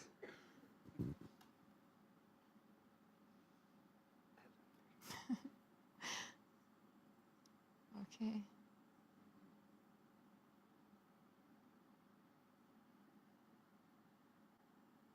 Okay. So friends, faith, introspection, myself, and F16. Possibility, good food, spirits, resolve, the truth, imagination, philosophy, courage, trust, openness, hope, light. And I think these are the words that probably we all need somehow in the noosphere. And this is, I think, maybe laughter.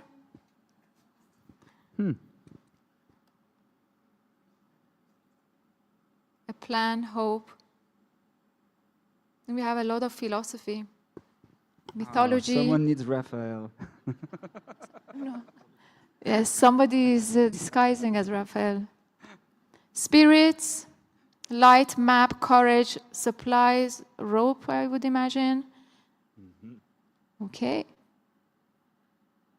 Introspection, resolve.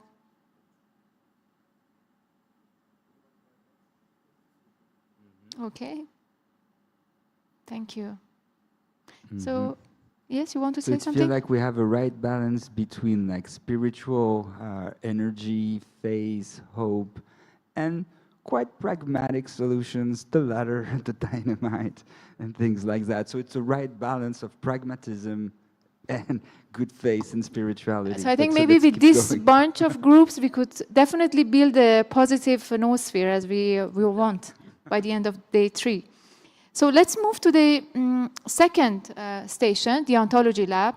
So now as Robinson, imagine you have emerged from the cave, but your transformation is about to be tested. You must reflect on your evolving relationship with the island, while confronting a new presence with different beliefs, language, and customs from your own. This encounter stirs a deep anxiety within you, challenging your worldview, your assumptions, and your sense of self. So again, following the same format of the previous station, we are inviting you to this question: how would you characterize your relationship to the island?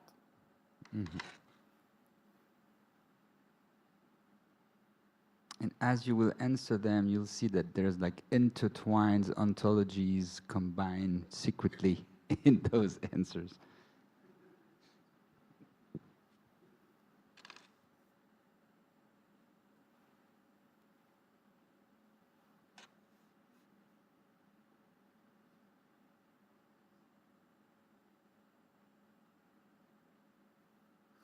Are you someone that sees connection between everything and you ponder on ways to harness the island's potential? You sense hidden connections between everything and you wonder if you can fit them into a theory? If you recognize symbolic relationships and wonder how you can fit into them? Or are you someone who feels connected to the island through a shared inner life, but you still feel alone?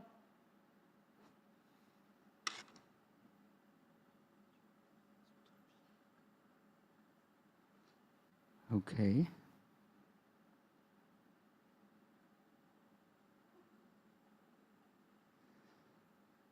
So maybe if any one of you wants to start commenting on his answer, please, we can start right away if you want. Just to keep it, I think, a little bit on track with time, For this question, we can take only one person sharing, and hopefully, for the final question, we can get more people. Anyone wants to share their answer or view on this question? Yes.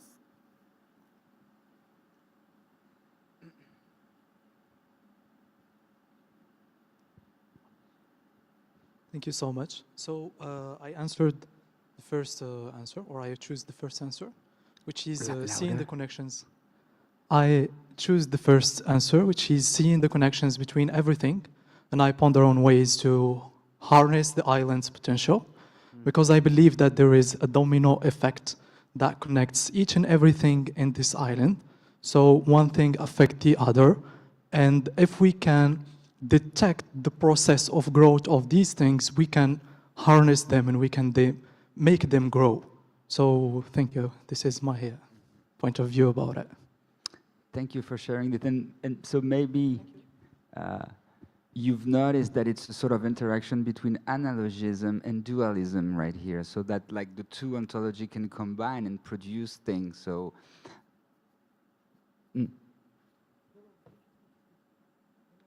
I would know, but just quickly, I mean, if we give this definition, yes, in the analogic ontologies, and we refer to this ontology, generally speaking, through Philippe Descola, but that's a way to see all the interconnection between things and the secret symbolic communication between every elements of a system. And at the same time, you said that it was great to use it in a dualistic, naturalistic way, meaning that like you approach it in order to harness nature. So you use this symbolic understanding of all the analogic systemic functioning of the world in order to implement also a sort of naturalistic order of the world. And that's we did that in order to show people that like it's not a necessity to separate those ontologies, but that they can be articulated, and in some sense in new ways of agriculture that are trying to mix traditional ways and like ecosystemic ways are a form of mixed or combined, I think, form of ontologies. Okay, so let's move to the next question. Now, you have discovered another person on the island. And the question is, how do you feel? You feel excited and you try to share your experience with him, her, or they. You feel anxious and you start following him, her, or they. You feel scared and you avoid interaction and hide. Or you feel superior and you make sure that you can control him, her, or they.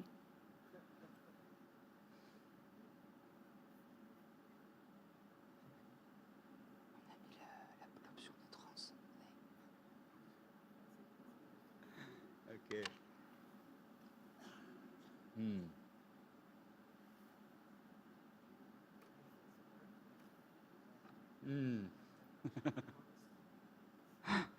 Great. So who can share the fourth answer with us?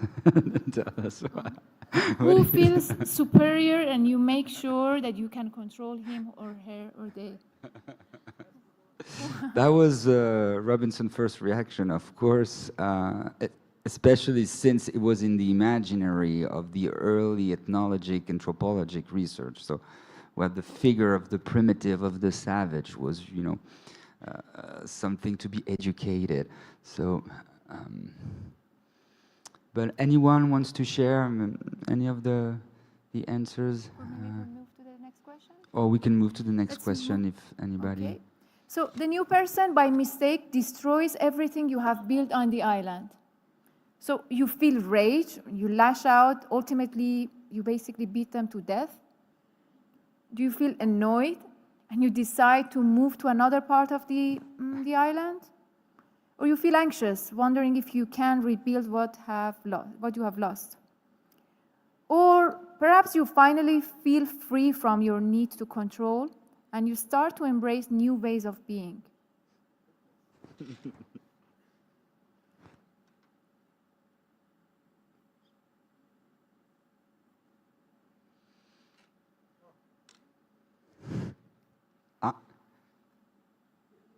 There are 3 people who feel very much rage. Wow. So we have... And you know that this event actually happened in the novel of Michel Tournier. It's where like Robinson Crusoe has accumulated everything that he has actually put in his castle, deep in a cave, safe. And also he has stuck his explosive, which were like stuck to defend himself against probable invader. And also he had like kept for special occasion the little remainder of tobacco he had left. But Friday, being completely unaware of this hoard, like the keeping, just goes into the cave, start to smoke the remainder of tobacco, chilling out in the cave, and then hearing Robinson Crusoe getting back to his castle, he's like, oh my God, the master cannot cut me smoking tobacco. So he throws the cigarette deep in the cave, rush out, and so all of the explosive, boom, explode the cave, and so everything is lost for Robinson at that moment. So you are in his shoes right now, and let's see what you do. And so whoever wants to comment on his answer, please feel free. No shame, you are allowed to have rage. It's probably better to express it at first, because if you keep it pretending that you have no rage at first, it might be worse. Okay. There is someone, yes, there is a question. Yes.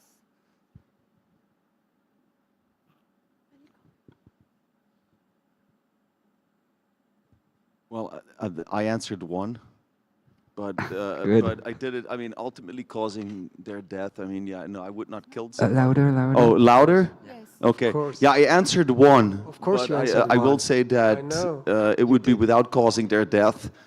But I would definitely feel rage and lash out because you know I sometimes feel entitled to be angry when I'm aggrieved, and I think that's a perfectly valid emotion. And I think it's also useful for someone to know that they have aggrieved you, because that's an opportunity for them to make amends, and for both of you to move on. So I answered one, but without the killing, please. That's good. Excellent.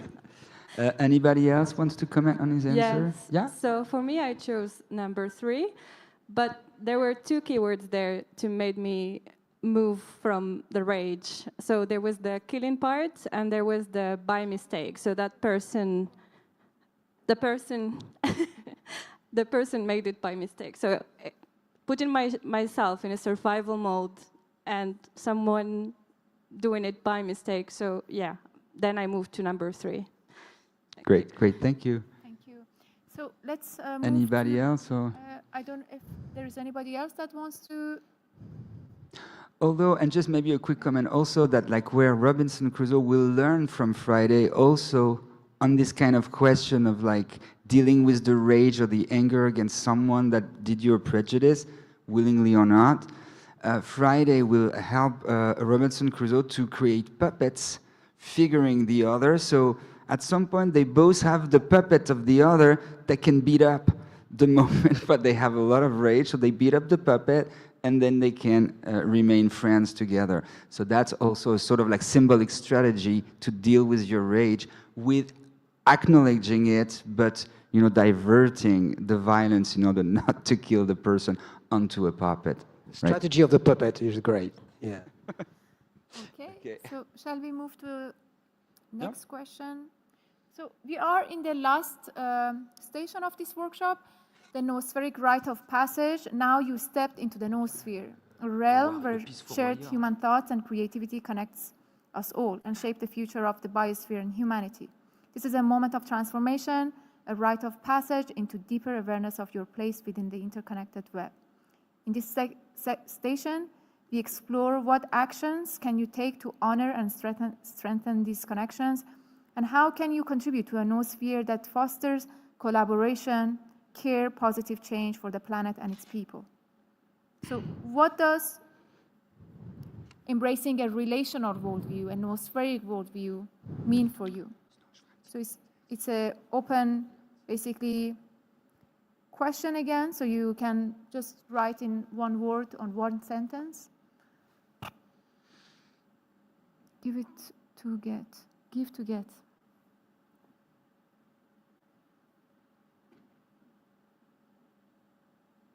bridging.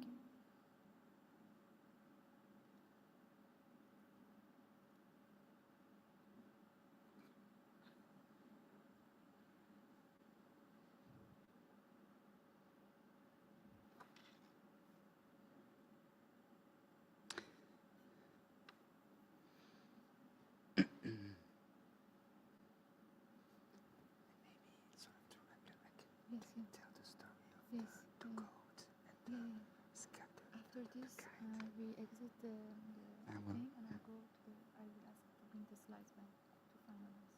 Okay, and I will take tell the story to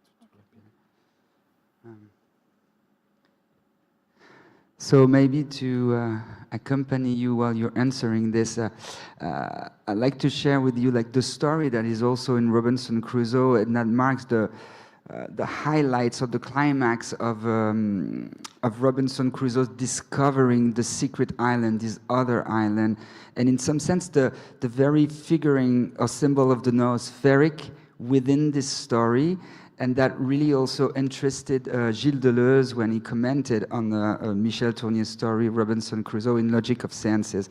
Because towards the end of the story, you have Friday, who has spotted the oldest male goat of the island, and he sees this as the totemic animal of the island. And Friday wants to wrestle with this male goat, and so they go into a sort of like symbolic fight, the two of them, and they fight, and eventually they fall off a cliff, and the male goat falls first, and Friday falls onto him, and so the goat dies, but not Friday. And in some sense, the goat saved the life of Friday within this symbolic fight. And out of respect for the dead body of this male goat, Friday will start to create an art piece. And maybe we're returning to this importance of art and poetry for the noosphere. So Friday will turn the skin of the goat into something that will make it of a kite. Then he will use the bones to create a series of pipes in order to create music. And then he will attach the kite to a tree and hanging the pipes within the kite and the tree and waiting for at night the wind to blow within the pipes and create some kind of magical music. And Deleuze sees it as the sort of like a poetic connection between the sky and the earth, while all the remainders element of the dead body of the male goat starts to create this enchanting music where it becomes the voice of the island. And so you see here that like all the elements and all the teaching of Friday to Robinson Crusoe help him to create this sort of like, for me, noospheric like dimension of the island and relationality of all the elements of the people on the island.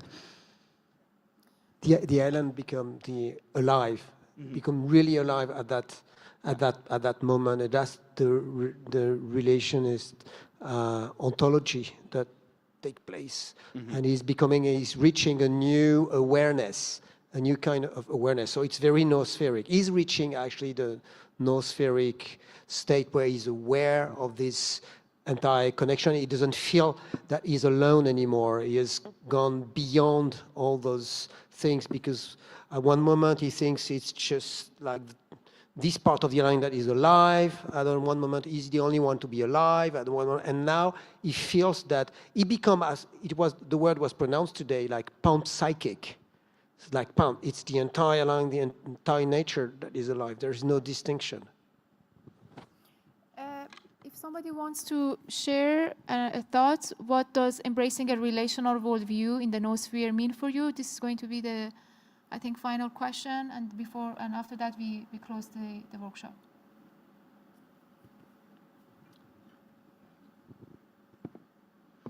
To think the meaning of this, as you say, it's some kind of an initiation.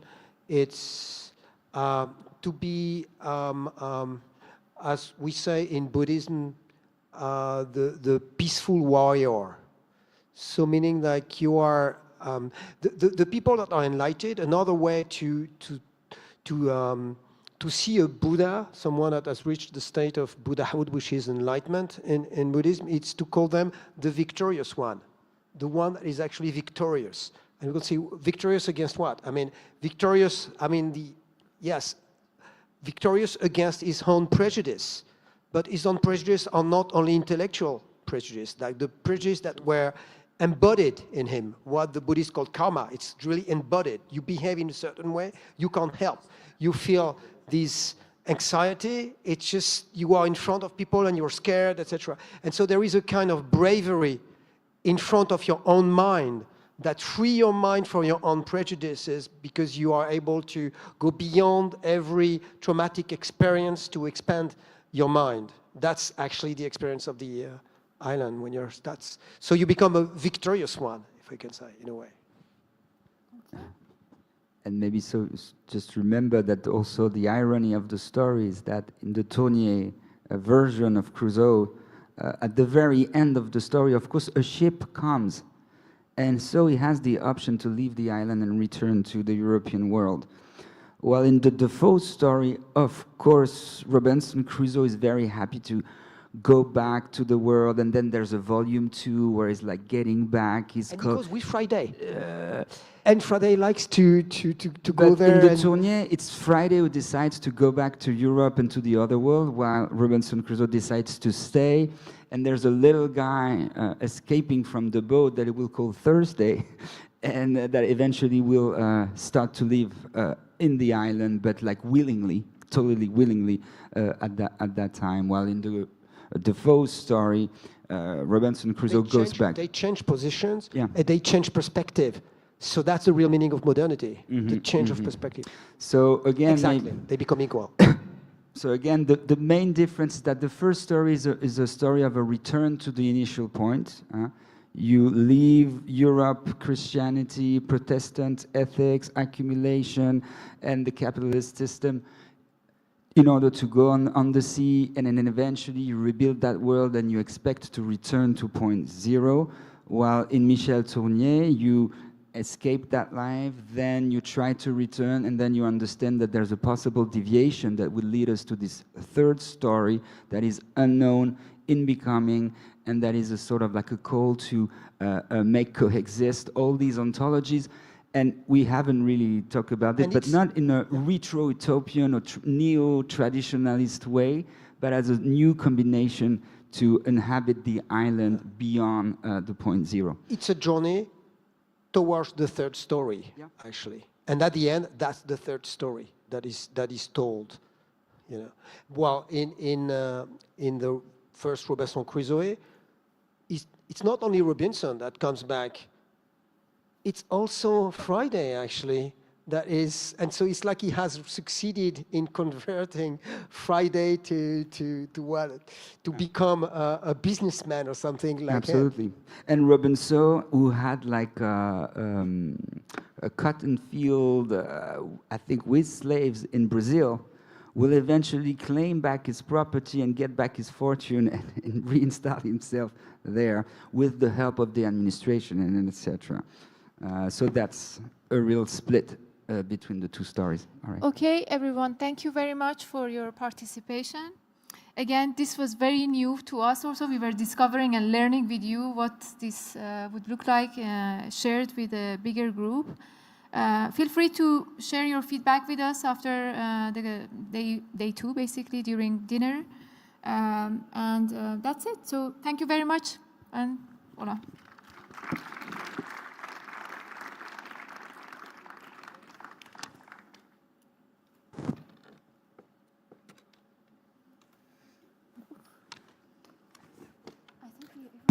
Well, but I think it's yeah, I think it's let me see how many, like, what did people say? I feel fairies, mushrooms.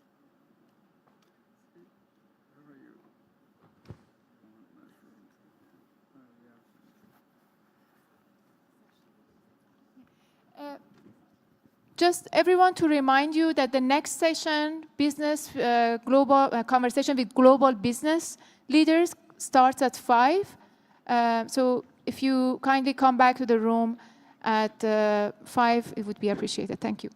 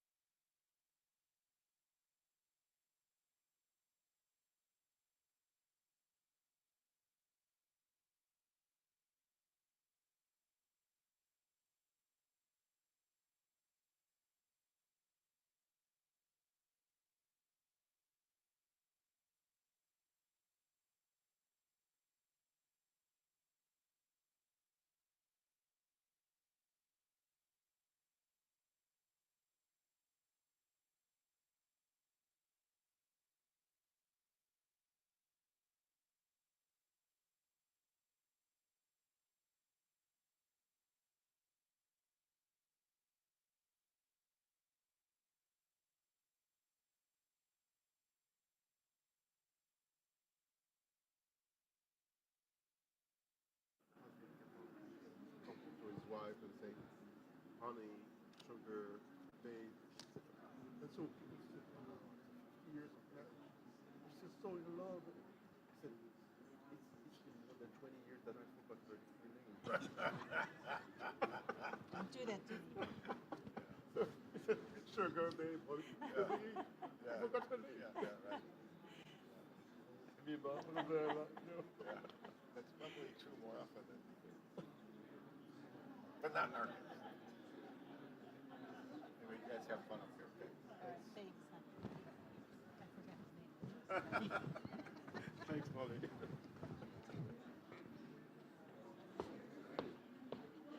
Another successful day.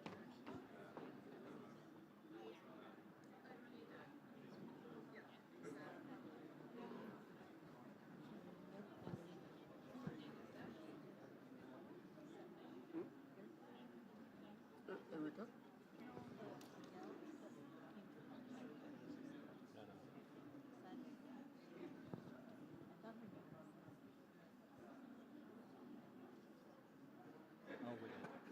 She's coming.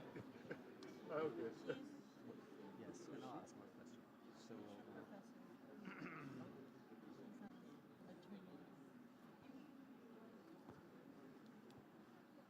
We warmed up your seat.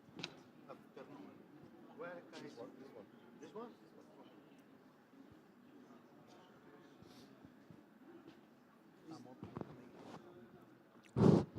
This one? Yeah. It's light. No, I have. You have it? Ah, Giuseppe. Est-ce que tu l'as? Ah oui, j'en ai un. Il est là. Okay. Okay. Finished? Yes. Ich habe fertig. Alors, comment on dit? Yes. You can just say hello. Here is my. I've got your bio. I just don't have the program in front of me. Are these on? Do you want to know what I'm talking about? I don't even know. It will come out of it. Hand me the program. Business. Hand me the program.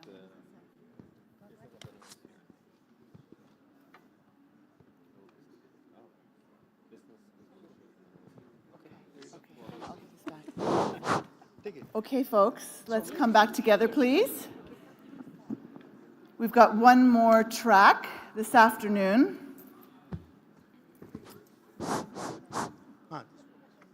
Business and leadership in the noosphere. So please take your seats, or you will miss the train. It's about to leave the station. Before I introduce our next speaker, I just wanted to confirm some details for those of you who are have been invited to the Friends of Ben kind of memorial dinner we're having tonight. That will be at 6:30, and it will be in a separate section, I think behind the glass doors at the back of the restaurant. So we will gather at 6:30 and share our remembrances of Ben over dinner before the Now a Music performance here at 8:30? Yes, 8:30. So dinner for us at 6:30, here at 8:30. Is the music performance here? No, it's in the other auditorium. In the other auditorium, which is where? Where we had lunch? No, another one. Ibn Rushd?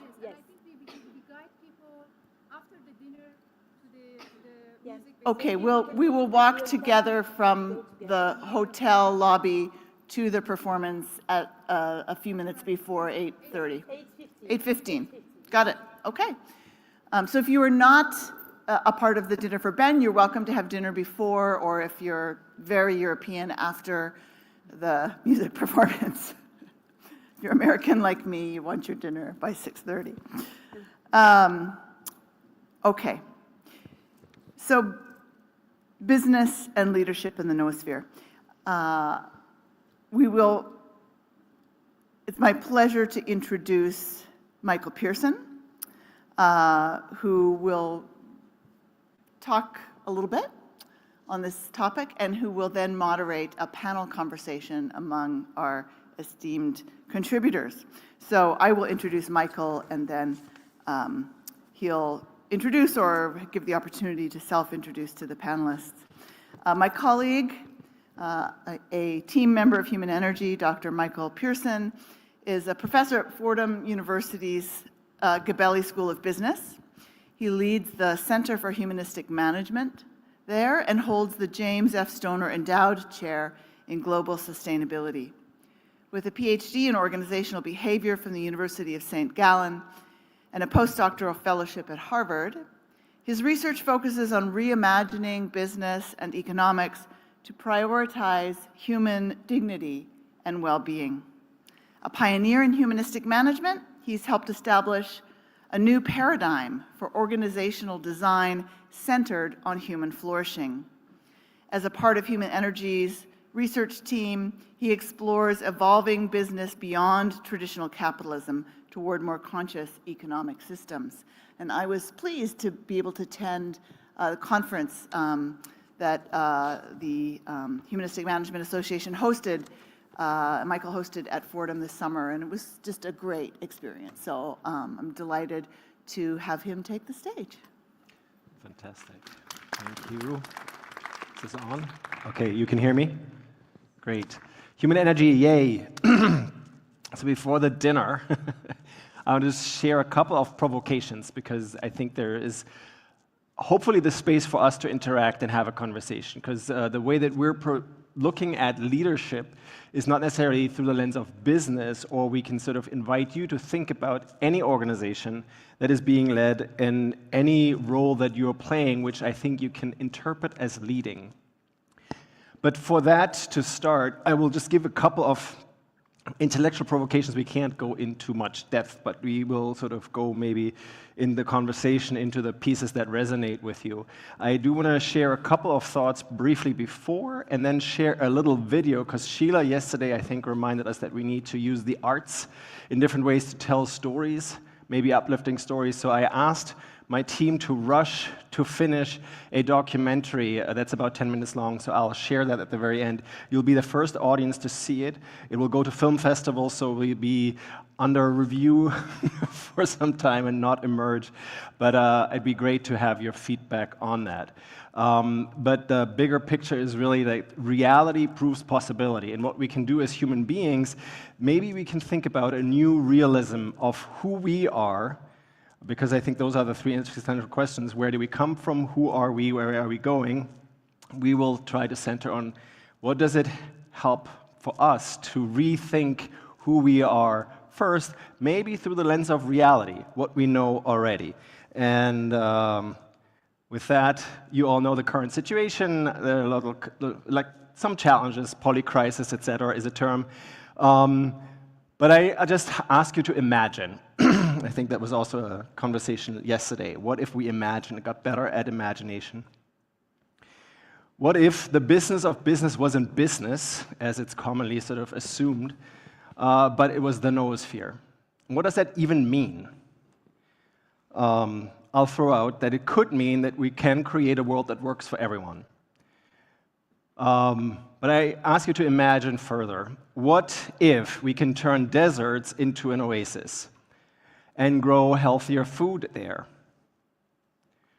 What if we can turn desert into forest and then combat climate change? Well, what if there are companies that are doing just that, and the world actually knew about them? So reality proves possibility. Those companies actually exist. Many people don't report on them.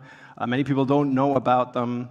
But CO2 can effectively be removed via what people call now regenerative agriculture. Climate change can be reversed if that is done at scale. Better health for people and planet are a result through a different type of business and leadership. I ask you to imagine another scenario. What if employees can actually be owners? Not modern slaves or cogs in the machine, but they can actually also successfully run companies. We asked a couple of Wall Street CEOs whether they think that's possible. They say no. But I ask you, what if it was? Because it is, again, a reality that proves possibility.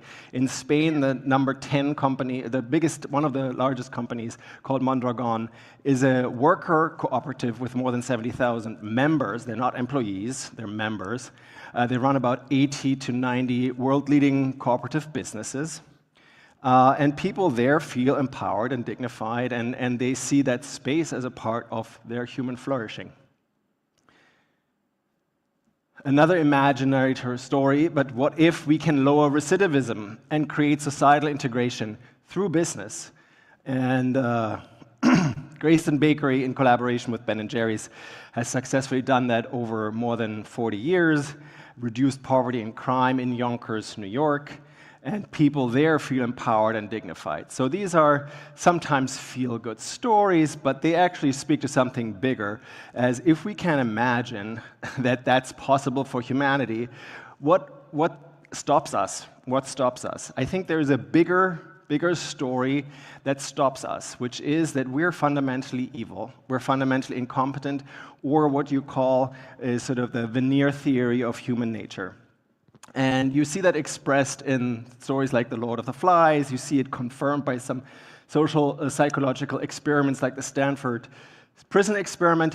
You all probably heard of that. And it turns out that many of those stories aren't accurate. This is imagined, right? Much like Robinson Crusoe too. But there may be some reality to it. But it turns out that the reality is actually much different. And the reality of The Lord of the Flies, a story that basically is imagining people, again, landing on an island and then being really evil to each other to outcompete one another. Actually, we're much more cooperative than that. So the real story of the folks that actually landed on an island in the South Sea, they survived by collaborating, and they actually still like each other. The Stanford prison experiment, there's a recent National Geographic documentary out that says, you know, it took Zimbardo quite a bit to get people to comply with being in that role. And it's not given that we're like turning into these evil folks, and it's just not true. But what if we actually took this seriously? I will say reality creates possibility. Rutger Bregman, that some of you probably know, has done a lot of the storytelling behind that too, because there's a lot of debunking that I think needs to go on, that we can create better imaginative stories that actually are already real. But we tend to sort of be stuck in like this is sort of a positive deviance, if anything. Now, I want to bring up Darwin because in many ways Darwin gets the credit to have coined this kind of understanding of us as being sort of like dog eat dog, especially in the business world. That's what people throw around. I just pulled a couple of quotes here, maybe read the first one, because there's nothing further from the truth there in a way that he says, the following proposition seems to be in a high degree probable, namely that any animal whatever endowed with well marked social instincts would inevitably acquire a moral sense or a conscience as soon as its intellectual powers had become as well or nearly as well developed as in man. This is part of the Descent of Man, another volume that he's writing, but he's very clear that our social nature, based on this emotionality that we've been discussing, is actually leading us to collaborate effectively in those that are able to collaborate, outcompete, and outsurvive the group that isn't. And so we have become fundamentally collaborative, but we don't necessarily believe it. One of the most powerful narratives that is culturally endorsed is that of Scrooge McDuck, is that of Homo economicus, which basically assumes we're only in it for ourselves. The evidence showcases that, yes, there are these people. They're called psychopaths, but they're like the negatively deviant people. And there may be 1 to 4% of it. But we seem to have designed organizations, especially businesses, to cater to that type. Whereas for the 96 or 99%, we fail. And that's why you probably don't have to be surprised that most of our people in organizations are depressed. But what if we were acting like the result of 4 billion years of evolutional success? And we actually got back to who we are and what made us survive. Then I think a new realism may kick in. At this point, we're sort of celebrating the superheroes on one end, Marvel characters, those are the blockbusters. But in reality, many other people are sort of like checking out. And I think the noosphere can give us a sense of like, yeah, we are not the superhero, and we don't have to check out necessarily. We have agency, and we can co-create. But we can't do it by ourselves. We actually need to intentionally create the conditions under which we can collaborate effectively. It does require a certain intentionality, direction, and meaning, which I think is part of the noosphere conversation. Are we organizing for survival? No. No, we're sort of like creating business models that are benefiting from desperation, right? I'm saying that there are different ways of looking at what leadership options are in any organizations, but the typical one that we're endorsing right now is the one of the triangular sandwich, which basically says you're a good leader if you maximize something, right? It could be GDP, it could be profit, it could be fame, it could be something, market share.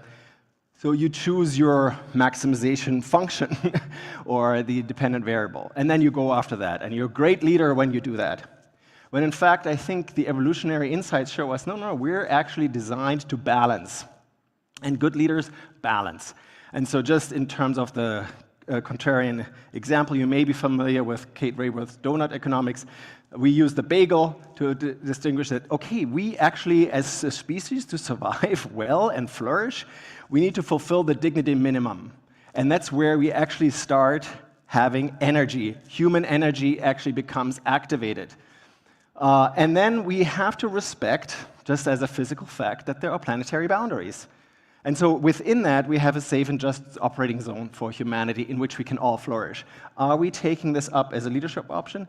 It's a possibility, right? And I'll show you a couple of examples of businesses that are already doing it. Many of you don't know, because they're not publicly listed oftentimes, and they don't do scandal very well, because only those businesses seem to do scandalous stuff, seem to be on the front page of some news.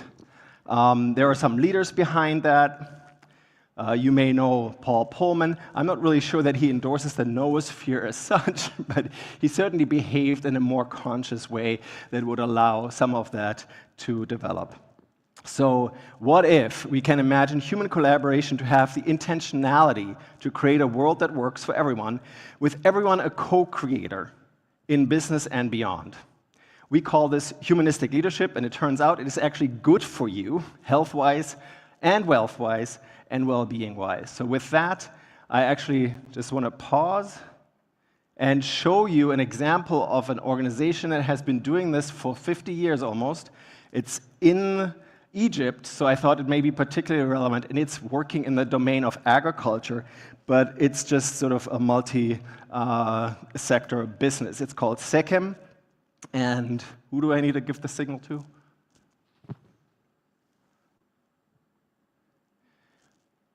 Anyway, okay, so it is not fully done. Ben Stiller, who you might know, is narrating it for us. We don't have the subtitles yet, so I apologize for it. But this is a part of a bigger effort to spread these kind of stories. So, done. There you go. Deep inside of me, there was a living image. In the middle of a desert, I see myself scooping up water from a source. Carefully, I plant trees, herbs, flowers, and drench their roots with the precious moisture.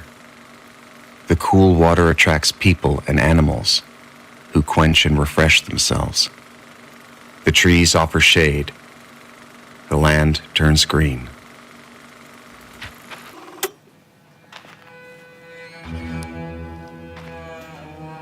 It all started in 1975. It was just after the war. This peace movement coming and some hope for a peaceful future. And this was the reason that my father then decided to take the family to Egypt to show them his home country. Coming to Egypt from Austria, where we were living in a small village where we have 8 months per year snow, and then going into the desert, meeting the camels, seeing the pyramids, going to the temples, visiting these people living in clay houses and without electricity and without water and wastewater and so on, was just impressive for all of us. And I'm speaking about my sister, my mother, and myself. Is an interesting example of this issue of inner coal and outer coal. He felt strongly the outer coal of Egypt when he came here in 1975.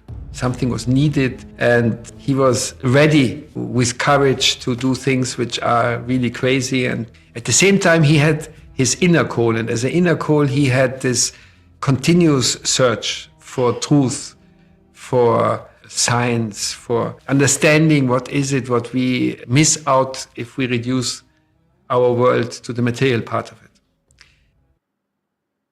You know, it was desert. It was really some little trees. And then he told me, here we will make a school, and here we will make a cheese factory, and I will build you a palace over there. And of course, the palace I didn't believe, but all other things, I was quite sure this will happen. Sikkim can be a model of what humanity can do in a very figurative and literal way, in a sense of turning a desert into an oasis. If you want to bring back life into the desert, it needs water. There's no life without water. And if you're going into the desert in this place here, for example, in the mother farm of Sikkim, where they started in the very beginning, it is a little bit in the outskirts of the Nile Delta, which is very rich in water from the Nile. The water what we are using here is mainly through a well which we are digging till 20 meters. But it is basically coming from the underlying water of the Nile. So the underground water is fed by the Nile. So what's powerful about this example is that you literally turn desert into a paradise of sorts that you oftentimes don't know is possible. In a certain way, sometimes we have to dream with something and then a little bit to achieve little bit objectives over the years to achieve the long way dream. So the magic works. Sekhem means vitality of the sun. Look, most of the planet is desert, and with climate change, we're going to see more and more land becoming dry and barren. With Ibrahim's strong belief, along with the collective vision of others, 40 years later, this area has been completely transformed with healthy, flourishing soil. Healthy soil equals plants. Plants that are now responsible for several highly profitable companies that produce medicine, food, and clothing. Companies that are leaders not only in Egypt, but worldwide. And how did they do it? Take excess carbon out of the air and put it in the soil. That's it. Done. This didn't just regenerate soil. It regenerated a community. So I come here, of course I chit-chat a bit with my colleagues in the morning, and then we start the morning circle, where we all come together in one circle, all the employees. We come around one tree and we look at each other, see who's here, see who's not. I think this circle has magic. For the Sikkim community, it's a very, very important ritual, because it's really what shows this piece of social art in action. When people from very different walks of life are just joining in this circle, and each one of them feels at home. For very, very different purposes, very, very different reasons, they all feel at home. Or it's their circle of interest because they are making good business. It doesn't really matter where you stand, it must work for everyone. I wanted to be a dentist. Anything in the school, activities, playing, drawing. Learning drawing in this, I can draw anything. I learned it from Miss Hagar. When I came to Sikkim school, I found the life in the school, not the school in the life. Everything is alive. The classroom is alive. Beautiful. Everything around us is beautiful. There is no fences. There is no limited in knowledge or to express about ourselves as a teachers or as a students. So I think all the students here, they felt they are in their home. Women should be empowered, should be well educated, should be in a good health situation and well-being. This is fact in our beliefs, and it's also in the Egyptian constitutions. It's written, but who is applying? This is the questions. Lucky are the girls which came to Sekhem, which worked with my mother, because they had a good salary, a good income, could marry, could have an independent life. I mean, she was from the very beginning connected to building up this Sekhem community from scratch, from nothing. And I think it's really she who made it possible also that girls, which 47 years ago were not leaving their homes easily, going to factories or farms or communities to work, could come. It's, as I said, for her, the wealth of this experience are the connections, the people. My father, being more an intellectual guy, a researcher, you see all the books. He needed operas, he needed cultural events, he needed nourishment of another kind for his soul. أنا حبيت سيكم جدا جدا أنا وارتحت نفسيا وتعلمت حاجات كتير في سيكم، وأولادي هنا تعلموا، جبتهم من الحضانة لأن ما خلصوا الكلية هم في سيكم هنا، وحبينا الدكتور إبراهيم جدا وكان بيحبنا جدا وبيمشي معانا، مش صاحب عمل، كان أب لينا، فكنا ماشيين معاه بكل شغل بإخلاص وكل جد. My dad would have been able to go out now of this office, go to the right side, meet a gardener and engage in a discussion about his daughter. And then in the evening send him something which he was mentioning, she needs a book or she needs a pen or something, and then sending it. And he was able to do this for the thousands of people of Sekhem. هنا أكتر حاجة بنحبها هنا وتعلمناها المواعيد والنظام. أنا لما جيت هنا طبعا أعجبت جدا بالمكان والمنظر. أنا لما باجي هنا مش بحس إن أنا جاي أشتغل في مستشفى، أنا جاي رحلة.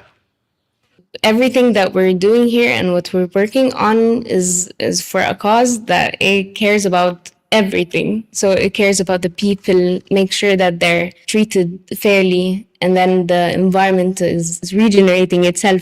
I have friends and I play with friends. The last school I don't have friends. Every day I'm waking up and I'm quite motivated to see what's coming next, because you never know what's coming next. It's challenging you, it's bringing you to the edge, it brings you emotionally to the edge also. Lots of chances to learn. So they will care for the people and not only giving them the feeling that they are seen, no, being seen. This is what they honored most in their relationship with him. I never forget the advice of Dr. Ibrahim. We are here to serve the students, to shape their minds. So let's imagine that we are shaping their minds with their future, cool and ambitious and passionate, and we mingle both together to have a real change for the future and for the current state as well.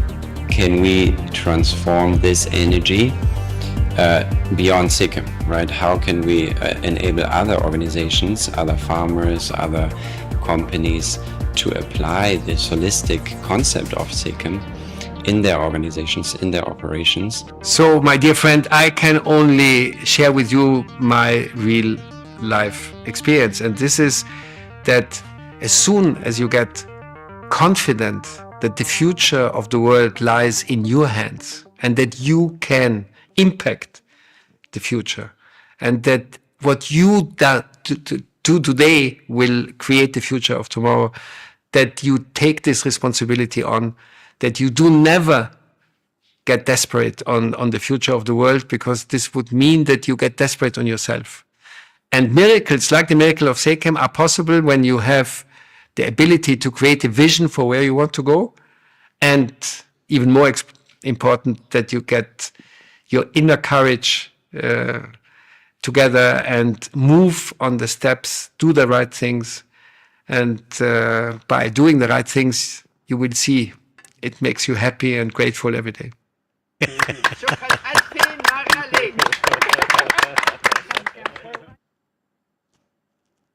All right.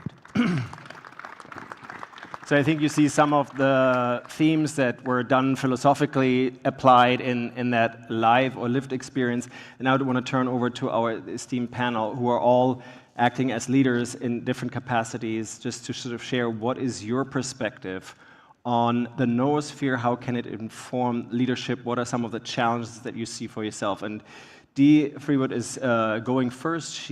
We'll just share a little bit about you, what you think brings you here, and who you work for. Hi, I'm Dee Freewood, and I work for Oracle, and I'm in the Supply Chain Management Development Organization, their Center of Excellence.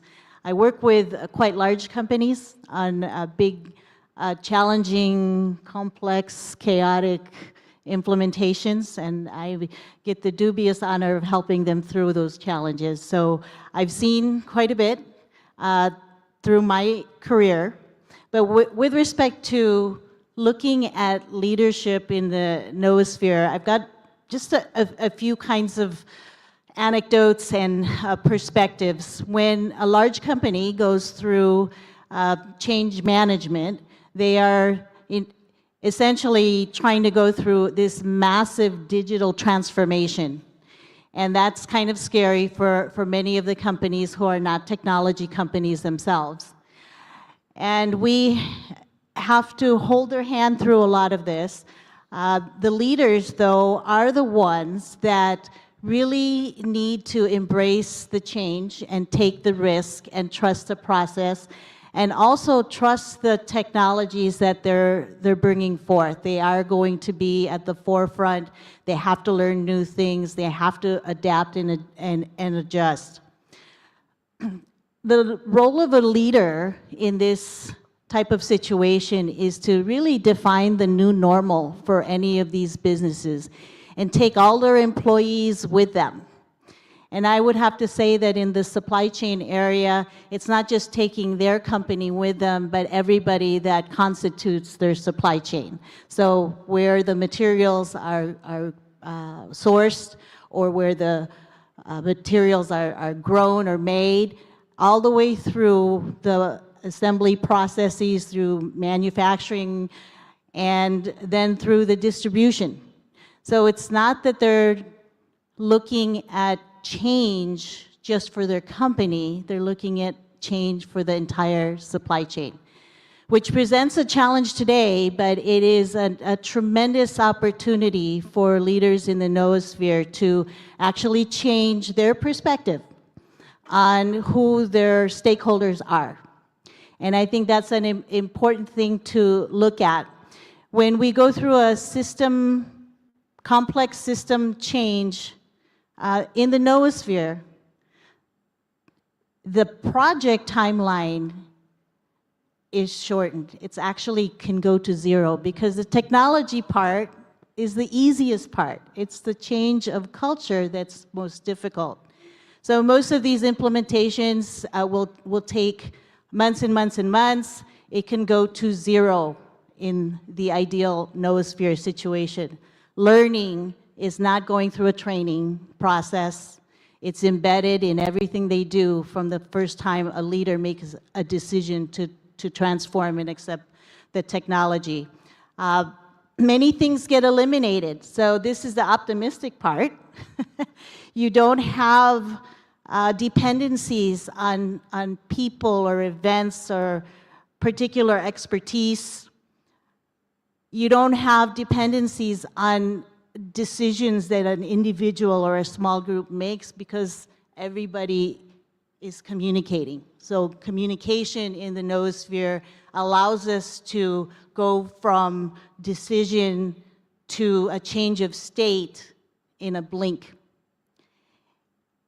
I think that from a perspective of change management, it's no longer the management that you have to worry about. You're just going to have a due date or a date when things change in state.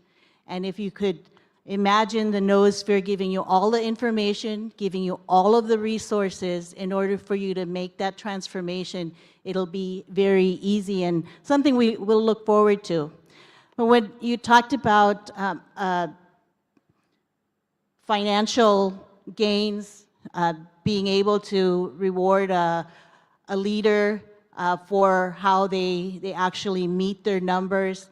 So there's the financial capital that they gain, but we're looking at social capital in the world of the noosphere, because they get to look at the entire supply chain, increase the number of stakeholders, do social good, and get the results along the way and share those successes, not just with their immediate employees, but everybody in that world. And I think your video illustrated that. So that's my perspective on how things would change in the noosphere. Thank you.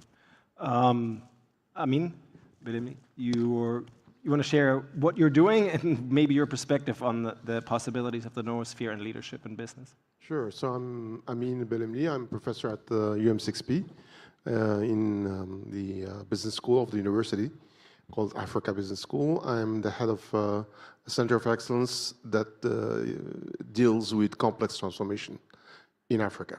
It's called Leading Transformations in Africa. So I've been mostly concerned over my 30 years of experience or so as a practitioner before joining academia. I've been really mostly concerned by how things emerge over time when they're not intentionally designed and planned. We hear that most of the time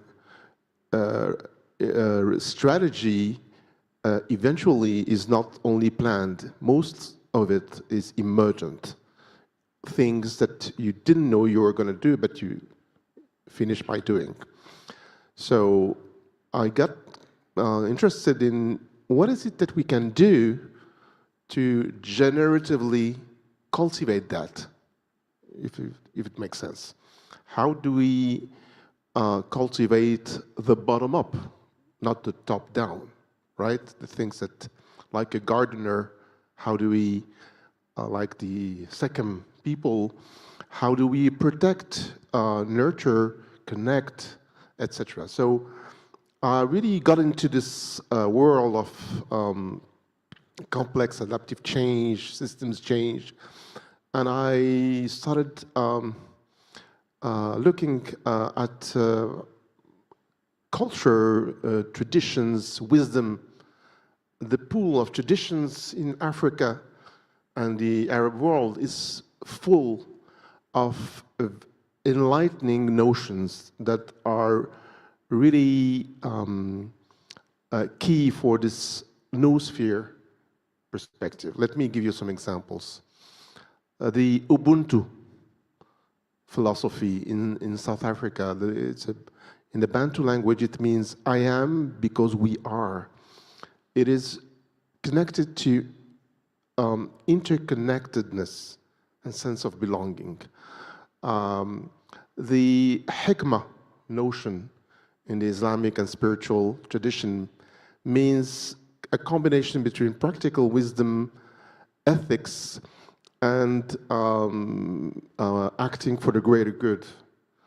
And this notion of hikmah is connected to the phronesis from the Greek word or tradition, meaning that what is it that we do to adapt in the same time to a context, but being connected to something transcendent that is beyond ourselves. And I think that's the key notion of noosphere. Let me give you another metaphor that really inspired me so much until now. Did you know that the largest living body in the planet is is a fungal network of threads called mycelium, and it's actually in Oregon in the United States. It spans across 3.5 miles. And it represents approximately 1,700 football fields. It's massive. And it is a network of fungal threads that manages load balancing of nutrients, water, information between trees, between species. And actually 90% of the the soil plants get their fair share of nutrients and needs from these networks across the globes.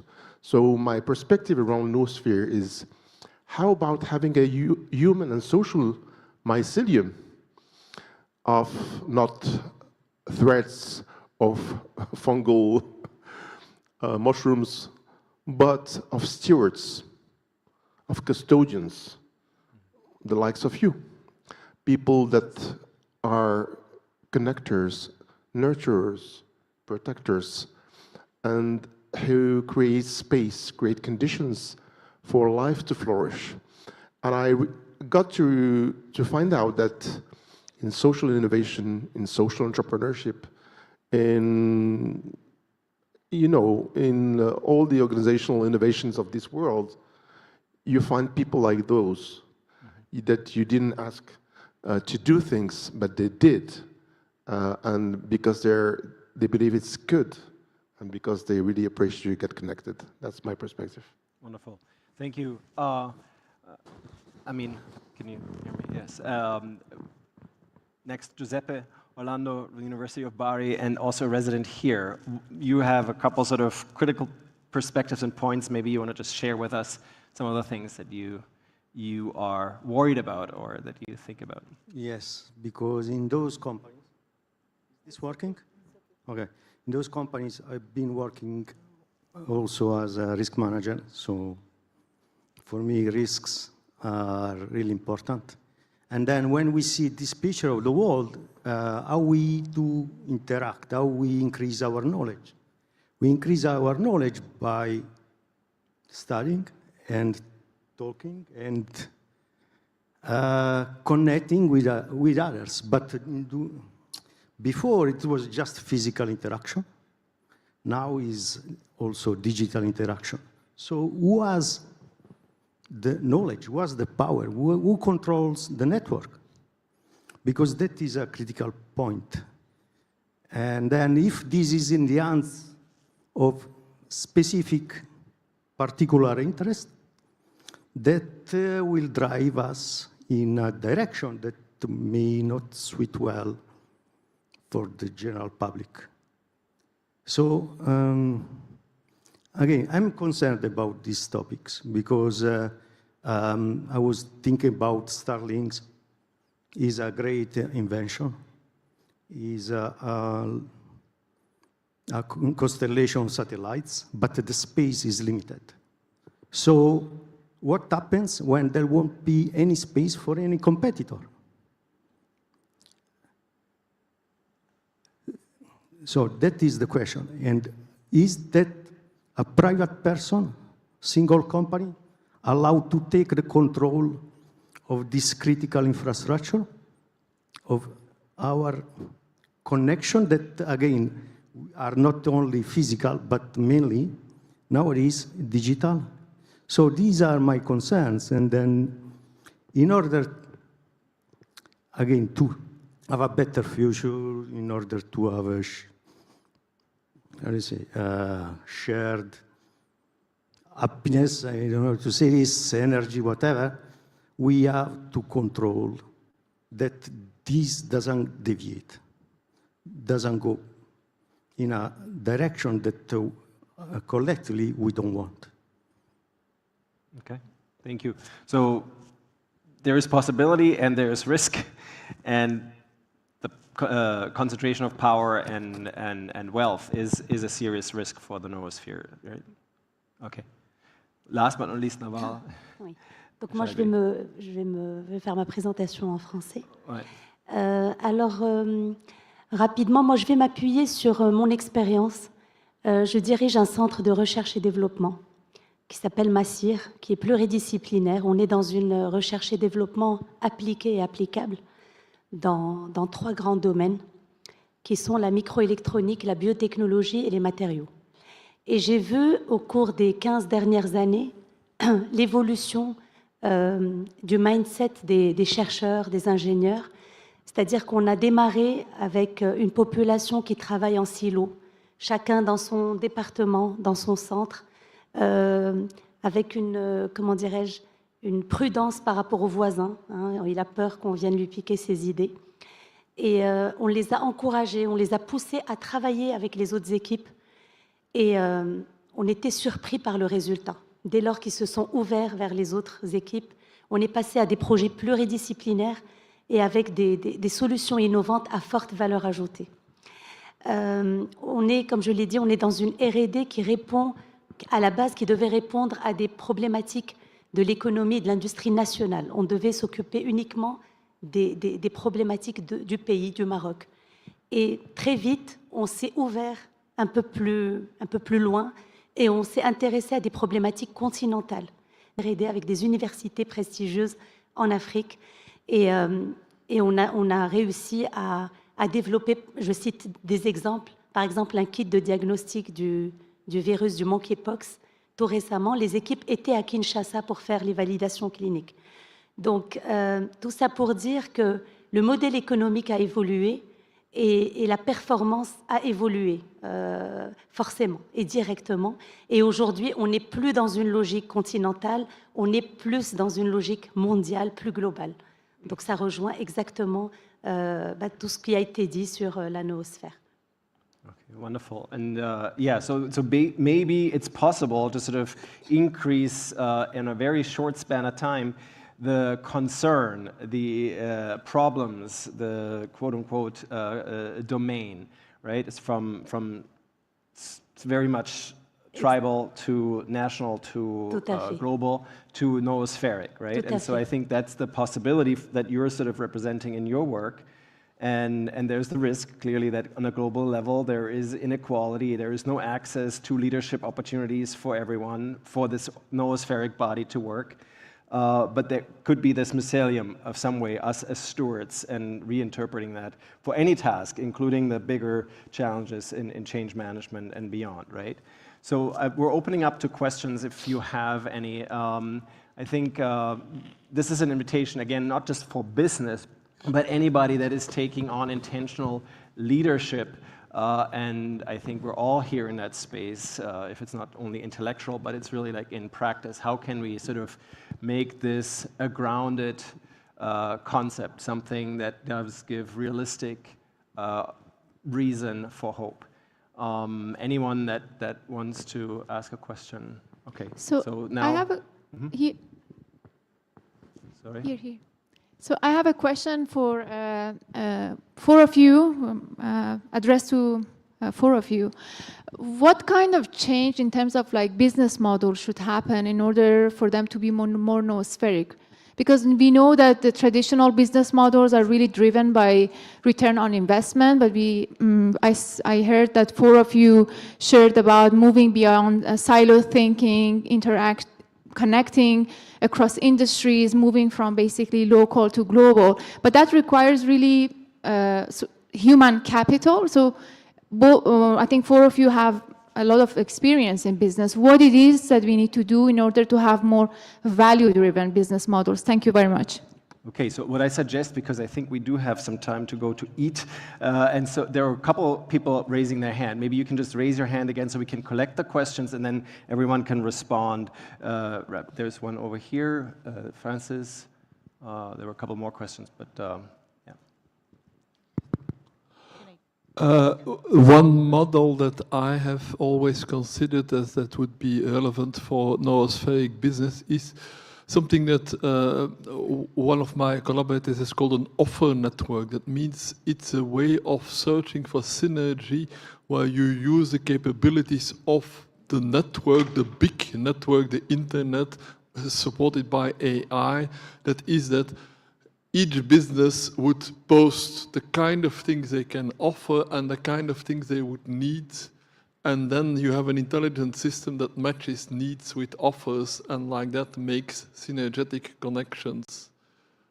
So I would just want to suggest that, do you think that's a good idea? Okay, so that's maybe a way of a business model. There was one question over here, and then you respond to either one of them.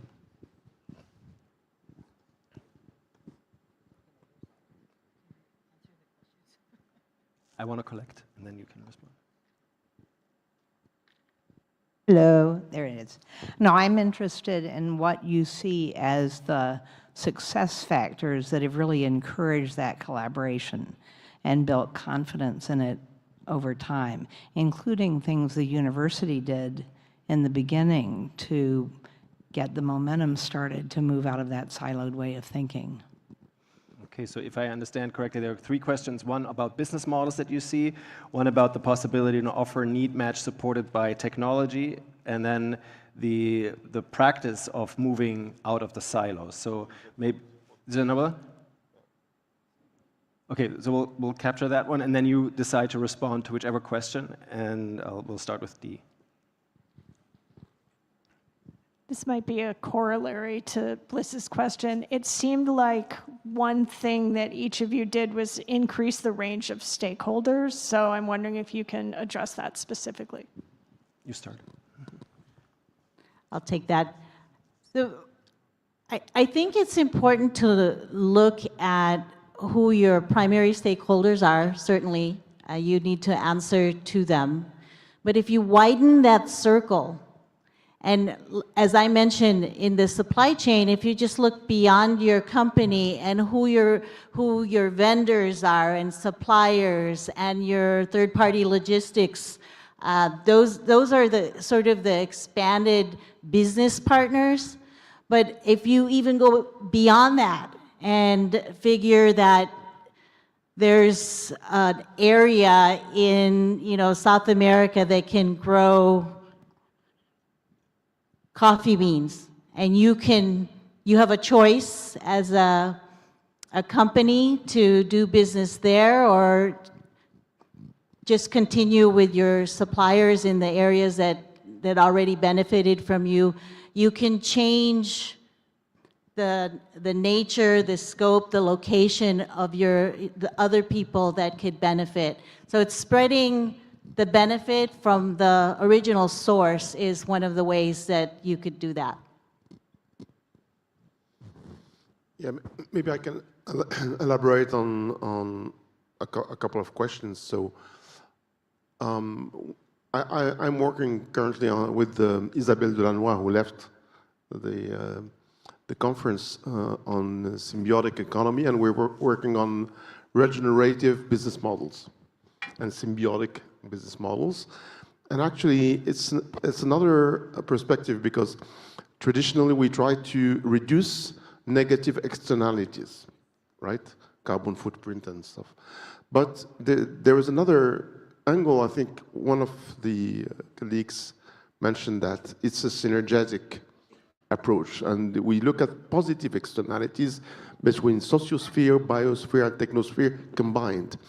So it comes to what it takes to develop that is to invite a diversity of perspectives, of voices, and manage productive tensions between framing, between worldviews on the one hand, and on the other hand, developing a systems lens, meaning that we look at the feedback loops, the recursive effects.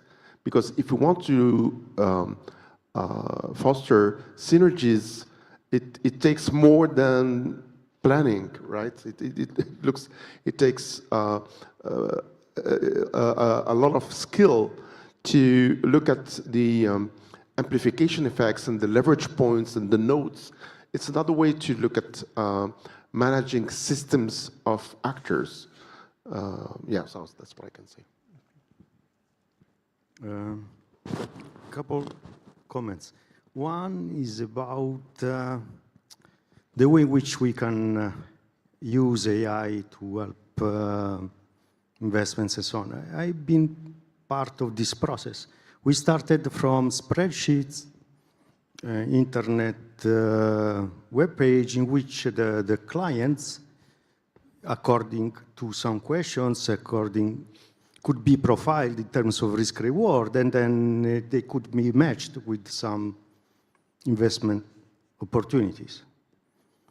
And then you can do this, you can extend it to anything. You can extend to insurance products, to, I don't know, a car, whatever. Because at the end, the principle is the same. And then you can use also AI for that. And then you have robo-advisor, expert system, and so on. And then what is the issue there? That the data. Who owns the data? Because the best system is not only the most clever and most intelligent, the best trained, but often is the one that has more data. And where the data is stored? And who controls the data? So that is the issue.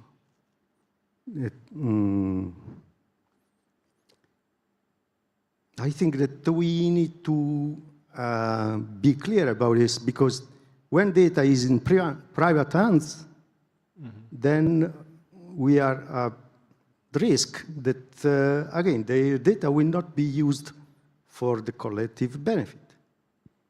So I suggest to think twice about these kind of issues. No? Okay. There's another comment.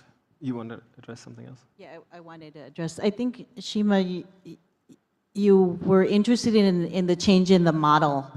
And I think many things are profit-driven, bottom line driven. If you flip that and begin with some sense of corporate social good, social responsibility, I think that the only way that that could evolve as something desirable if there is social pressure to do that. You know, you have choices as consumers in business. Would you actually buy products from a company that didn't have a program to help anywhere in that supply chain I talked about?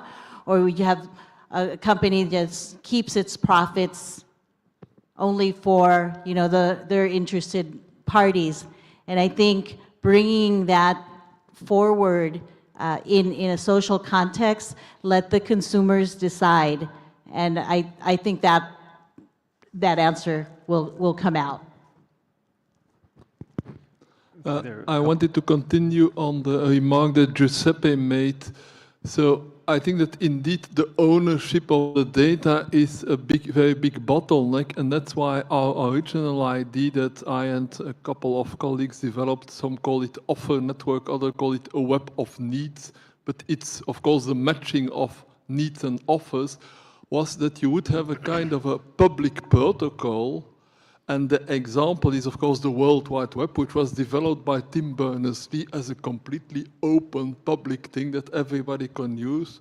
And then you would, of course, need some kind of a repository, and there the model could be Wikipedia. Wikipedia at the moment is a public database of knowledge. You could have this public database of offers and needs. And also I want to note that it shouldn't be just a capitalist version. In a capitalist version, there is demand and there is supply. That means that the demand is willing to pay for the supply. But some people need things and they can't pay for it. And some people are willing to offer services and they don't need to be paid. So the whole idea was to have a kind of a mixed system where there are people that freely offer things, people who offer things on a condition, people who need things and are willing to pay, and you could have all of that, and via AI you could try to match all of them so that, let's say, you have, as a company, you have some output that you don't really care about, and then it turns out that some village in Africa could use that output for whatever reason that you never thought of, then the AI could match the two. Okay. Yes, I'd like to offer two creative ideas. Not original, not mine, but I've worked with both of them. One is Buckminster Fuller, someone who I enjoyed knowing and working with, and his World Game Plan. As an architect, he had a vision of how systems could work, and I'm alluding to Amin here with your strategic sensibility. It also ties in, of course, Norbert Weiner and cybernetics and cybernetic thinking and systems analyses. But Buckminster Fuller offers not only a game plan, but the methodology that is really concretized very systematically and smartly. Further, the geodesic dome brings it great architectural semblance that has not only the sensibility of the geodesic dome, but the philosophical, theoretical awness of the geodesic dome, which is globally understood on so many different levels. I think that you might want to consider that at your meetings when thinking about creative storytelling, to more aptly allude to Buckminster Fuller, because he certainly is a purveyor and a nascent icon in our world of the futurist thinking and possibilities and potentialities. My second offering is to consider Bruce Mau. Bruce Mau is a Canadian designer who came up with the concept of massive change. And about 5 years ago or so, he and his team in, I believe, Toronto, put together an idea of if the world could change, what would it be like? His exhibition was so astute, so brilliantly, intellectually marvelous. The design is, bar none, the highest of museum elitist artists, high art sensibility that is understood without question on so many different levels. But it traveled around the world and is still very available for anyone who wants to know. But it was the images, the designs, the sensibility that people could play within this massive change environment to learn what it could be like to be in the environment. So you're dealing with immersivity, so that's very artistic and digital in experiential design, which I think Bruce Mau is a particular genius at. So just those two offerings. Thank you. Any further questions or comments? When should we close? I'm just checking. Now. Okay, great. Now we're closing with a comment and a reference to Bruce Mau. And what rhymes is good. So thank you, everybody here on the panel. And there's one more comment to close it, to bring us down. The last thing I want to answer, a comment regarding which kind of data then they are stored, because then you may have mass surveillance. When you go to a bank and you ask for a loan, then you are rated. And then also, we know in China, but is a possibility also for us, that you may have a social rating. So you cannot book a hotel because you did something wrong. You said something wrong. You visited the wrong website. So that's it. All right, with further ado, thank you very much, everybody, and let's eat.